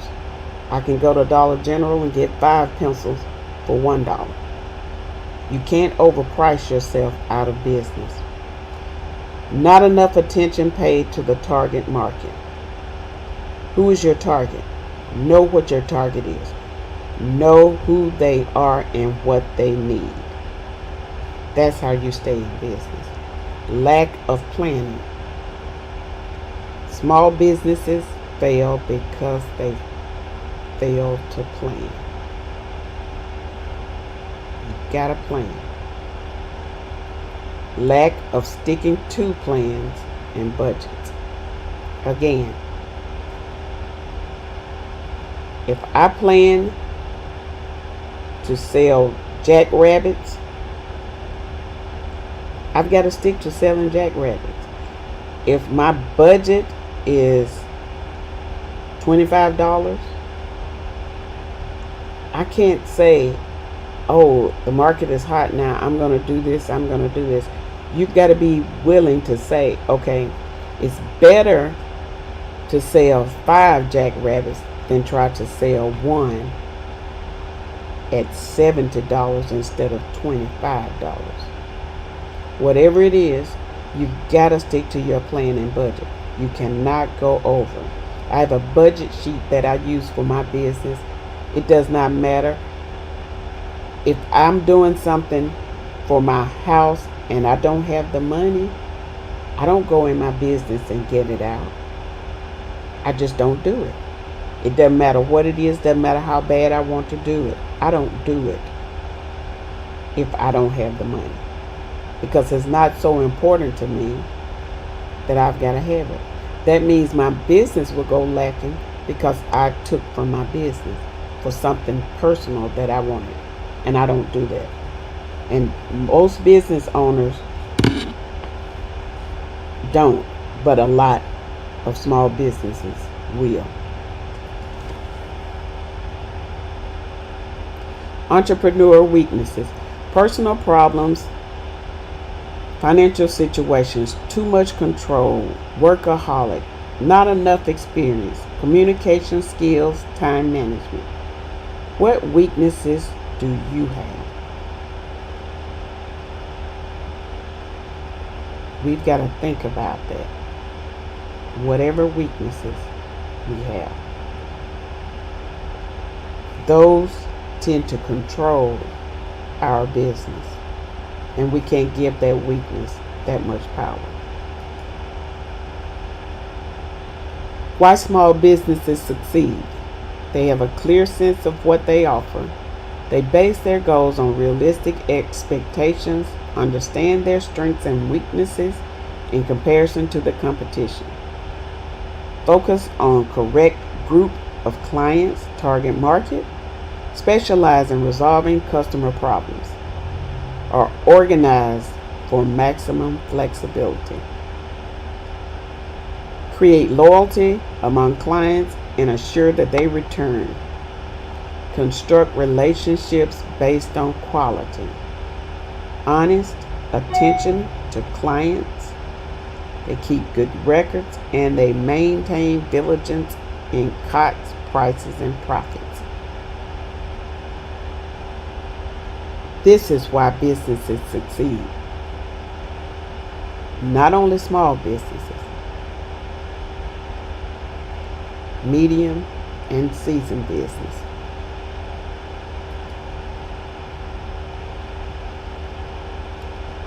Entrepreneurs take a lot of risk. They risk failure, loss of their own money, because when you start, most entrepreneurs start with their own money. They have many long, hard hours of work. Family problems: if your family don't understand what you're doing, if they're not on the same page, that will cause family problems. Bad timing. The timing has to be right. If you do everything right, your timing will be right. On the upside, reasons people become self-employed: because it helps you control your destiny. You can be your own boss. You can do the things you want to do, go places you want to go, spend time with your family. The financial reward: it may not be lucrative at first. Some people luck out and really make it big of one sale. Everybody's not going to do that. But hard work and long hours directly benefit you. The growth potential is not limited. If you're on a 9 to 5, you're only making X amount of dollars. But the growth potential is unlimited when you're self-employed. You have variety, challenges, and opportunities to learn.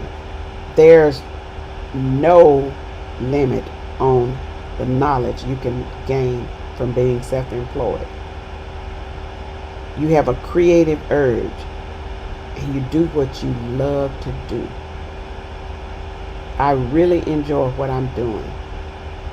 And if you don't enjoy it, if it's not a passion for you, maybe you shouldn't do it.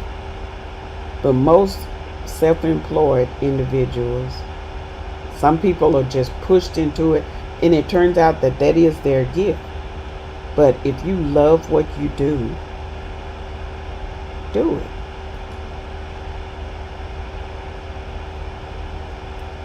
Think like an entrepreneur. How does an entrepreneur think and act? They understand and pay attention to profitability, manage time effectively, behave ethically, distribute scarce resources effectively. They plan, have a balanced personal life, is creative and innovative, and they brainstorm. Always thinking. My mind is always turning, because I think of things, I can do this a different way, or I talk to somebody and they give me an idea of something I can do, or something they say will click.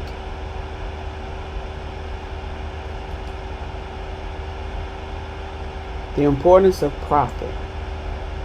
Profit is the positive difference between what you earn from selling your goods and services and what you pay to produce them. If you're paying too much to produce them,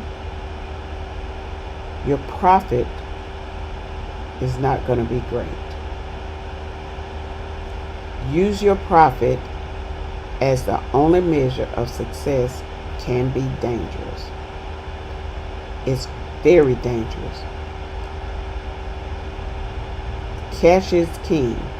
You need to have sufficient cash flow in order to run your operation. Like I say, I don't touch my business account for anything unless it's business related.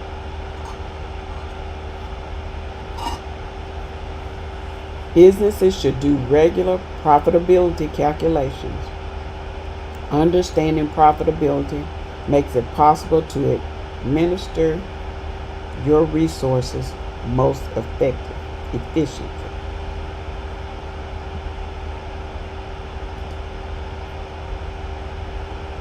Bootstrapping. Getting by with as few resources as possible and gaining the most possible with what you have.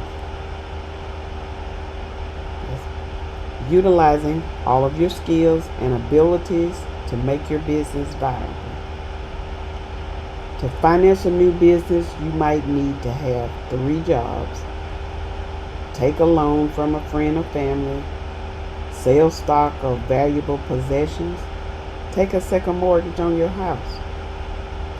Bootstrapping also means to look for non-conventional ways to generate income, to minimize cost and maximize your earnings.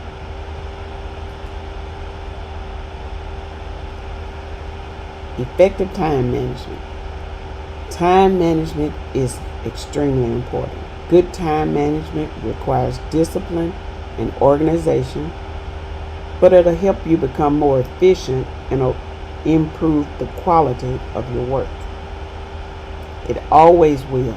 If you start before you get up in the morning, think about what you're doing, plan your day, you'll always have good time management. Before I get out of the bed, I grab my phone, I look at my calendar, I look at what I have going on for the day, and I plan around that. And I make everything happen. Sometimes I'm able to squeeze something extra in. Sometimes I may not, but I always make sure I get everything done that I'm supposed to do for that day. The importance of personal planning, that's where the boundaries should be established between your work and family and your free time. I work my time around my husband. On the weekends, I have my grandkids. I try and manage everything around whatever they want to do, because when they're there, that's their time. And I make sure they have me when they need me.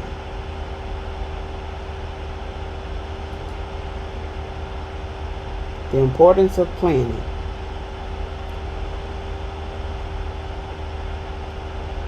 Look at your business as a whole. You use it as a guide in making daily decisions, useful communication tools, and increase your chances for success. Planning helps you see the future business opportunities. Planning can also make improvements based on your re-evaluation and past plans. Planning takes action, not reaction. Planning also gives you the opportunity to ask yourself questions, key questions. Planning is a vital part of being an entrepreneur. Why do you plan? When do you plan? You are always planning. Consistently planning. Before I go to bed, I have my little notebook and I'll write down something that I always have a notebook. I always write down things as they come into my mind. And eventually you'll see where you can use that idea or that thought. The planning process is dynamic.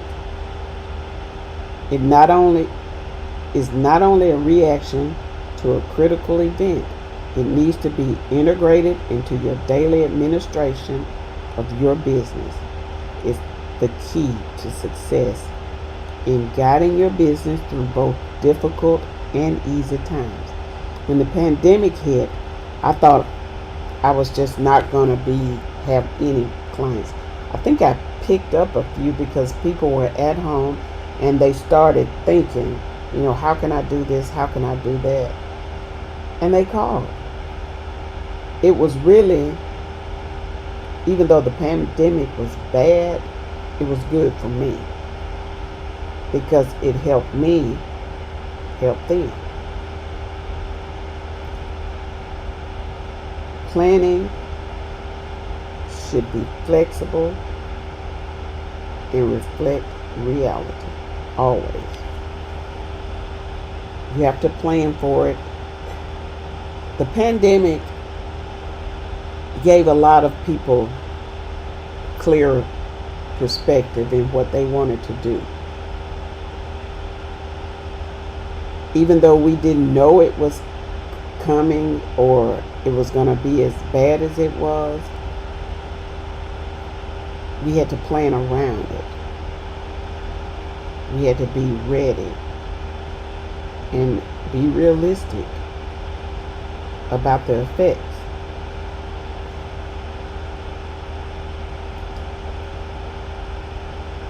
Now let's talk about you. These questions are the questions that you saw in the beginning. Who are you?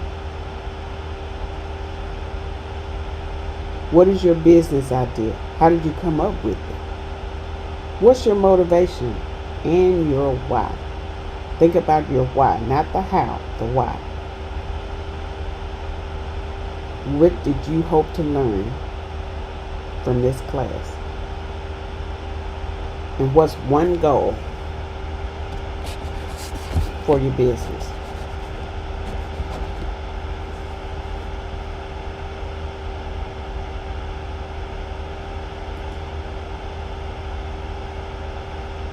If you have questions, please send an email to support@impactpreneurcoachingnetwork.com. That's support@impactpreneurcoachingnetwork.com.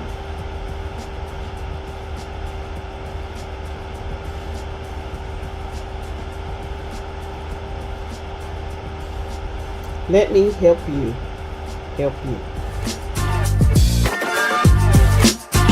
His office. Loretta, the company is undergoing a corporate merger, and we have to let one of our top managers go. And it's going to be you. Me? What? I sat there and tears just started streaming down my face. I choose to work with families and entrepreneurs to fulfill my life's purpose. I help them start their own businesses because it is the only way to gain a competitive edge in life using the tools of entrepreneurship. I am on a mission to impact 500,000 individuals in my lifetime to monetize their own unique gifts, start a business, and change the trajectory of their lives forever. Hello, my name is Loretta Wetzel, also known as Mama Soul Wisdom, where I share old school wisdom for a new generation. I am the founder and CEO of Heart to Wealth LLC, and I hail all the way from Chi-Town, better known as Chicago, Illinois, or the Windy City. And yes, we definitely have the best deep dish pizza. With my help, my clients will crush it by starting their own small business, break negative patterns, and live a life of freedom and choice for themselves and their families while generating multiple streams of income. It's not just what you leave financially for your children, it's also what you leave in your children. Values, financial discipline, wealth, and knowledge to succeed in life. Education through exposure will create a better world. There isn't much positive news in the media these days, and exposure is the key to what's possible for yourself and your families to live a life you've always dreamed of. You can do it. Don't fake it until you make it. Faith it until you make it. Take consistent and intentional action, and your wish will be fulfilled.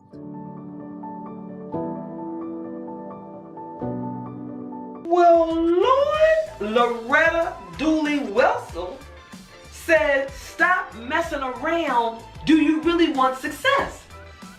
Stop messing around. Do you really want success? Now, I'm not going to have her talking to me like that, but she's speaking truth to power. Is she speaking to your inner self? Let's dig in. Because I had to ask myself that, am I messing around? Are you messing around? Let's find out. Go ahead.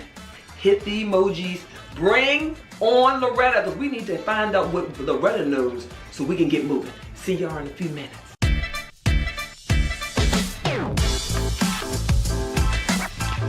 What if you could do right by your family? You want to live in good neighborhoods and have access to extracurricular activities for your family, don't you? It's better to send your kids to the best schools for quality education, isn't it? Why, that's not possible, you might say. I don't have enough money, I don't have enough time, and my circumstances are really tough. While some of those statements may be true, it's really your belief system that has you stuck. But if you are ready to hear the truth, Say yes. If you are ready to stop messing around and break the cycle of negativity, say yes. According to a published 2020 study on 233 millionaires, over 75% of those millionaires were self-made, meaning they didn't inherit their money. 51% of them were entrepreneurs, and 41% of that population came from poor households. People, we have no excuse. With technology available at our fingertips today, it is easier than ever to start your own business. My name is Loretta Wetzel, also known as Mama Soul Wisdom, where I share old school wisdom for a new generation. I am passionate about families and entrepreneurship. Why? Because it is the only way to gain a competitive edge in life for yourself and your family. Business ownership develops multiple streams of income and eventually points toward passive income where you begin to build true wealth. I am on a mission to impact 500,000 individuals and families to monetize their own unique gifts and start their own business using the tools of entrepreneurship. I've had the privilege of helping families to change the trajectory of their lives by guiding them in starting a small business, everything from hair salons to real estate investing. My promise to you is to help individuals and families become financially independent through entrepreneurship.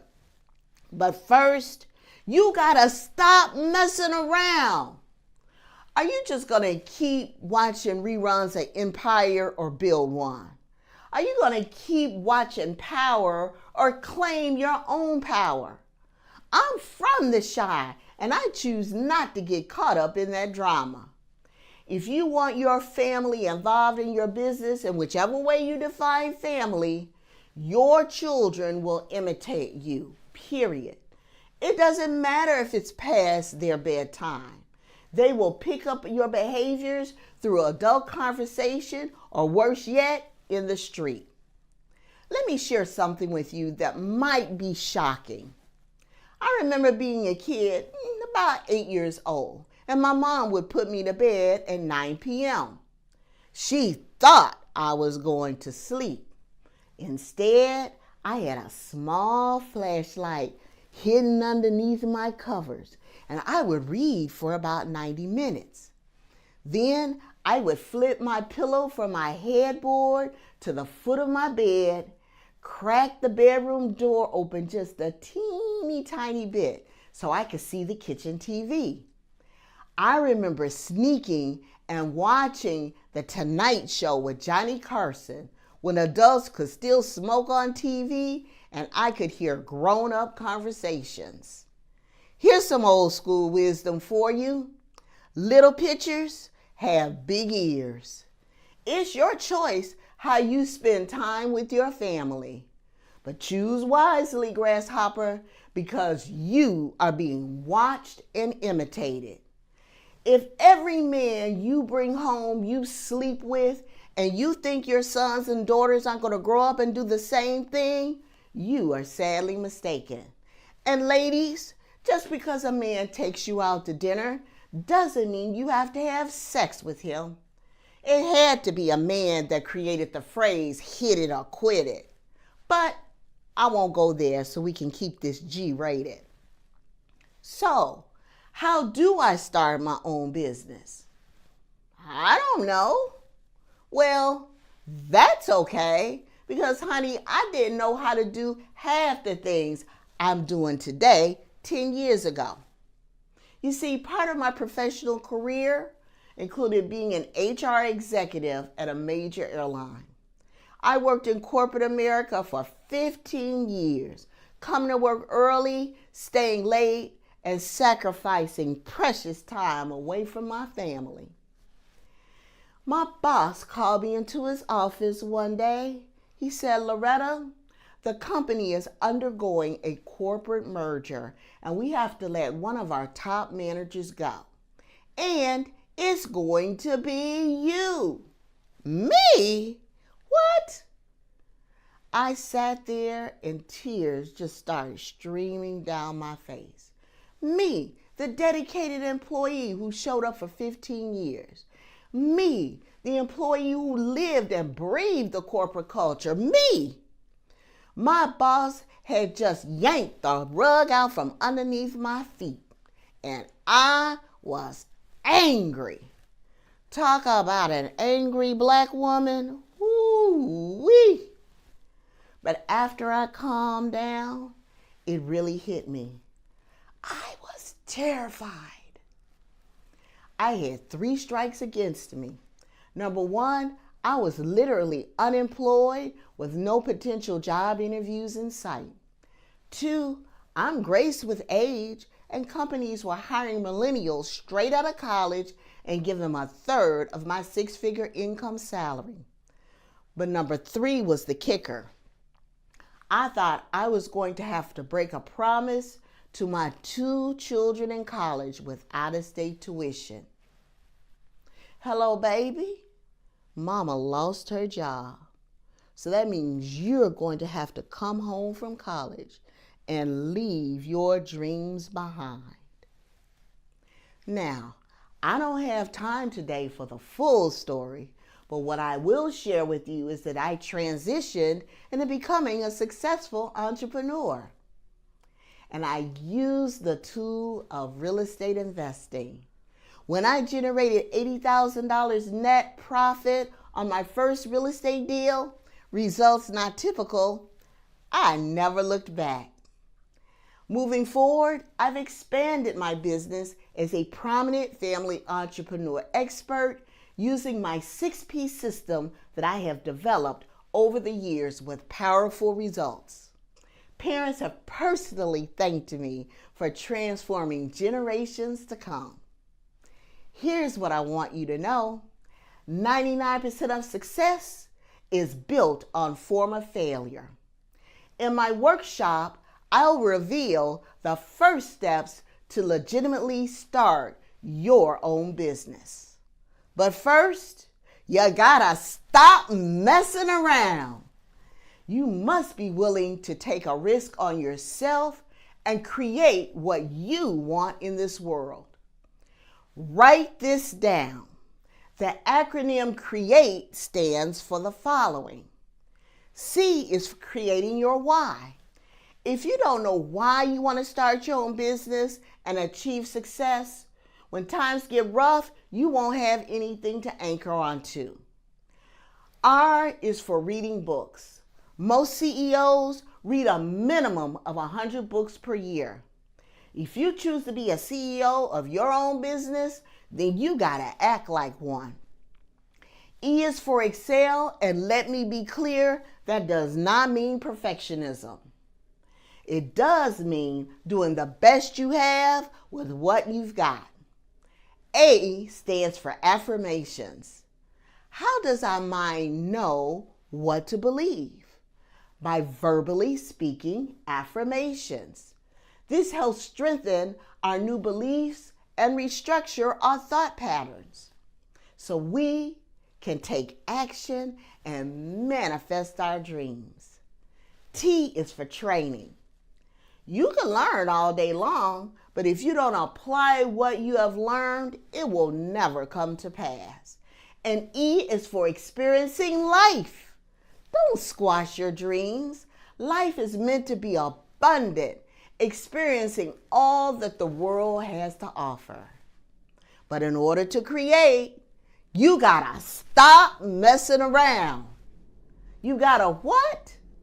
That's right, stop messing around. Here are 3 success factors for families and business owners to help you achieve success. Number 1, gratitude. Everything begins with gratitude. It can transform common days into holidays, turn routine jobs into joy, and change ordinary opportunities into blessings. Gratitude is not a challenge, it's a choice. 2, raise your vibrational frequency. It's the difference between action and reaction. Action produces results. It may not be the results you're looking for, but you can adjust and do it again. Reaction usually starts with a trigger and you stay in a negative emotional state, producing no results. There are many ways to raise your vibrational frequency, and dancing to my favorite music is one of them. 3, self-esteem. When you have high self-esteem, you are willing to take calculated risk necessary for an entrepreneur. You don't allow people to place you in false frames, meaning they are defining who you are instead of you defining who you are. Remember, there is a purpose for everyone that you meet. Some people come into your life to test you. Some come into your life to teach you. Some, they come to use you. And then there are some that bring out the very best in you. Don't wait. Take action. Text the keyword START to the number listed below and begin creating the life you've always wanted for yourself and your family. I can guide you to business success as long as you're willing to take the action. It all starts with saying yes to your life, saying yes to the ones that you love, and saying yes to what's possible. Walk with me on this journey and I will not let you down.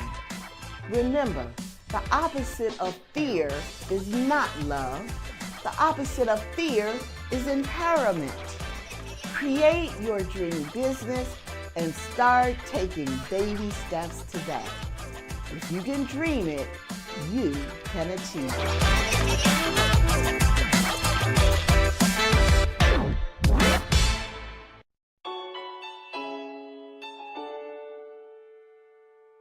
One week before my birthday, I lost my job due to COVID, and I was completely devastated. I'm a single mom. I had no idea what I was going to do.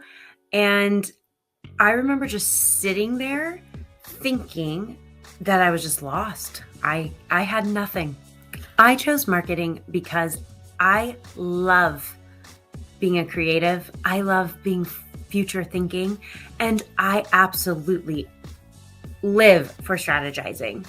And marketing is a culmination of all of those things. And so it puts my greatest strengths at the forefront of what I do. I built this business for my son. So I have a legacy that outlasts myself and is something that I can give back to him. And I also do this for all multiracial children around the world so that we don't have to feel like we have to check more than one box or have to be something that fits into the mold that everybody else wants. We are individuals, we are phenomenal, and we deserve the chance to not have to meet what everybody else wants us to be. We just want to be ourselves. Hi, I'm Raylyn Logan, and I'm the founder and owner of Gray Digital Marketing here in Portland, Oregon. For those who decide to work with me, I want them to be able to amplify their business's efforts and grow their business seamlessly through organic strategies utilizing social media. My business gives me the freedom to be able to help children. It is one of my greatest passions in life. And so I take that extra time that I have, that extra money, and I put it forward into the community, whether that's at my son's school with my high school cheerleading team or with the Juvenile Diabetes Research Foundation. Everything I do that I give back to is anchored and centered around giving children a better place to live.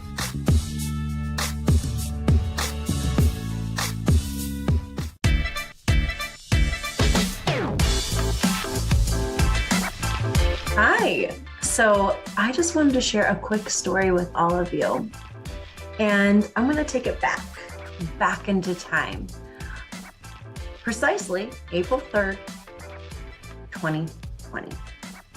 On April 3rd, 2020, I was working hard at a not so high paying job and crossing my fingers, I wasn't going to get laid off due to COVID because I'm a single mom and there weren't a lot of jobs to go around. However, I worked in staffing and womp womp, no jobs to go around means nobody is looking for new candidates. So on April 3rd, 1 week before my 30th birthday, I was let go and I was devastated. I remember I sat on my bedroom floor and I stared at the wall for a good 4 hours before my other half came up and was like, "What's wrong?" Fast forward to a couple weeks later, I'm sitting on the couch watching my little one play, just trying to figure out what I was going to do next. And I decided to open up Gray Digital, a social media and diverse and inclusive marketing consulting agency named after my son, Grayson.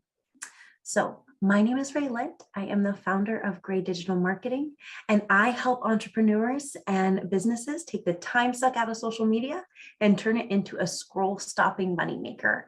And I am so excited to share with you some of my key tips that I use to ensure that businesses are successful and they are moving the needle towards growing their business, both in revenue and brand awareness. So to really kick things off, to help you be able to make that switch today in your business, you're going to do the following. We are going to learn how to get our followers off of social. Counterintuitive, I know, but that's step one. We're going to get our followers off of social. We are going to learn how to write copy to our key audience. And we are going to learn how to make sure every post has a call to action. So I'm going to cover again, just in case you were looking down and trying to write notes. We're going to learn how to get your following off of social media. We are going to learn how to write copy to your core audience. And we are going to learn how to write a call to action every time. So step one, how to take your social media following off of social media. You do not own social media, full stop. If Facebook, Instagram, LinkedIn, Twitter were to disappear right now, however many followers you have will be gone. But if you can get your following off of social media and onto your email marketing list, or in some place where they are interacting with you, in a place where you own that list becomes yours. That following becomes yours, and you have better control over how to own your revenue stream. So our goal is to be able to take our following and get them onto an email marketing list and or some other group that you own that is not owned by another entity. One of the very best ways to do this is in your bio, in your header image, in any way where people are immediately seeing your brand. Your goal is to, instead of having a link that just goes to your website or goes to a link tree with lots of options, we're going to work to just get it on a landing page that is a lead magnet to get folks onto your email list. Some of you might be like, well, I have a link tree, so I'll just make it my first one. No. We want a very clear and concise way to get people onto your email list, because a confused mind always says no. So give them one option. By giving them one option, they had two choices subconsciously to say, yes, I'm willing to give you your information because I really want said lead magnet, or no, thank you, I'm not going to fill it out. So give them one option to make the choice between yes and no. Number two is writing copy to your core audience. I'm just here to just like throw a wrench in everything these days, but you're going to write distinctly to two different type of people while writing to one. You want your copy to resonate with those who know you and those who don't. So you have your current following. They know you, they like you, they trust you. And because they know you, like you, and trust you, they probably are following along with everything that you're saying. They know that your dog's name is Coco. They know that your son's name is Gray. They know you. But somebody might not know you and be walking along the imaginary Instagram train and find your page. And when they find your page on this very first post, they need to feel like they're a part of your group too. So when you're writing that copy, we want to be able to give context for those who don't know you and be warm and welcoming to those who do. And so you're going to marry that in your copy.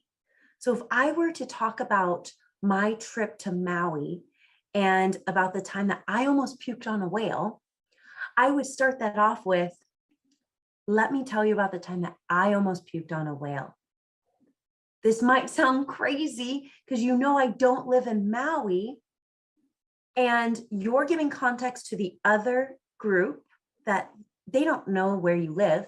So saying I don't live in Maui when I have a tropical brand is really telling and giving context.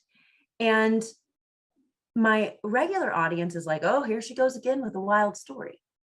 So we're going to just continuously keep marrying the fact that the people who don't know you need context, and the people who know you need a story to continue to know, like, and trust you.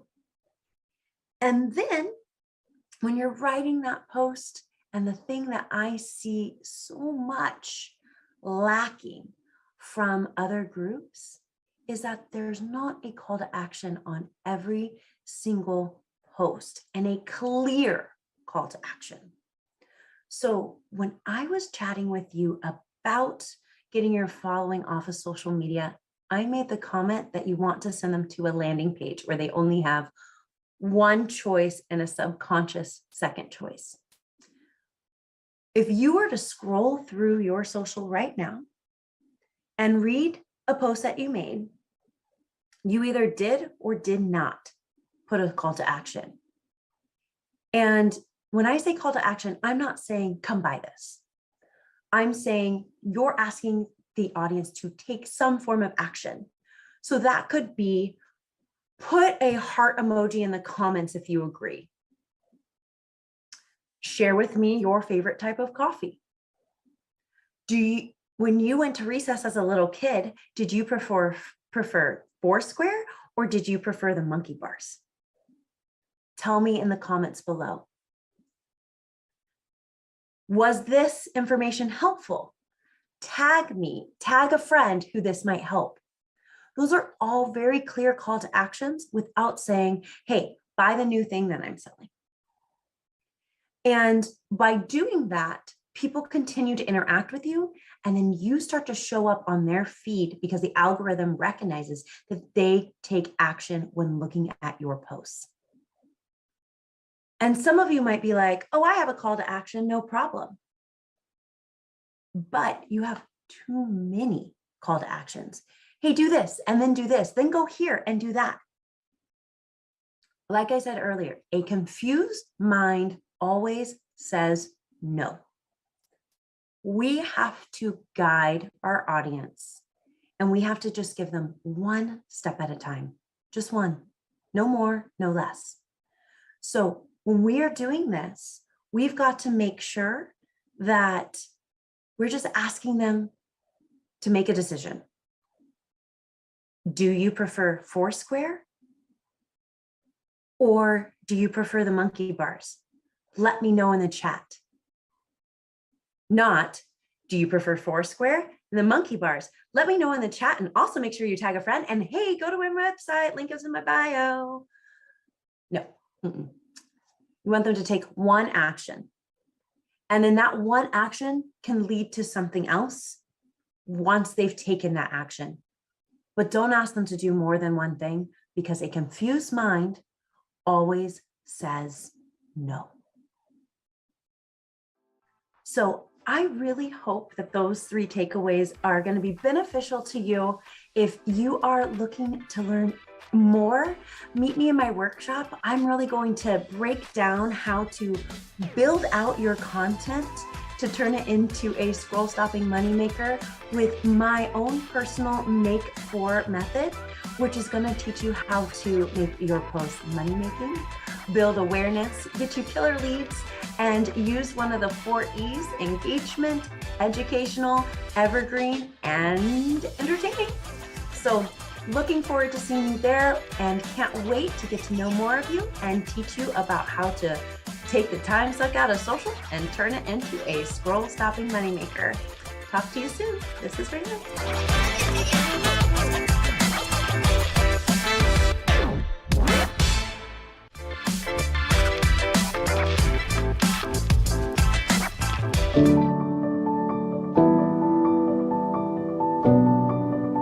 My biggest challenge was trying to find my essence in a toxic marriage that I had been in for 13 years. It was a roller coaster journey of feeling depressed, feeling not confident enough, not good enough, feeling less than. I lost all hope in myself.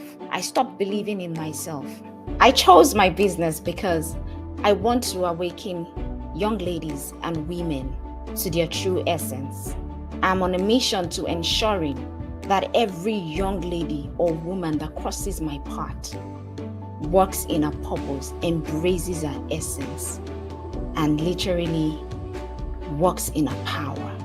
What's important for me is to see the lives of women transformed. What's important for me is to see that women are able to have a balance. They're able to create this balance between their marriage, their career, their personal lives, and at the same time, walk in their essence. Hi, my name is Femi Ayodele. I'm from Maryland, and the name of my business is Your Essence Life Coaching. If you decide to work with me, what I really want for you is your ability to put your life in focus, your ability to create a balance and to create boundaries wherever possible, your ability to stand tall and be able to say, I found my purpose, I'm walking in it, and I have found my power. I intend to make the world a better place, one woman at a time. I believe that if every woman could have a mindset shift to the point where they are able to embrace their uniqueness, embrace their power, embrace their essence, and they are able to flourish and blossom in any capacity that they find themselves. I strongly believe that this woman will be able to share this with their children and influence the world at large. You know what they say, teach a woman, teach the world.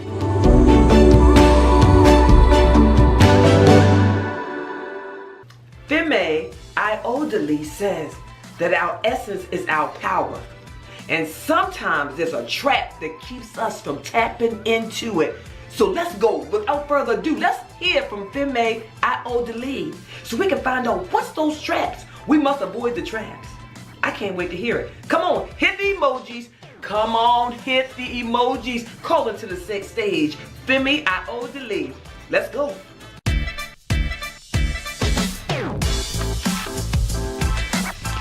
Hey there. Your essence as a woman lives inside of you.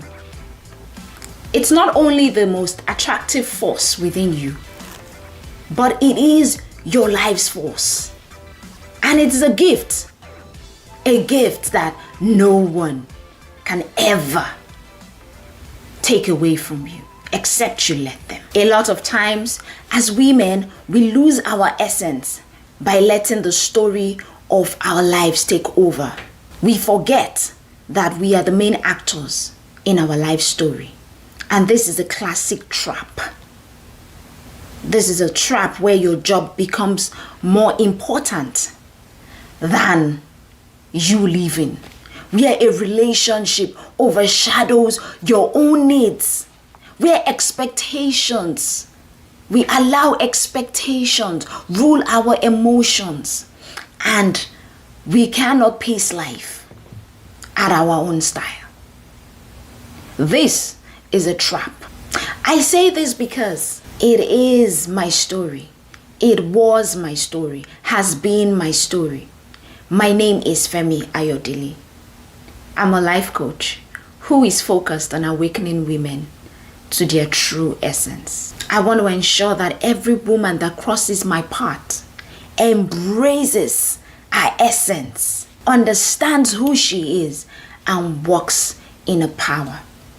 I do this because I was that woman few years ago who got into a toxic relationship which ended in a toxic marriage, and I ended up losing myself. There were things that I couldn't do or say, places that I couldn't go. I put every other person's needs before mine. I am that woman that would seek solace, refuge in her job, even though it wasn't fulfilling. In addition to all of this, I was walking around in a mask. Wanted people to believe that I had a perfect life when I really didn't. I was dying slowly. I was so unhappy, depressed, so empty and unfulfilled. I was a shadow of myself. And at that point, I knew that I needed a change.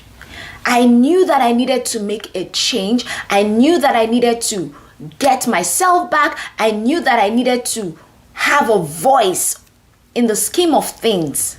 Above all, I knew that I needed to be good for myself first before I could be good for any other person. I had to set myself on a journey towards finding me.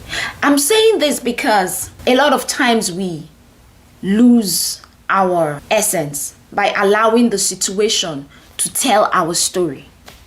Meanwhile, we are supposed to allow our essence tell the story irrespective of whatever circumstances that we find ourselves in. You are the star in your own movie. Hence, your essence is the power of your presence. Your essence is that power that you carry that touches people wherever you go. Your essence is the heat and light that comes from your burning log. Your power is only as strong as you believe it to be. The way you see yourself is how the world is going to take you. So the first step to take for you to start to live in your essence and embrace your power is you first need to ask yourself, what do I love about myself? Do I really love myself? What are those things that I love about myself? I found myself in a team building exercise, and the question was asked, what do you love about yourself? List 10 or 15 things that you love about yourself. I couldn't. At that point, I knew that there was trouble. I had to begin to write my affirmations and begin to say these things to myself. Another question that you need to ask yourself is, what makes you unique? What makes you different? In as much as situations will make you want to hide and fit in and blend in and hide yourself, your true self cannot be hidden. You are a wonderful woman with several wonderful qualities. There will never be any woman like you. Your habits, your idiosyncrasies, your values, your experiences, these are the things that make you unique. Are you able to articulate them and say, these are the things that make me unique? Another question we need to ask ourselves is, what are your strengths and weaknesses?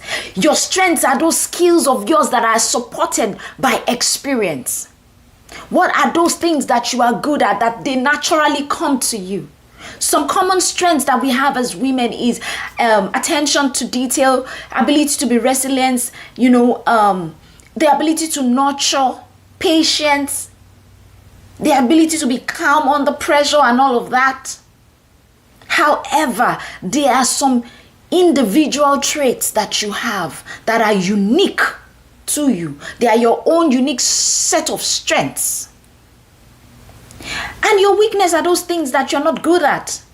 and they sap your energy. If you can identify those, now, I would not say you should waste your energy on your weakness, but work on it to the point where it doesn't rub off on your strengths. Another question that I began to ask myself was, what and who inspires me? When I was able to answer those questions, then I was able to understand where my interests lie.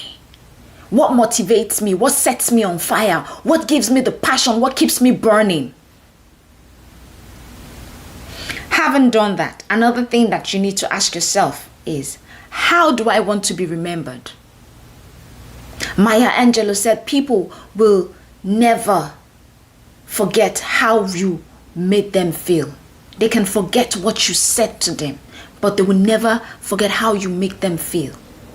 How you made them feel is the legacy that you leave behind. How do you want people to remember you? Do you want people to remember you as the praying mother? Do you want them to remember you as the woman that does not stand for injustice? Do you want them to remember you as the woman that has strong moral values? Do you want them to remember you as a businesswoman, as a high-ranking professional? What do you want them to remember you for? Do you want to be remembered as that woman that takes good care of herself and has a high level of self-love? Whatever you want to be remembered as will help you craft your essence. It will help you craft how you walk in life. It will determine the things that you decide to do.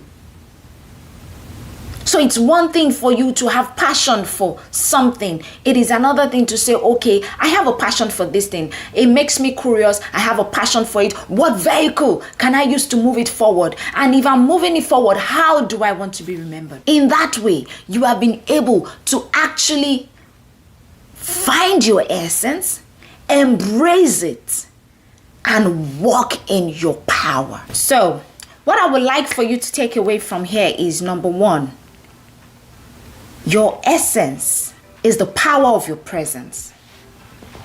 Number two, the first step to living a powerful life is understanding your essence. Without that, you might live life, but you might not live it with your life's force, with your power in it. And number three is embrace your essence and walk in your power. So with that, I say thank you for listening. Woman, put your life in focus. Have a good day. Bye.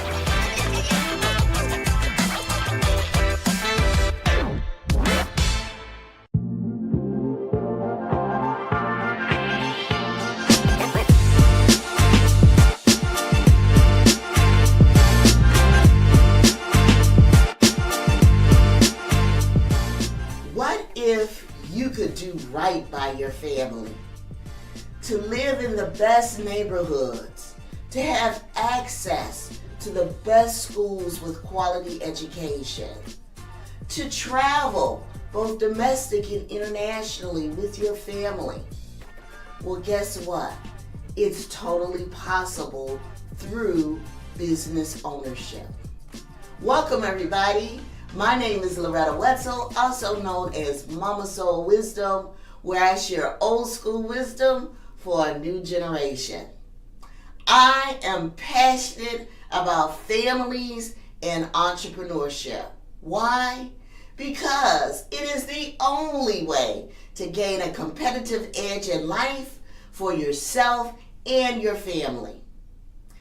I am on a mission to impact 500,000 individuals and families to monetize their own unique gifts and start a business. As a prominent family entrepreneur expert, I've had the privilege of helping families start their own business, everything from hair salons to real estate investing. My promise to you is to help individuals and families become financially independent through entrepreneurship. You see, business and entrepreneurship helps to develop multiple streams of income. And that eventually points toward passive income for true wealth. Now, if you enjoyed my keynote speech, then you know you got to stop messing around. Are you going to keep watching reruns of Empire or build your own? Are you going to keep watching Power or claim what's rightfully yours? So, how do you start your own business? I will reveal the necessary steps you must take when starting your own business. Be sure to download the workbook associated with this training first and then follow along. We must review, and first it all starts with mindset. Now, during my keynote speech, we talked about the following. Mindset.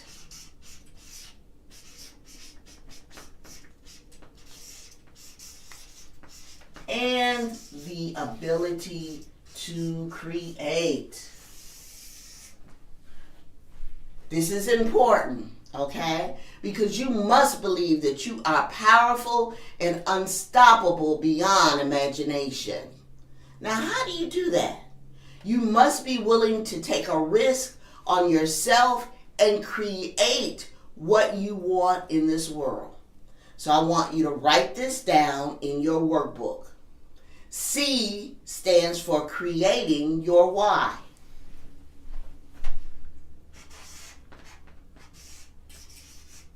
Create your why.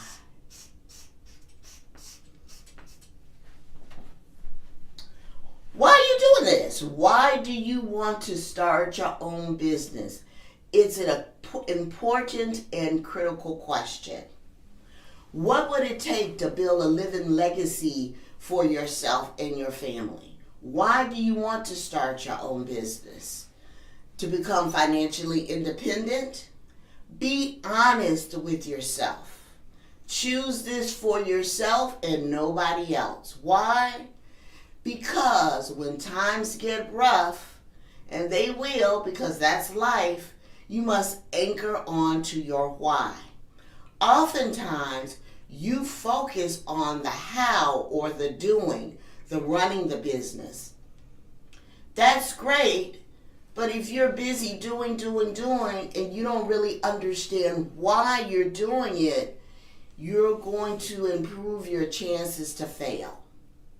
So there's some action steps associated with this letter C. In your workbook, I want you to write 3 reasons. 3, why you want to start and expand your business.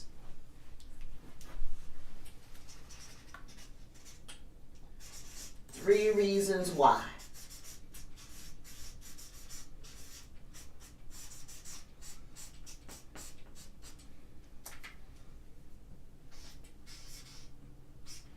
The next is R. R for read books.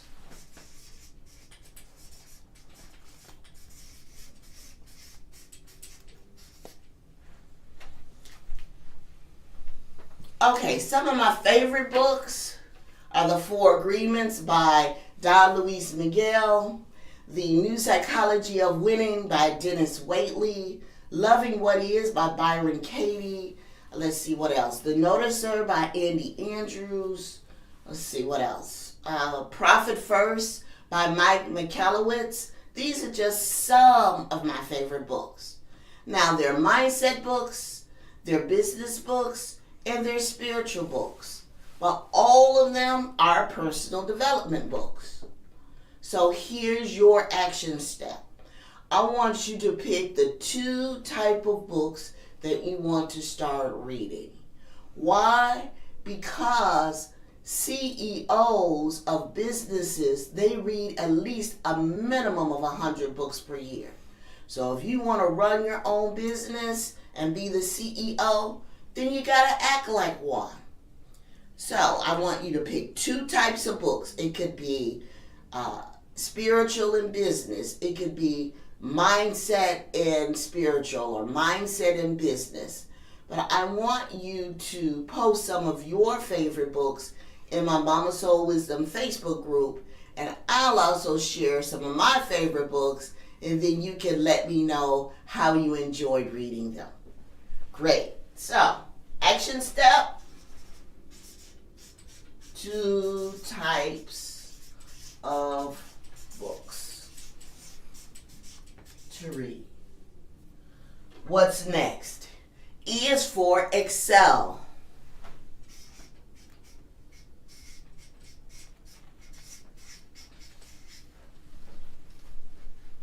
Excel in being the best, not perfectionism. Doing the best with what you have and getting what you need to get done. Here's a dirty little secret. Perfectionism kills. You are secretly telling yourself that you're not good enough, so you always are striving to make it perfect. It's not necessary. Stop messing around. So here's your action step. I want you to write down 3 things that you are good at. And it doesn't matter what it is. It could be cooking. You might start a catering business. It could be cleaning. It could be voice talent for voiceovers. It could be social media. It could be makeup, arts and crafts, writing, organization, whatever it is you're good at doing. I want you to write 3 things down that you are good at.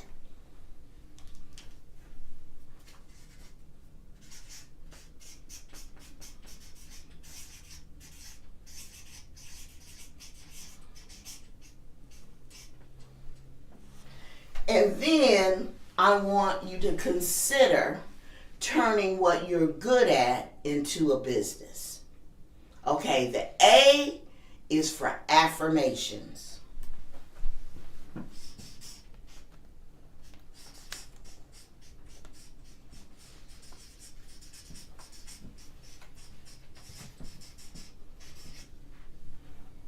This is critical.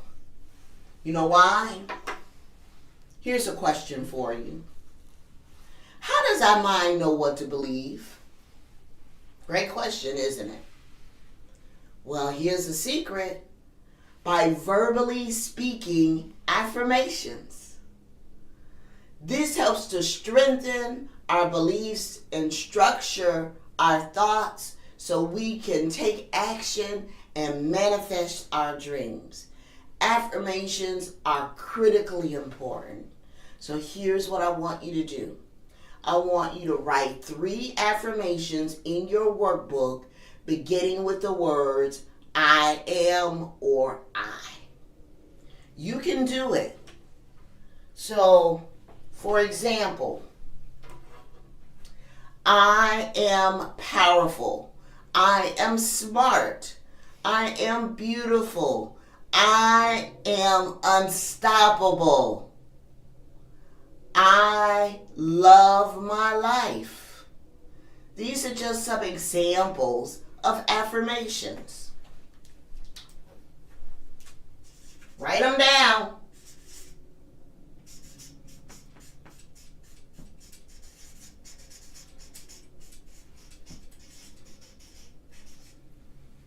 You must tell yourself every single day your affirmations. It is critically important. Now, if you want to see some of my favorite affirmations, you can go to my website.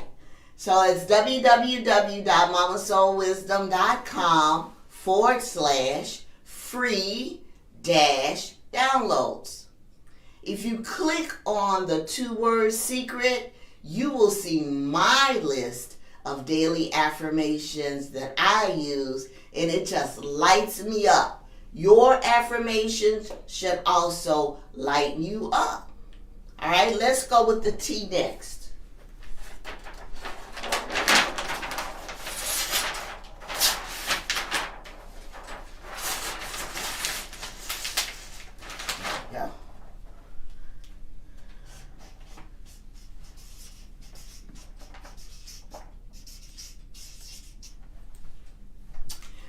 is for training.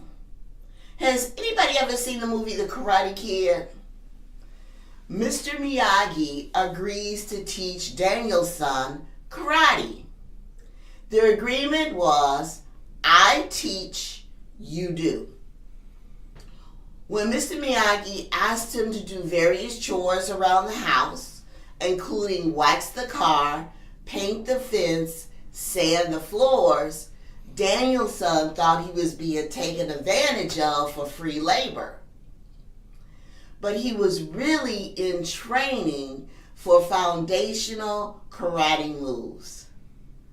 Until you train with what you know, the full manifestation of what that knowledge is supposed to be and do in your life will never show up.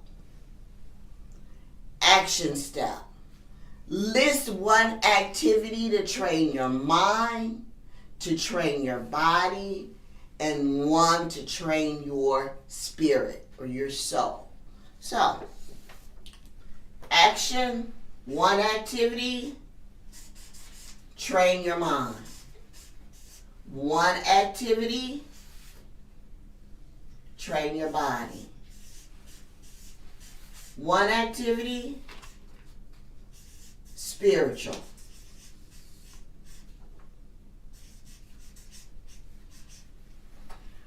Training your mind could look like meditation. Body could look like physical exercise, walking around the block or going to the gym. Spiritual could be prayer. You choose the 3 activities, but it is critical because your mind, body, and spirit must be in alignment. Alignment.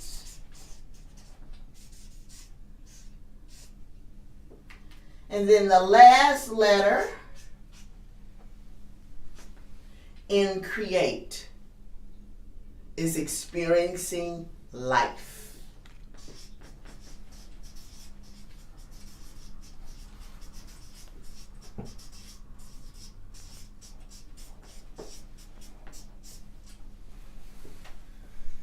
You gotta experience life, people. Life. Don't squash your dreams. Life is meant to be abundant with mindset first and then experiencing all that the world has to offer. So oftentimes we don't take a moment to pause and say, oh wow, I've always wanted to fill in the blank. So that's your activity step. List 3 things you've always wanted to do. It could be going to New York for a Broadway play. It could be traveling to Beijing to walk the Great Wall of China. Whatever it is, maybe it's taking your family to Disney World. Whatever it is that you've always wanted to do, I want you to list 3 things.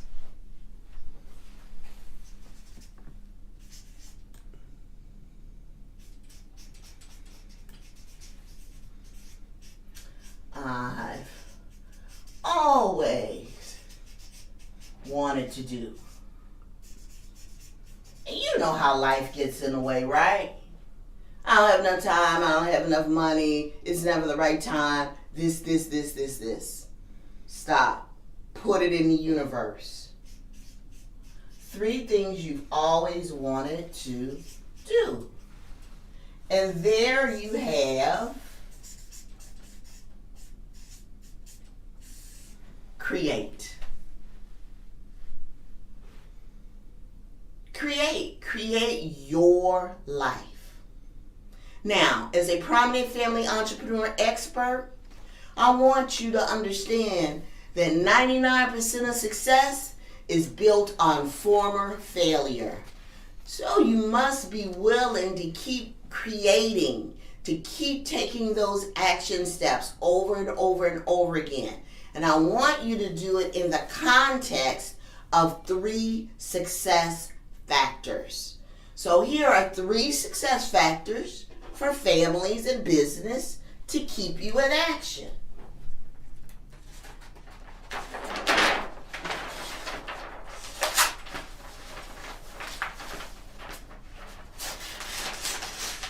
There we go. 3 success factors.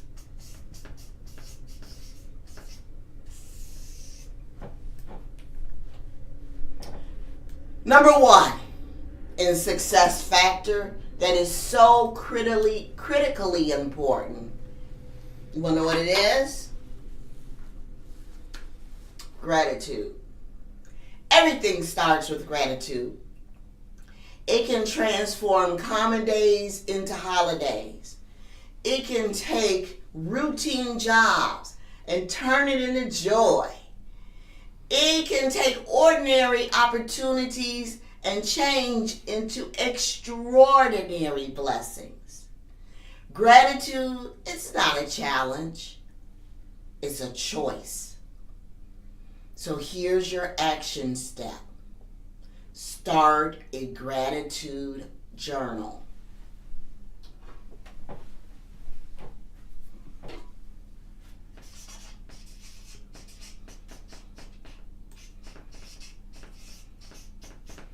Everything starts with gratitude.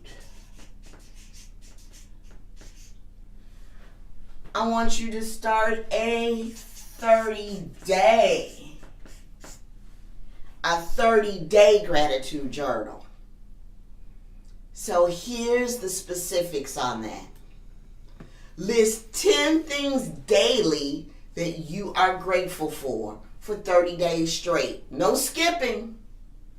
Now, you are not allowed to list what you've listed before previously in the past days.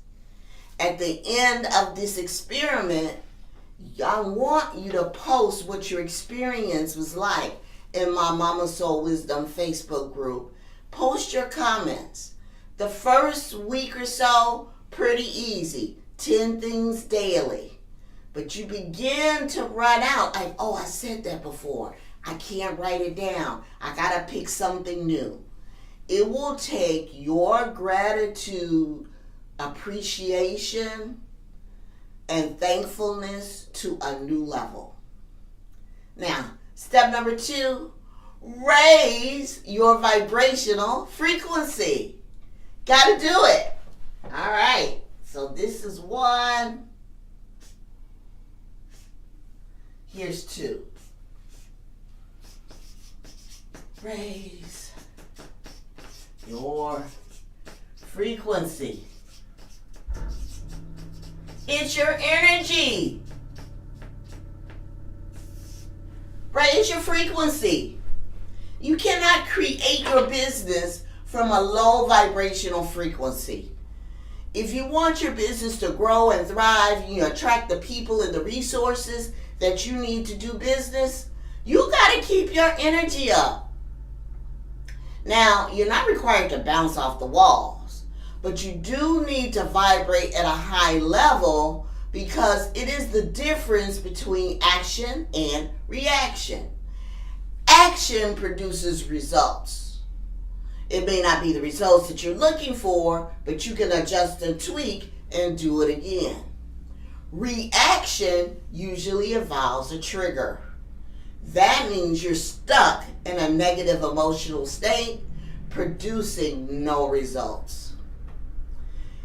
Now, what are ways in which you can raise your vibrational frequency? Deep breathing.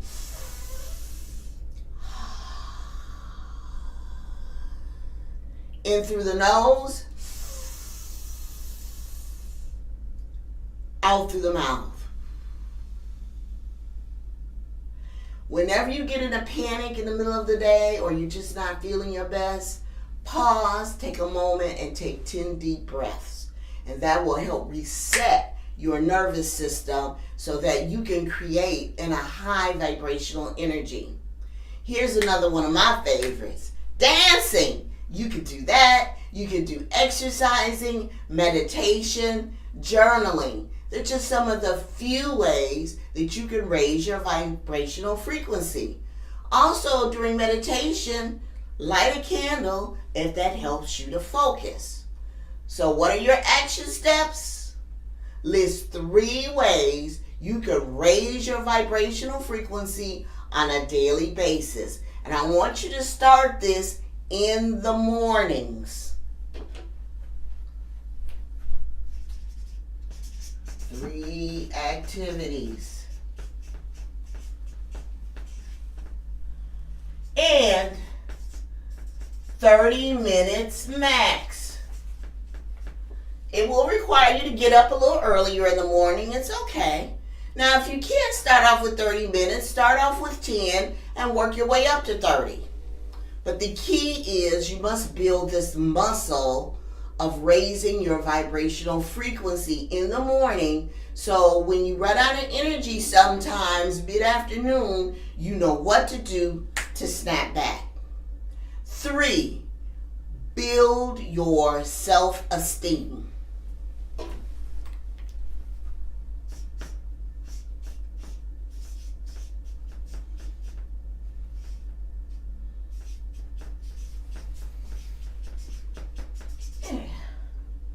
Okay? Self-esteem is having respect and a favorable opinion of yourself and also your abilities. Now, don't allow other people to place you in false frames. What do I mean by that? That means other people are defining who you are instead of you defining who you are. Self-esteem is critical. You must love and appreciate who you are in this world and what it is that you have to offer. So what's your action steps? Well, instead of watching the movie 10 Things I Hate About You, how about if we list 5 things that you like about yourself and how these attributes can be used in business? You can do it. 5 things you like about yourself.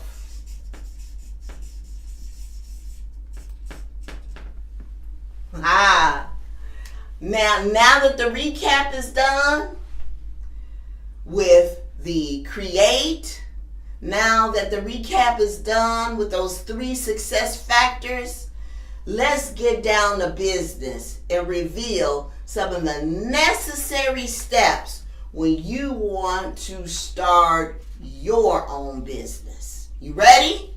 Okay. Let's get this going here.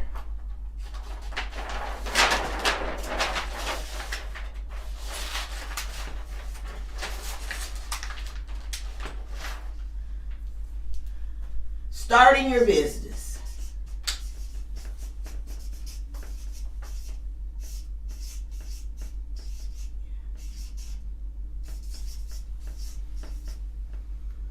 Step 1.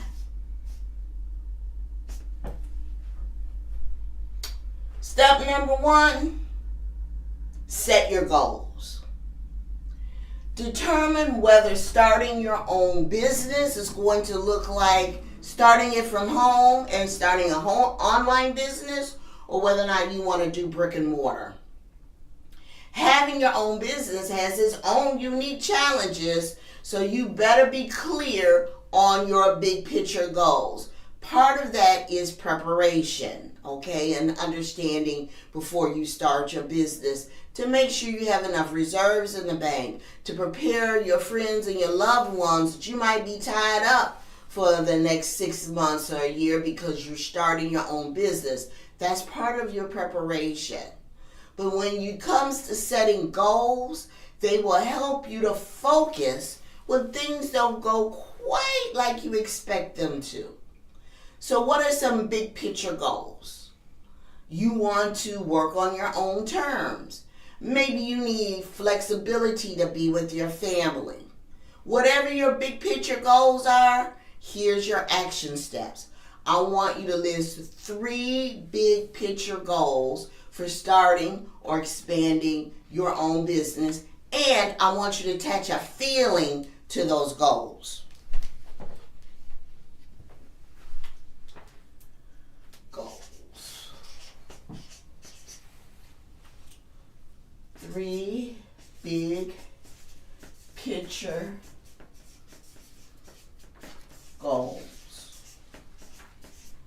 plus feeling. Why do I want you to attach a feeling to it? Because feelings anchor in beliefs. So just don't write down any old thing. Write down a big picture goal that has meaning to it, has emotion and feelings attached to it so that you can anchor it in.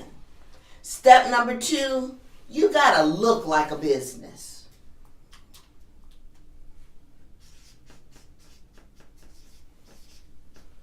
Look like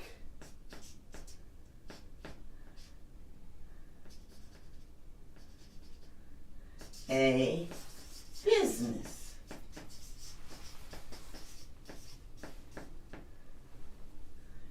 You know what? You can't just say you're in business. You gotta look like a business. Now here are a few tasks for you to complete. Number 1, you want to create a customized URL. It's a link for your business. Too many people have great business ideas, but they never really actually start a business. You can't have a business without having a link or a customized URL because you need it for your website. You need it for marketing materials. You want to be able to attract your target customers. Now, GoDaddy is a common service that you can use to go and get your customized URL link. But there are other vendors. You pick out the one that works best for you. Customized URL. Okay, what else do you need to do? You got to create a business email address. I like to party 24/7@gmail.com. That's not going to work. Or hotpants66@hotmail. That's not going to work. You want to be able to create a business email address because otherwise sometimes your personal emails are inappropriate for doing business. Now, usually individuals will often use their business name at gmail.com, and that's perfectly acceptable. However, if you have flexibility in your budget, consider securing a business email which looks like your name at bcs.com or whatever the name of your business is. So sometimes it's a small monthly fee, but it looks professional if you have a business email address. Business email. The next, business phone number.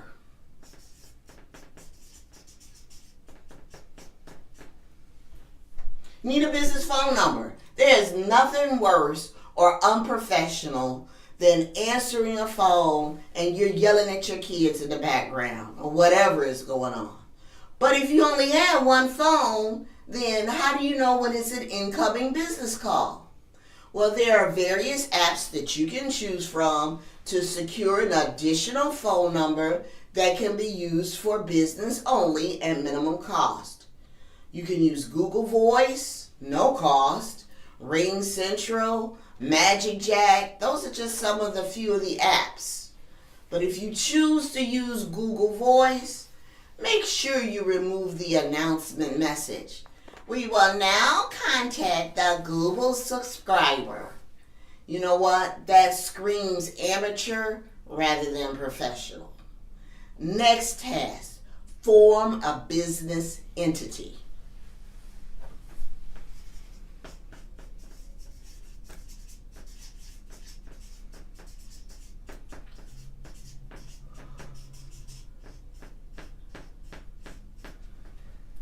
You got to form a business entity, and this is a big one that most people miss. Now, can you start your own business without incorporating? Yes, you can. It's called being a sole proprietor. Do I recommend that you start your own business without forming a formal entity? I don't recommend it. Creating an entity such as a sub-S corporation or an LLC for your business is critical for additional benefits. And here's the misperception. Most people think that you must form those corporations in Nevada or Delaware. Not true, people. That's for major C corporations. You must form your business entity in the state in which you're doing business in. Now, this will provide your business for many, many benefits. For sub-S corporation, first of all, you're going to pay significantly less in taxes by eliminating the self-employment tax. You can also start your business seasoning, and when you are applying for business credit in the future, they're going to want to know how long you've been in business. So you might as well start your formal entity now. It can also reduce the possibility of you receiving an audit notice from the IRS. That's just some of the few of the benefits by incorporating as a sub-S. Now, let me provide the disclaimer. I am not an accountant or a financial advisor, but I'm here to tell you, being in business for myself for over 10 years, my business partner over 40 years, this is what you want to do. So I want you to write this down. Go to pgwetzel.com to set up an appointment. The consultation is at no cost. You can have a conversation and say, I would like to set up a business entity. Can you support me? Now, the consultation is no cost, but to set up the business entity itself for incorporation, there is a fee, but the prices are reasonable. So I want you to write this down and go to pgwetzel.com. pgwetzel.com. Go to the website to set up the appointment. And if you mention BlackCEO22, you will receive a 15% discount. Next task, open a business banking account.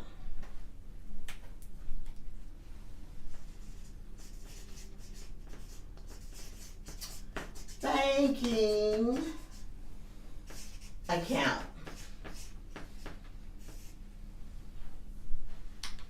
Now that you have a formal business entity, you have the necessary paperwork to take that to the bank and open up a business account so you can keep your personal income and expenses separate from your business income and expenses. This is critical for filing your taxes with the IRS and taking advantage of those business tax write-offs.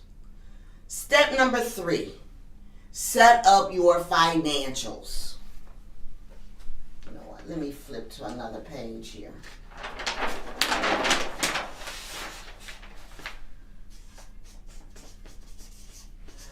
Set up financials.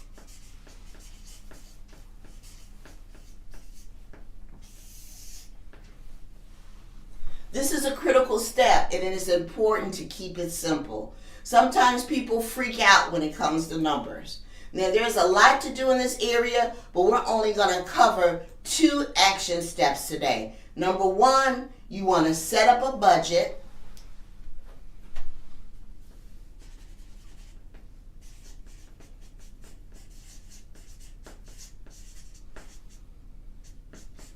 And here's the key word. Simple. Keep it simple. What does that mean? Income and expenses. That's it. That's all I want you to identify. Now, there are several software programs that can help you with budget tracking. You can consider free or low-cost options. You can have Mint. You can have QuickBooks Desktop Pro. But whatever it is, make sure you take advantage of any free trials before you invest. You want to be able to keep it simple. Now, you must also track your expenses. Track.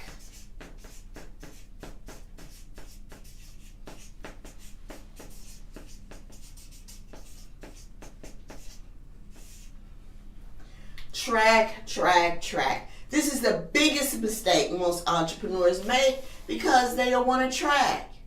You must track and then prioritize your expenses. I don't care if you take a 59-cent spiral notebook to track your expenses. It's better to use Excel, but whatever works best for you. But you must be able to track your expenses so when your money comes in and you know where it is going out so you can adjust. Really, basically, when starting out in business, you don't need a whole lot of fancy tools. You basically, for an online business, need 3 things. You need a laptop with strong internet. You need a mobile phone with good mobile phone service and access to transportation for networking and meeting clients when necessary. That's it for an online business. Now, there are many more steps when you first start a business, and I really don't have time today to share all of them. But if you choose to work with me, I will support you to the finish line, baby. Remember, there's a purpose for everyone that you meet. Some people come into your life to test you. Some people come into your life to teach you. Some come to use you. And then there are some who bring out the very best in you. I want you to take action. Thank you, Siri. I want you to take action. Don't wait. I can guide you to business success as long as you take the action and say yes right now. Sign up for my 5-day challenge, Prep Your Life, Prep Your Business. And each day, I will provide you with simple tasks you can accomplish to begin building your business, achieve your dreams, and come out a winner. Go to my webpage with BlackCEO22 and sign up for this no-cost challenge. It's a fun way to see whether or not you have the chops to start your own business and succeed. Now, the 5-day challenge will start soon after the conference. So pay attention, sign up, and I will see you on the other side. Remember, the opposite of fear is not love. The opposite of fear is empowerment. Create your dream business and start taking those baby steps today. If you can dream it, you can achieve it. My name is Loretta Wetzel, also known as Mama Soul Wisdom, sharing old school wisdom for a new generation. I'll see you soon.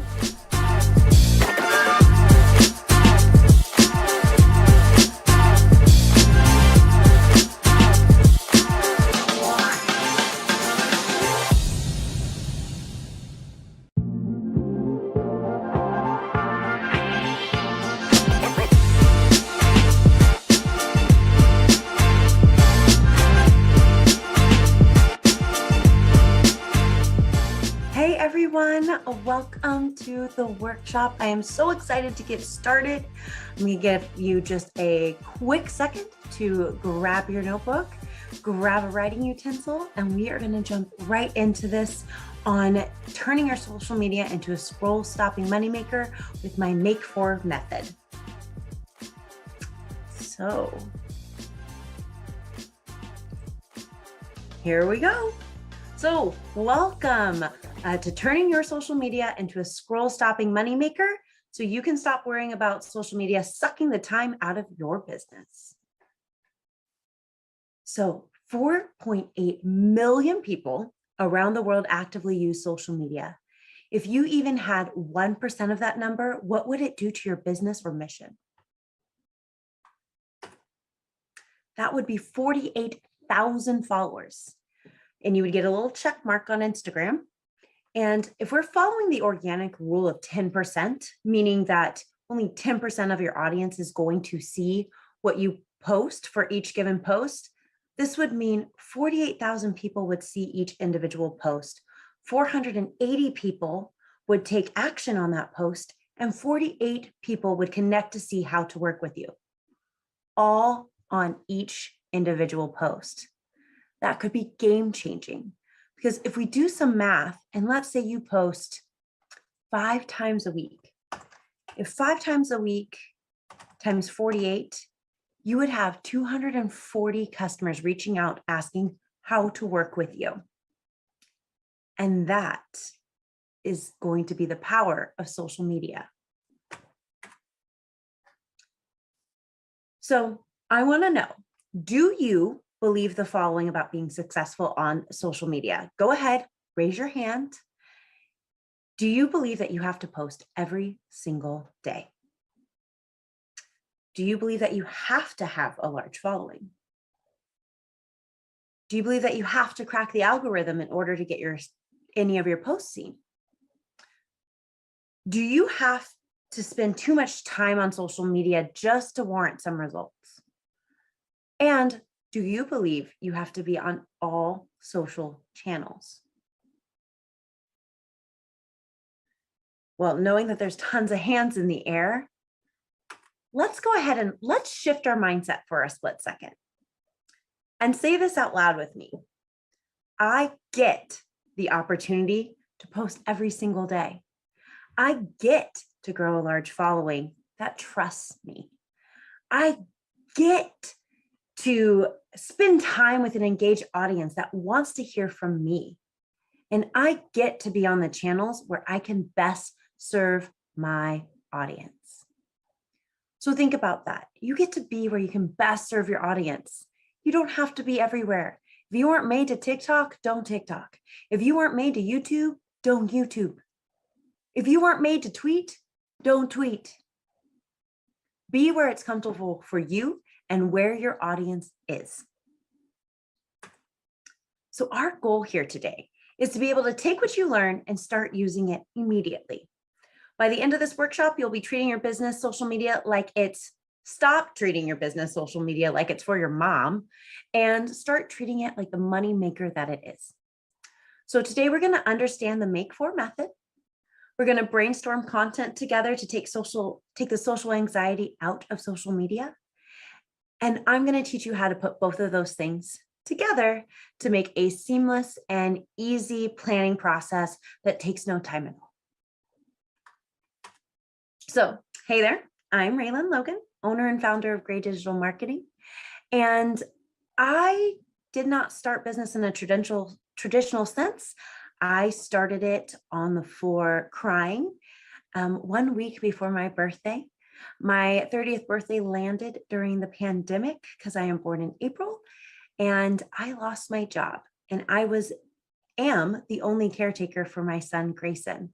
So one day I was scrolling through the gram, looked at my beautiful baby boy and said, looks like I'm going to teach people how to use social media. Went out into the world, put my fashion marketing degree to the test and my knowledge of social. And the world kept spinning. George Floyd was murdered. I became that go-to expert for diversity and inclusive marketing, and the rest is history. So since that time, I have become an award-winning marketer, being listed as one of the top 50 Black marketers according to the African American Marketing Association, alongside names such as Bazoma St. John, who is the CMO for Netflix. Within my 10 plus years of experience within sales and marketing, I have noticed that there's just an opportunity to do better with a diverse and equitable lens. So within the last 5 years, I've been focusing on making that change. I have been speaking about my experiences and ways organizations can improve their marketing efforts on podcasts, panels, and conferences such as Sales Fuel, Business Over Beers, and nationally for the American Marketing Association. I'm very involved in my community. I coach cheer, I mentor for Parachute Media, Portland Prosper, and PI, the Portland Incubator Experiment, and I volunteer with the Juvenile Diabetes Research Foundation. So if you want to grow your revenue 5 times faster and reach out to a diverse audience, I am your go-to expert, and I will help you generate business doing so with an equitable and diverse mix. So what I'm going to share with you today is going to blow your mind. And I'm going to start that by saying content is not king. And I'm sure some of you are sitting there being like, what? The social media expert is saying content is not king. No, it's not. Conversion is king. And our goal is to say hello to the money, because if your business is not generating money, it's not a business. It's a hobby. So we want to be able to take those posts and get them to work best for you. And that's what we're going to work on here today. So welcome to the Make For method. This is my proprietary method on how I put together content to best create a sales funnel within my social media and turn it into the scroll stopping moneymaker that it is. I'm tongue-tied today. So M stands for money making. 10% of your posts over a given time should be money making. And 40% of your posts should be building brand awareness. So that leaves us with 15% of your posts to actively be generating leads. And so we have the K stands for killer leads, meaning those are people we want to interact with, we want to do business with. They're not giving us a headache. They are actively giving to us and we're actively giving back. And then we want to look at our 4 E's. And these are so important to this, especially as it pertains to social media. So 35% of your posts should be one of the following E's: engaging, entertaining, educational, or evergreen, meaning no matter what time of year it is, it still holds weight and is strong for your audience day in, day out, 24/7, 365 days a year. So let's learn how to use these to best work for our social media. So I start with money making. Even though it's the smallest percentage of what you're going to be doing on social, we start with money making, because that's the number one thing that is on your mind. And it is our end goal that we have in sight, is to generate revenue for our business. And as we're doing that, we want to make sure that that ask is still engaging, it's entertaining, it's pulling in our audience to make that happen. So we're going to start with our end game in sight. And I'm going to go through 3 different versions of this, depending on if you are a coach, depending on if you own a product that you are selling, or if you are a service provider. So after this, you can definitely use this information for one of your posts as you're going along and be able to just take this copy, it's yours, and see what kind of generation you get with it. So as we go along and these next 4 steps of the Make For method, I'm going to be giving key examples in all 3 of these areas. So if you are a coach, and play pretend with me here for a moment, is you could say, you could write this copy with a photo that says, there are no guarantees in life except ... Okay, so as your coach, I can't guarantee that you're going to get a Maserati tomorrow. But with my signature coaching program, the Make For method, I can guarantee a few things, like you will start getting DMs in your inbox asking how to work with you. I can guarantee that you're going to get a sale once a month. I can guarantee that people are going to look to you as the go-to expert in your field. Are you ready for a little bit more of me in your life? I'm offering free one-on-one calls with potential clients for the next 3 days. Send me a direct message and let's chat. So what's really great about that is it is engaging. It's sharing and teaching folks exactly what it is and what you do. And it has a call to action. And our goal is to get them off of social media. So by saying DM me so we can book a call allows me to better convert that person into being a potential client in the future and is going straight for the money. Let's try product. And just so you know, I'm making up some of these on the spot. So bear with me. Some of our products might get pretty hilarious as we move through because I don't sell products naturally. Soap classes in session. That's right. Today we're sharing a step-by-step demo of how to use soap. So we hope to answer any little questions you might have. Soap is our most popular. So if you haven't snagged it yet, hopefully this demo will inspire you. Ready? Here's a step-by-step tutorial on how to use soap. First, you're going to squirt a little bit of it in your hands. Then you're going to turn on your sink water and put your hands underneath and start rubbing them together. Then we're going to get it nice and bubbly and rinse it until there is no more bubbles. Then we're going to turn off the water, dry our hands. What do you want one for yourself? Send me a DM and I'll get that direct product link to you. I hope everybody has soap. But as you can see, I'm giving a way to show how you use that product in your daily life. And sometimes seeing things in action is all anybody needs to be like, ooh, I might need that. That solves a problem for me or gives into a want or desire. And by saying, hey, if you DM me, I'll give you the direct link so you don't have to go looking for it, even better. We shortened the gap on what it took to get to that product.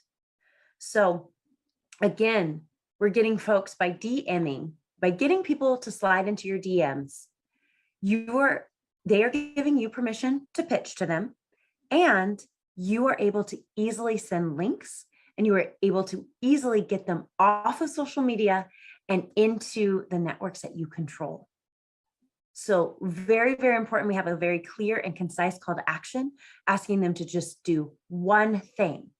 So if you heard my keynote, it is really important that that call to action is asking your audience to take one action and do one thing. So let's move on to services. There's many service providers here, marketers, agencies, virtual assistants, and services are really, really important to what we do as business owners. So let's talk about if you are a service owner. Intimacy can be scary.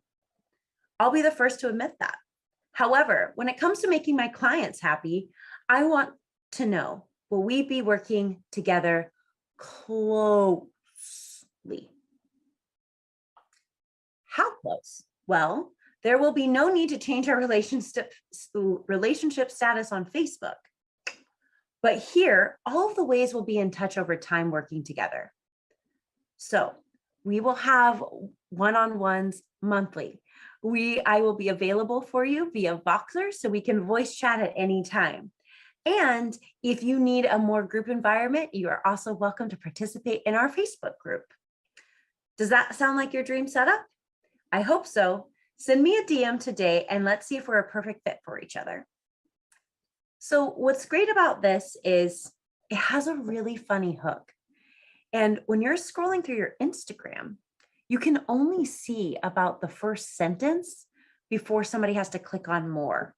So when I even said intimacy can be scary, I was like, where in the world is this going? But to talk about the relationship that you have with your clients is really important because it is a more personal relationship when you're giving services. And that is something we have to be mindful of. So get to the crux of the problem quickly, even if it's with humor, it's entertaining. And that is what puts us in one of our 4E categories, is that is entertaining. It's also educational for somebody who's learning how to work with a new service provider. So keeping that in mind, that is just an incredible way to have fun and meet the needs of what people are looking for on social, while also giving a very clear hey, I'm available to work with right now. Am I a good fit for you? So that's money making, but that's only 10% of what you're doing when posting on social media.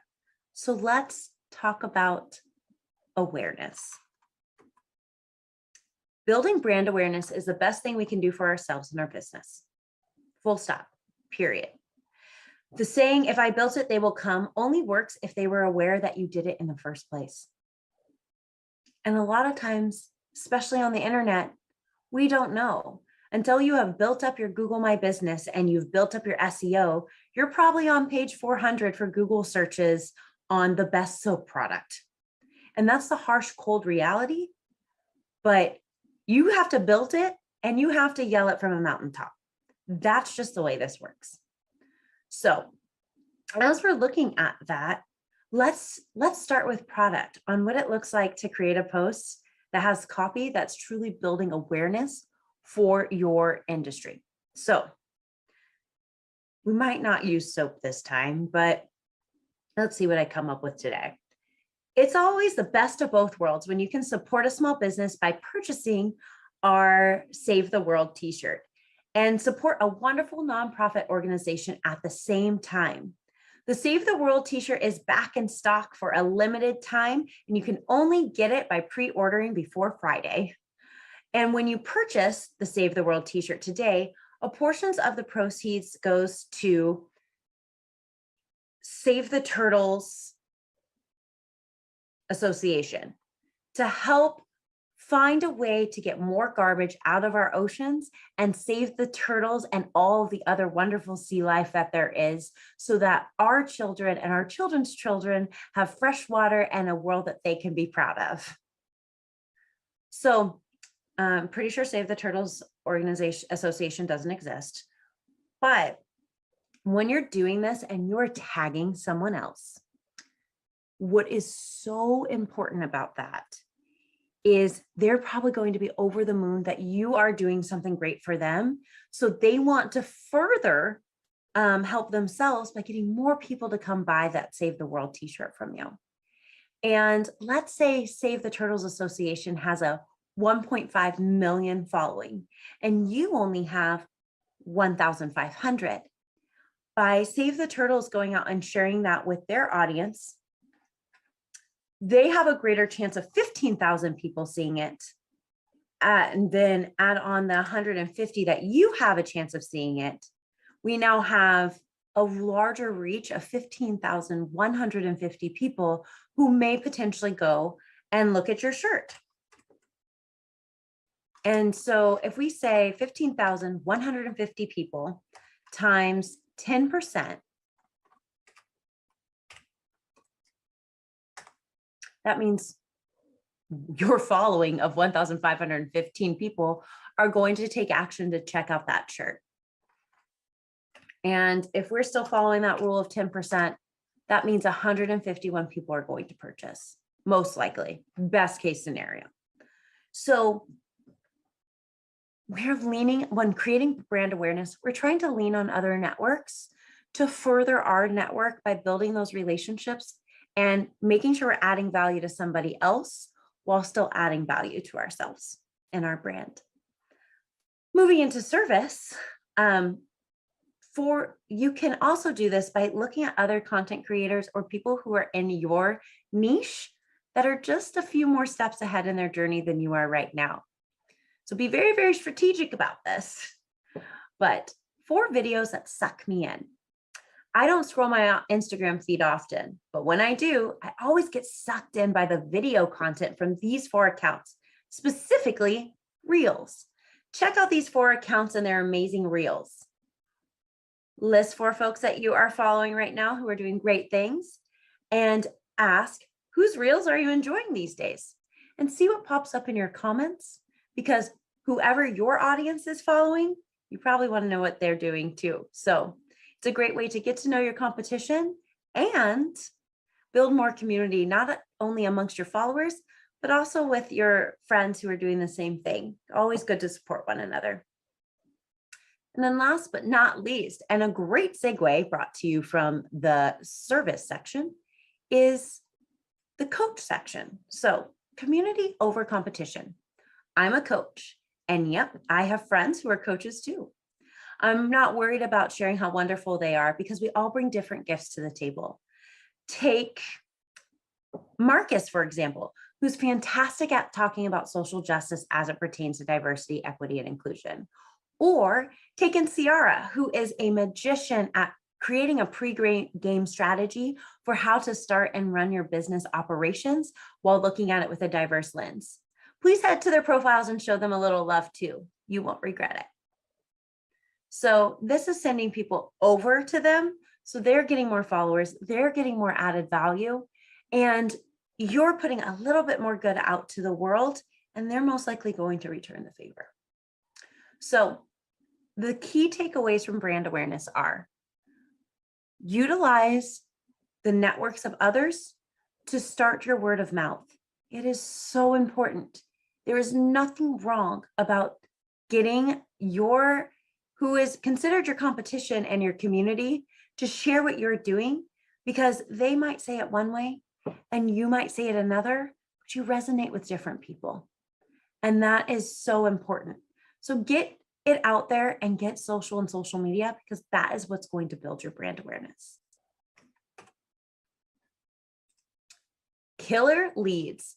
The best thing about this is I just needed a word that started with the letter K. So MAKE was a true acronym, but let's get down to it. Everyone loves a lead that actually brings in the money. Finding qualified leads can also be really hard, but you can do so by passively using the copy I have for you below. So let's kick it off with service this time. What's in a word? Recently, I asked my current and past clients to describe me and my services in one word. And here are the top 5 common words I got back. I got back relaxed. I got back vibes. I also got back bold and funny and easygoing. If these words describe the kind of service provider you'd like to work with, don't hesitate to book a call with me today. So this is just people, it's like very vague on how they're going to book a call with me. But if this person were to take action and click on the contact button on my Instagram, if they were to pop it in the comments, or if they were to DM me, I could just send them the link to book a call. And I can get them onto my email list quickly and start telling and sharing why they should know, like, and trust me. Looking at it from a coaching lens, the struggle is real. As a coach, I keep things private between my clients and I, of course. But lately I've noticed a few similar themes pop up between my various clients. Here are the top 3 things I see my clients with struggling right now. If I take this action, is it going to be performative? How do I know I'm going to get results from this action? And I'm scared. What are others going to think of me? Are you working through one of those challenges right now? Send me a private message and let's get you out of this hump. So this is just inviting somebody to say, let's have a dialogue. Let's talk about it. I'm not saying that I'm going to charge you anything. I'm not saying any of that. I'm just saying, hey, welcome to my circle. Let's do this. Again, if you have that private conversation with them in your DMs, that's allowing you to build that know, like, trust factor. That is so core to your business, especially if you are a coach. And it's giving you that lead that you can ask and say, hey, I hope this was helpful. Was that helpful for you? Do I have your permission to share with you how we can work together further? Simple, easy, to the point, but it allows you that ability to start having that dialogue. And then last one, best one, product. Can you spare a square? No one likes running out of their favorite product, let alone toilet paper. The good news, we can make sure that you never run out of your fave again. All you have to do is comment "spare me" below, and we'll send a link to get on our mailing list so you never have to be without again. Go on, give it a try. We'll see you in the comments. So this is just asking people to just do something to be reminded of when a product comes into play. So if you're a retailer and you sell you have a go-to cami if you're a women's retailer and you always have it in nude, black, and white. And we know there's still always going to be there. And then we have a pop of color. So in the month of March, it's going to be green, hot pink, and pale blue, because we're moving into full-blown spring. And there's some people who they swear by this cami, they wear it under all of their clothes, and they collect those pops of color. And sometimes they also need to be reminded that it's time to switch out that white because it's no longer white. So getting them on your mailing list for their favorite item and sending those like monthly seasonal reminders saying, hey, meet the new color of the season. Have you replaced your black one yet? Has it faded out? Is going to be so important to your business. And again, like I said in the keynote, it takes them off of social media and into your network that you own, because you don't own social media. And it's really important to use this as a tool to funnel your business, and your business isn't on social media. Your business is with you. This is just a tool to get people moving in the right direction, and that right direction is you. And now let's move on to the 4 E's of the Make 4 method. So our 4 E's are engagement, educational, entertaining, and evergreen. The best part of social media are these 4 things. People go to social media to see what a company and brand does. And so we'll stick through there and we'll look at products and we'll do these things and we'll see if they're the things that last forever and be evergreen. We sometimes just scroll through it to be entertained because we have nothing better to do. And so I don't know about all of you, but I died laughing over that gentleman skateboarding with a cranberry juice. Like, why? That man now makes millions helping out Ocean Spray.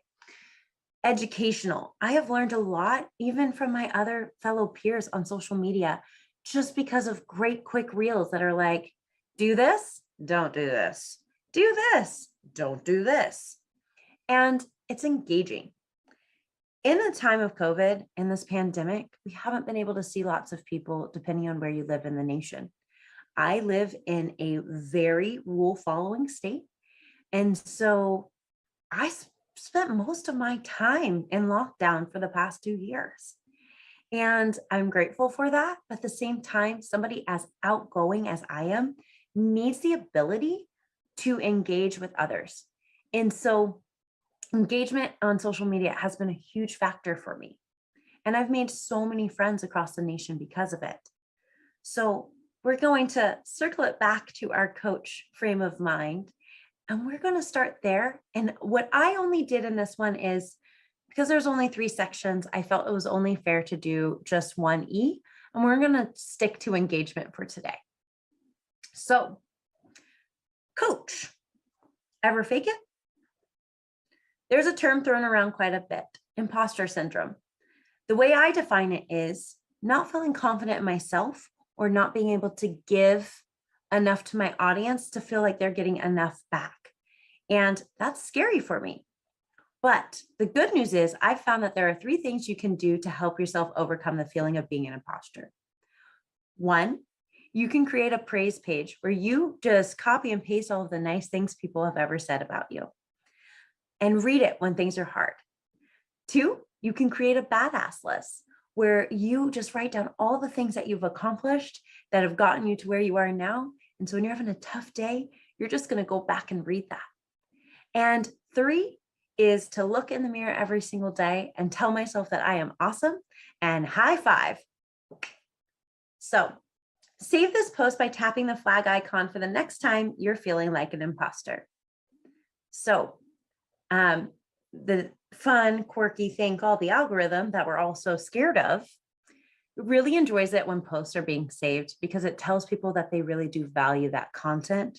And every single time you have a post that's getting great engagement, like people are in the comments, people are sharing it, people are saving it, the algorithm recognizes you as somebody that people want to engage with and hang out with on social media. And that's what continues to bump up your posts. We're not going to talk about that today, but that's just a little bit of an insight on how the algorithm works. Moving right along to product. Product, recycling, upcycling, and repurposing. What's the deal? These aren't just trends, but actual ways that you can get your wrap-up cardigan to live on long after you first purchased it. Have you ever considered how you might be able to repurpose one of our products? Here's a fun idea for you. Take your cardigan and wrap it around twice. Grab a really cool belt that you've saved from the early 2000s, pop it on, and throw on a pair of skinny jeans and your favorite thigh-high boots. And voila, you're ready for fall. Let us know in the comment, have you tried something like this before? So telling folks how they can get more use out of what you are selling is instrumental, especially as we go into an age of being more of a minimalist, as many of us are looking to saving our environment, as we go into an age of inflation and we're just trying to stretch it. A lot of us had to feel that pain at the beginning of 2020. And so we've learned over time to just get what we can reuse and repurpose. And as we're still facing supply chain issues, and you're somebody who sells a product, you're probably going to want that to stretch for a while. And then last one, best one, and our last one before we switch gears is service. Where's Waldo Office Edition? Here's a snap of my current workplace. Yes, where all the magic happens. Some of my clients are surprised to see how messy, and I mean it, messy it is. Take a look at all my gadgets and gizmos. Am I missing anything? I mean, I have a cheer bell. I have lipstick. I've got a very fancy mirror, in case you need one. Probably blinded somebody with that one. And about 15 ring lights. So am I missing anything? Only time will tell. I'm definitely not going to give anybody a snapshot of the mess back here, but it's a great way to make you seem human. And that's something that as you grow on social media, people seem to disconnect from and need to be reminded that once upon a time, you were just like them and started out with 0 followers. And that's okay. There's nothing wrong with humanizing yourself because it's what people need. People connect with people, not businesses, not items. People connect with people. And that's how you become a really great salesperson, is if you can get to understand the people that you serve. So let me know, what do you think of this make for method? What are you going to try and how is it going to help your business? And as we think about that, we're going to shift gears because now I want to show you how to brainstorm your content to best plan for success in social media before we put both of my methods together. So I'm going to take a second to stop sharing and I'm going to pull out my handy dandy whiteboard and we are going to create a bubble brainstorm chart. So do you remember when we were kids and we were expected to brainstorm our papers before we wrote them so we could get the best idea possible? I want to say I did it, and I know I did it in 5th grade, but I remember doing it as early as 3rd. So I'm going to take us back to our 5th grade classroom and we're going to start bubble brainstorming. All right, got my handy dandy expo marker and whiteboard. So let's get this set so you can kind of see my board a little bit better than we could before. So we are going to just draw a circle on our paper. And in that circle, I want you to write the name of your business. So I'm going to acronym mine because mine's really long. So Gray Digital Marketing. And I'm going to draw a line here and I'm going to write different things that I can talk about in my business. So I can talk about diverse and inclusive marketing. I'm going to shorten a lot of these things because I will run out of space. Draw a circle around that. I can talk about social media tricks.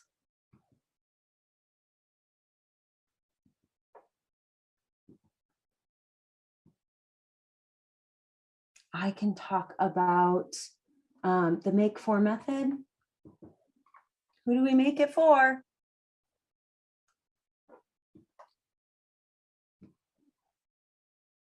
And I can talk about power of market research.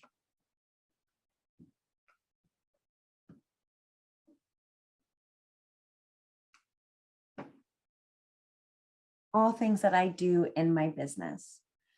And what I'm going to do from there is I'm going to break it down further. So since we just went over the make for method, I'm going to use that as our example right now.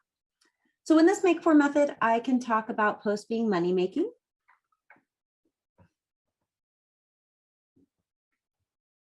I can talk about awareness posts.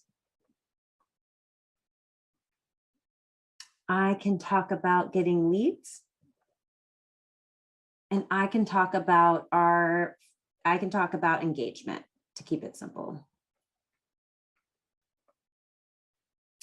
And I'm going to go through and I'm going to do those for every single one of these if I were you. So as we're looking at this, bringing it back, we're going to put our business in the center, what it is that our whole orbit circles around, and the different main topics that we talk about within what we do. Then we're going to take those large topics and we're going to talk about all the micro topics that come with it. And as you're planning this, I suggest that you do it once a month. And doing it once a month is going to get you to be able to plan an entire month's worth of content. So let's do some fast math. Let's say I have 4 ideas for this and 4 ideas for this. Looks like fun little suns. 4 ideas for this. And each one of these ideas has a money-making post, an awareness post, a killer leads post, and a engagement, educational, entertaining, or evergreen post. So let's do some quick math. This is 4, this has 4, this has 4, this has 4.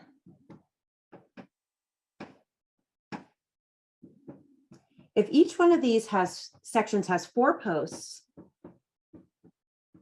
within the subsections, that means each subsection is getting 16 posts a month. So 16, 16, 16, 16. And what is 16 times 4? Well, that's just not math that I have the power to do right now. So 12 plus 12 is 24. We're going to carry the 2.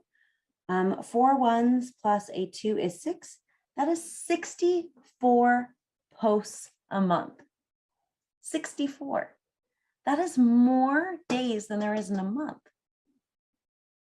And I bet you could probably do this in under 10 minutes because you know your business best. So if you had the power to just pick, say you had 4 topics in your business, and I'm sure some of you have more, don't go over 7. But you have 4 topics in your business. And of those 4 topics, you can make a money-making post, an awareness post, a killer's leads post, and an engagement post for every single one. Teaching your audience, letting your audience get to know you, letting your audience engage with you, letting your audience choose to learn how to work with you, and letting your audience buy from you. If you did that, if you posted basically twice a day, and you did this at the beginning of every month, you would never not know what to post. And the anxiety of what to post today goes out the window and is made so simple because you took 10 minutes to plan for it. And you did it with intentionality because you did it with the end goal in sight. And that end goal was to make money by putting it together with the make for method. So take a minute, take a beat, and do your bubble brainstorm chart right now. Give yourself the opportunity to just think of 4 things in your business you can talk about and 4 subtopics within those topics you can talk about. And then I bet you it won't be too hard to come up with quick posts, because social media wasn't meant to be long form. It's bite-sized pieces. So how do you eat an elephant? One bite at a time. So let's put that away. Let's fix this camera. Gotta love angles, everyone. And let's get back to sharing our screen. So let's go over real quick what we covered today. So we started with lesson 1, which was structuring our content with using the Make For method. Setting up your post for conversion success is what helps you grow your business. By following that Make For method, you are setting yourself to be the expert in your field and serving your customers 24/7, 365 days a year. Lesson 2, we covered how to brainstorm your content. I did it in under 5 minutes, but I didn't complete it. So this takes that social anxiety out of social media, and it gets you off the metaphorical hamster wheel of, what do I post today? Giving you space to think clearly and see the path forward. And that is what lots of people struggle with. And then lesson 3 was putting it all together. Putting a process to your social media funnel with clarity on the topics you cover for your audience will put you ahead of your competition. Almost every single person who works with me tells me that they don't really have a plan. They don't know what they're going to post.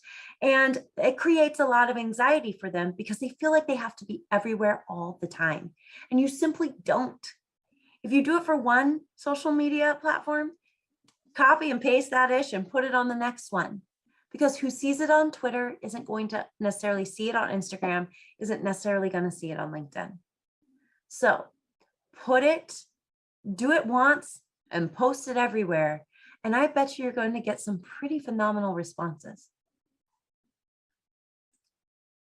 So at the end of this, did you know that you have the world at your fingertips, literally in the palm of your hand? So start posting right now, if you didn't already do so in this workshop.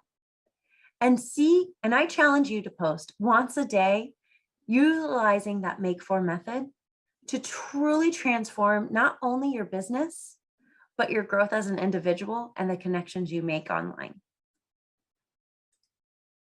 But there's so much more to this that I couldn't just teach in a workshop that goes beyond the Make For method. So if you're interested, slide into my DMs and DM me the word make.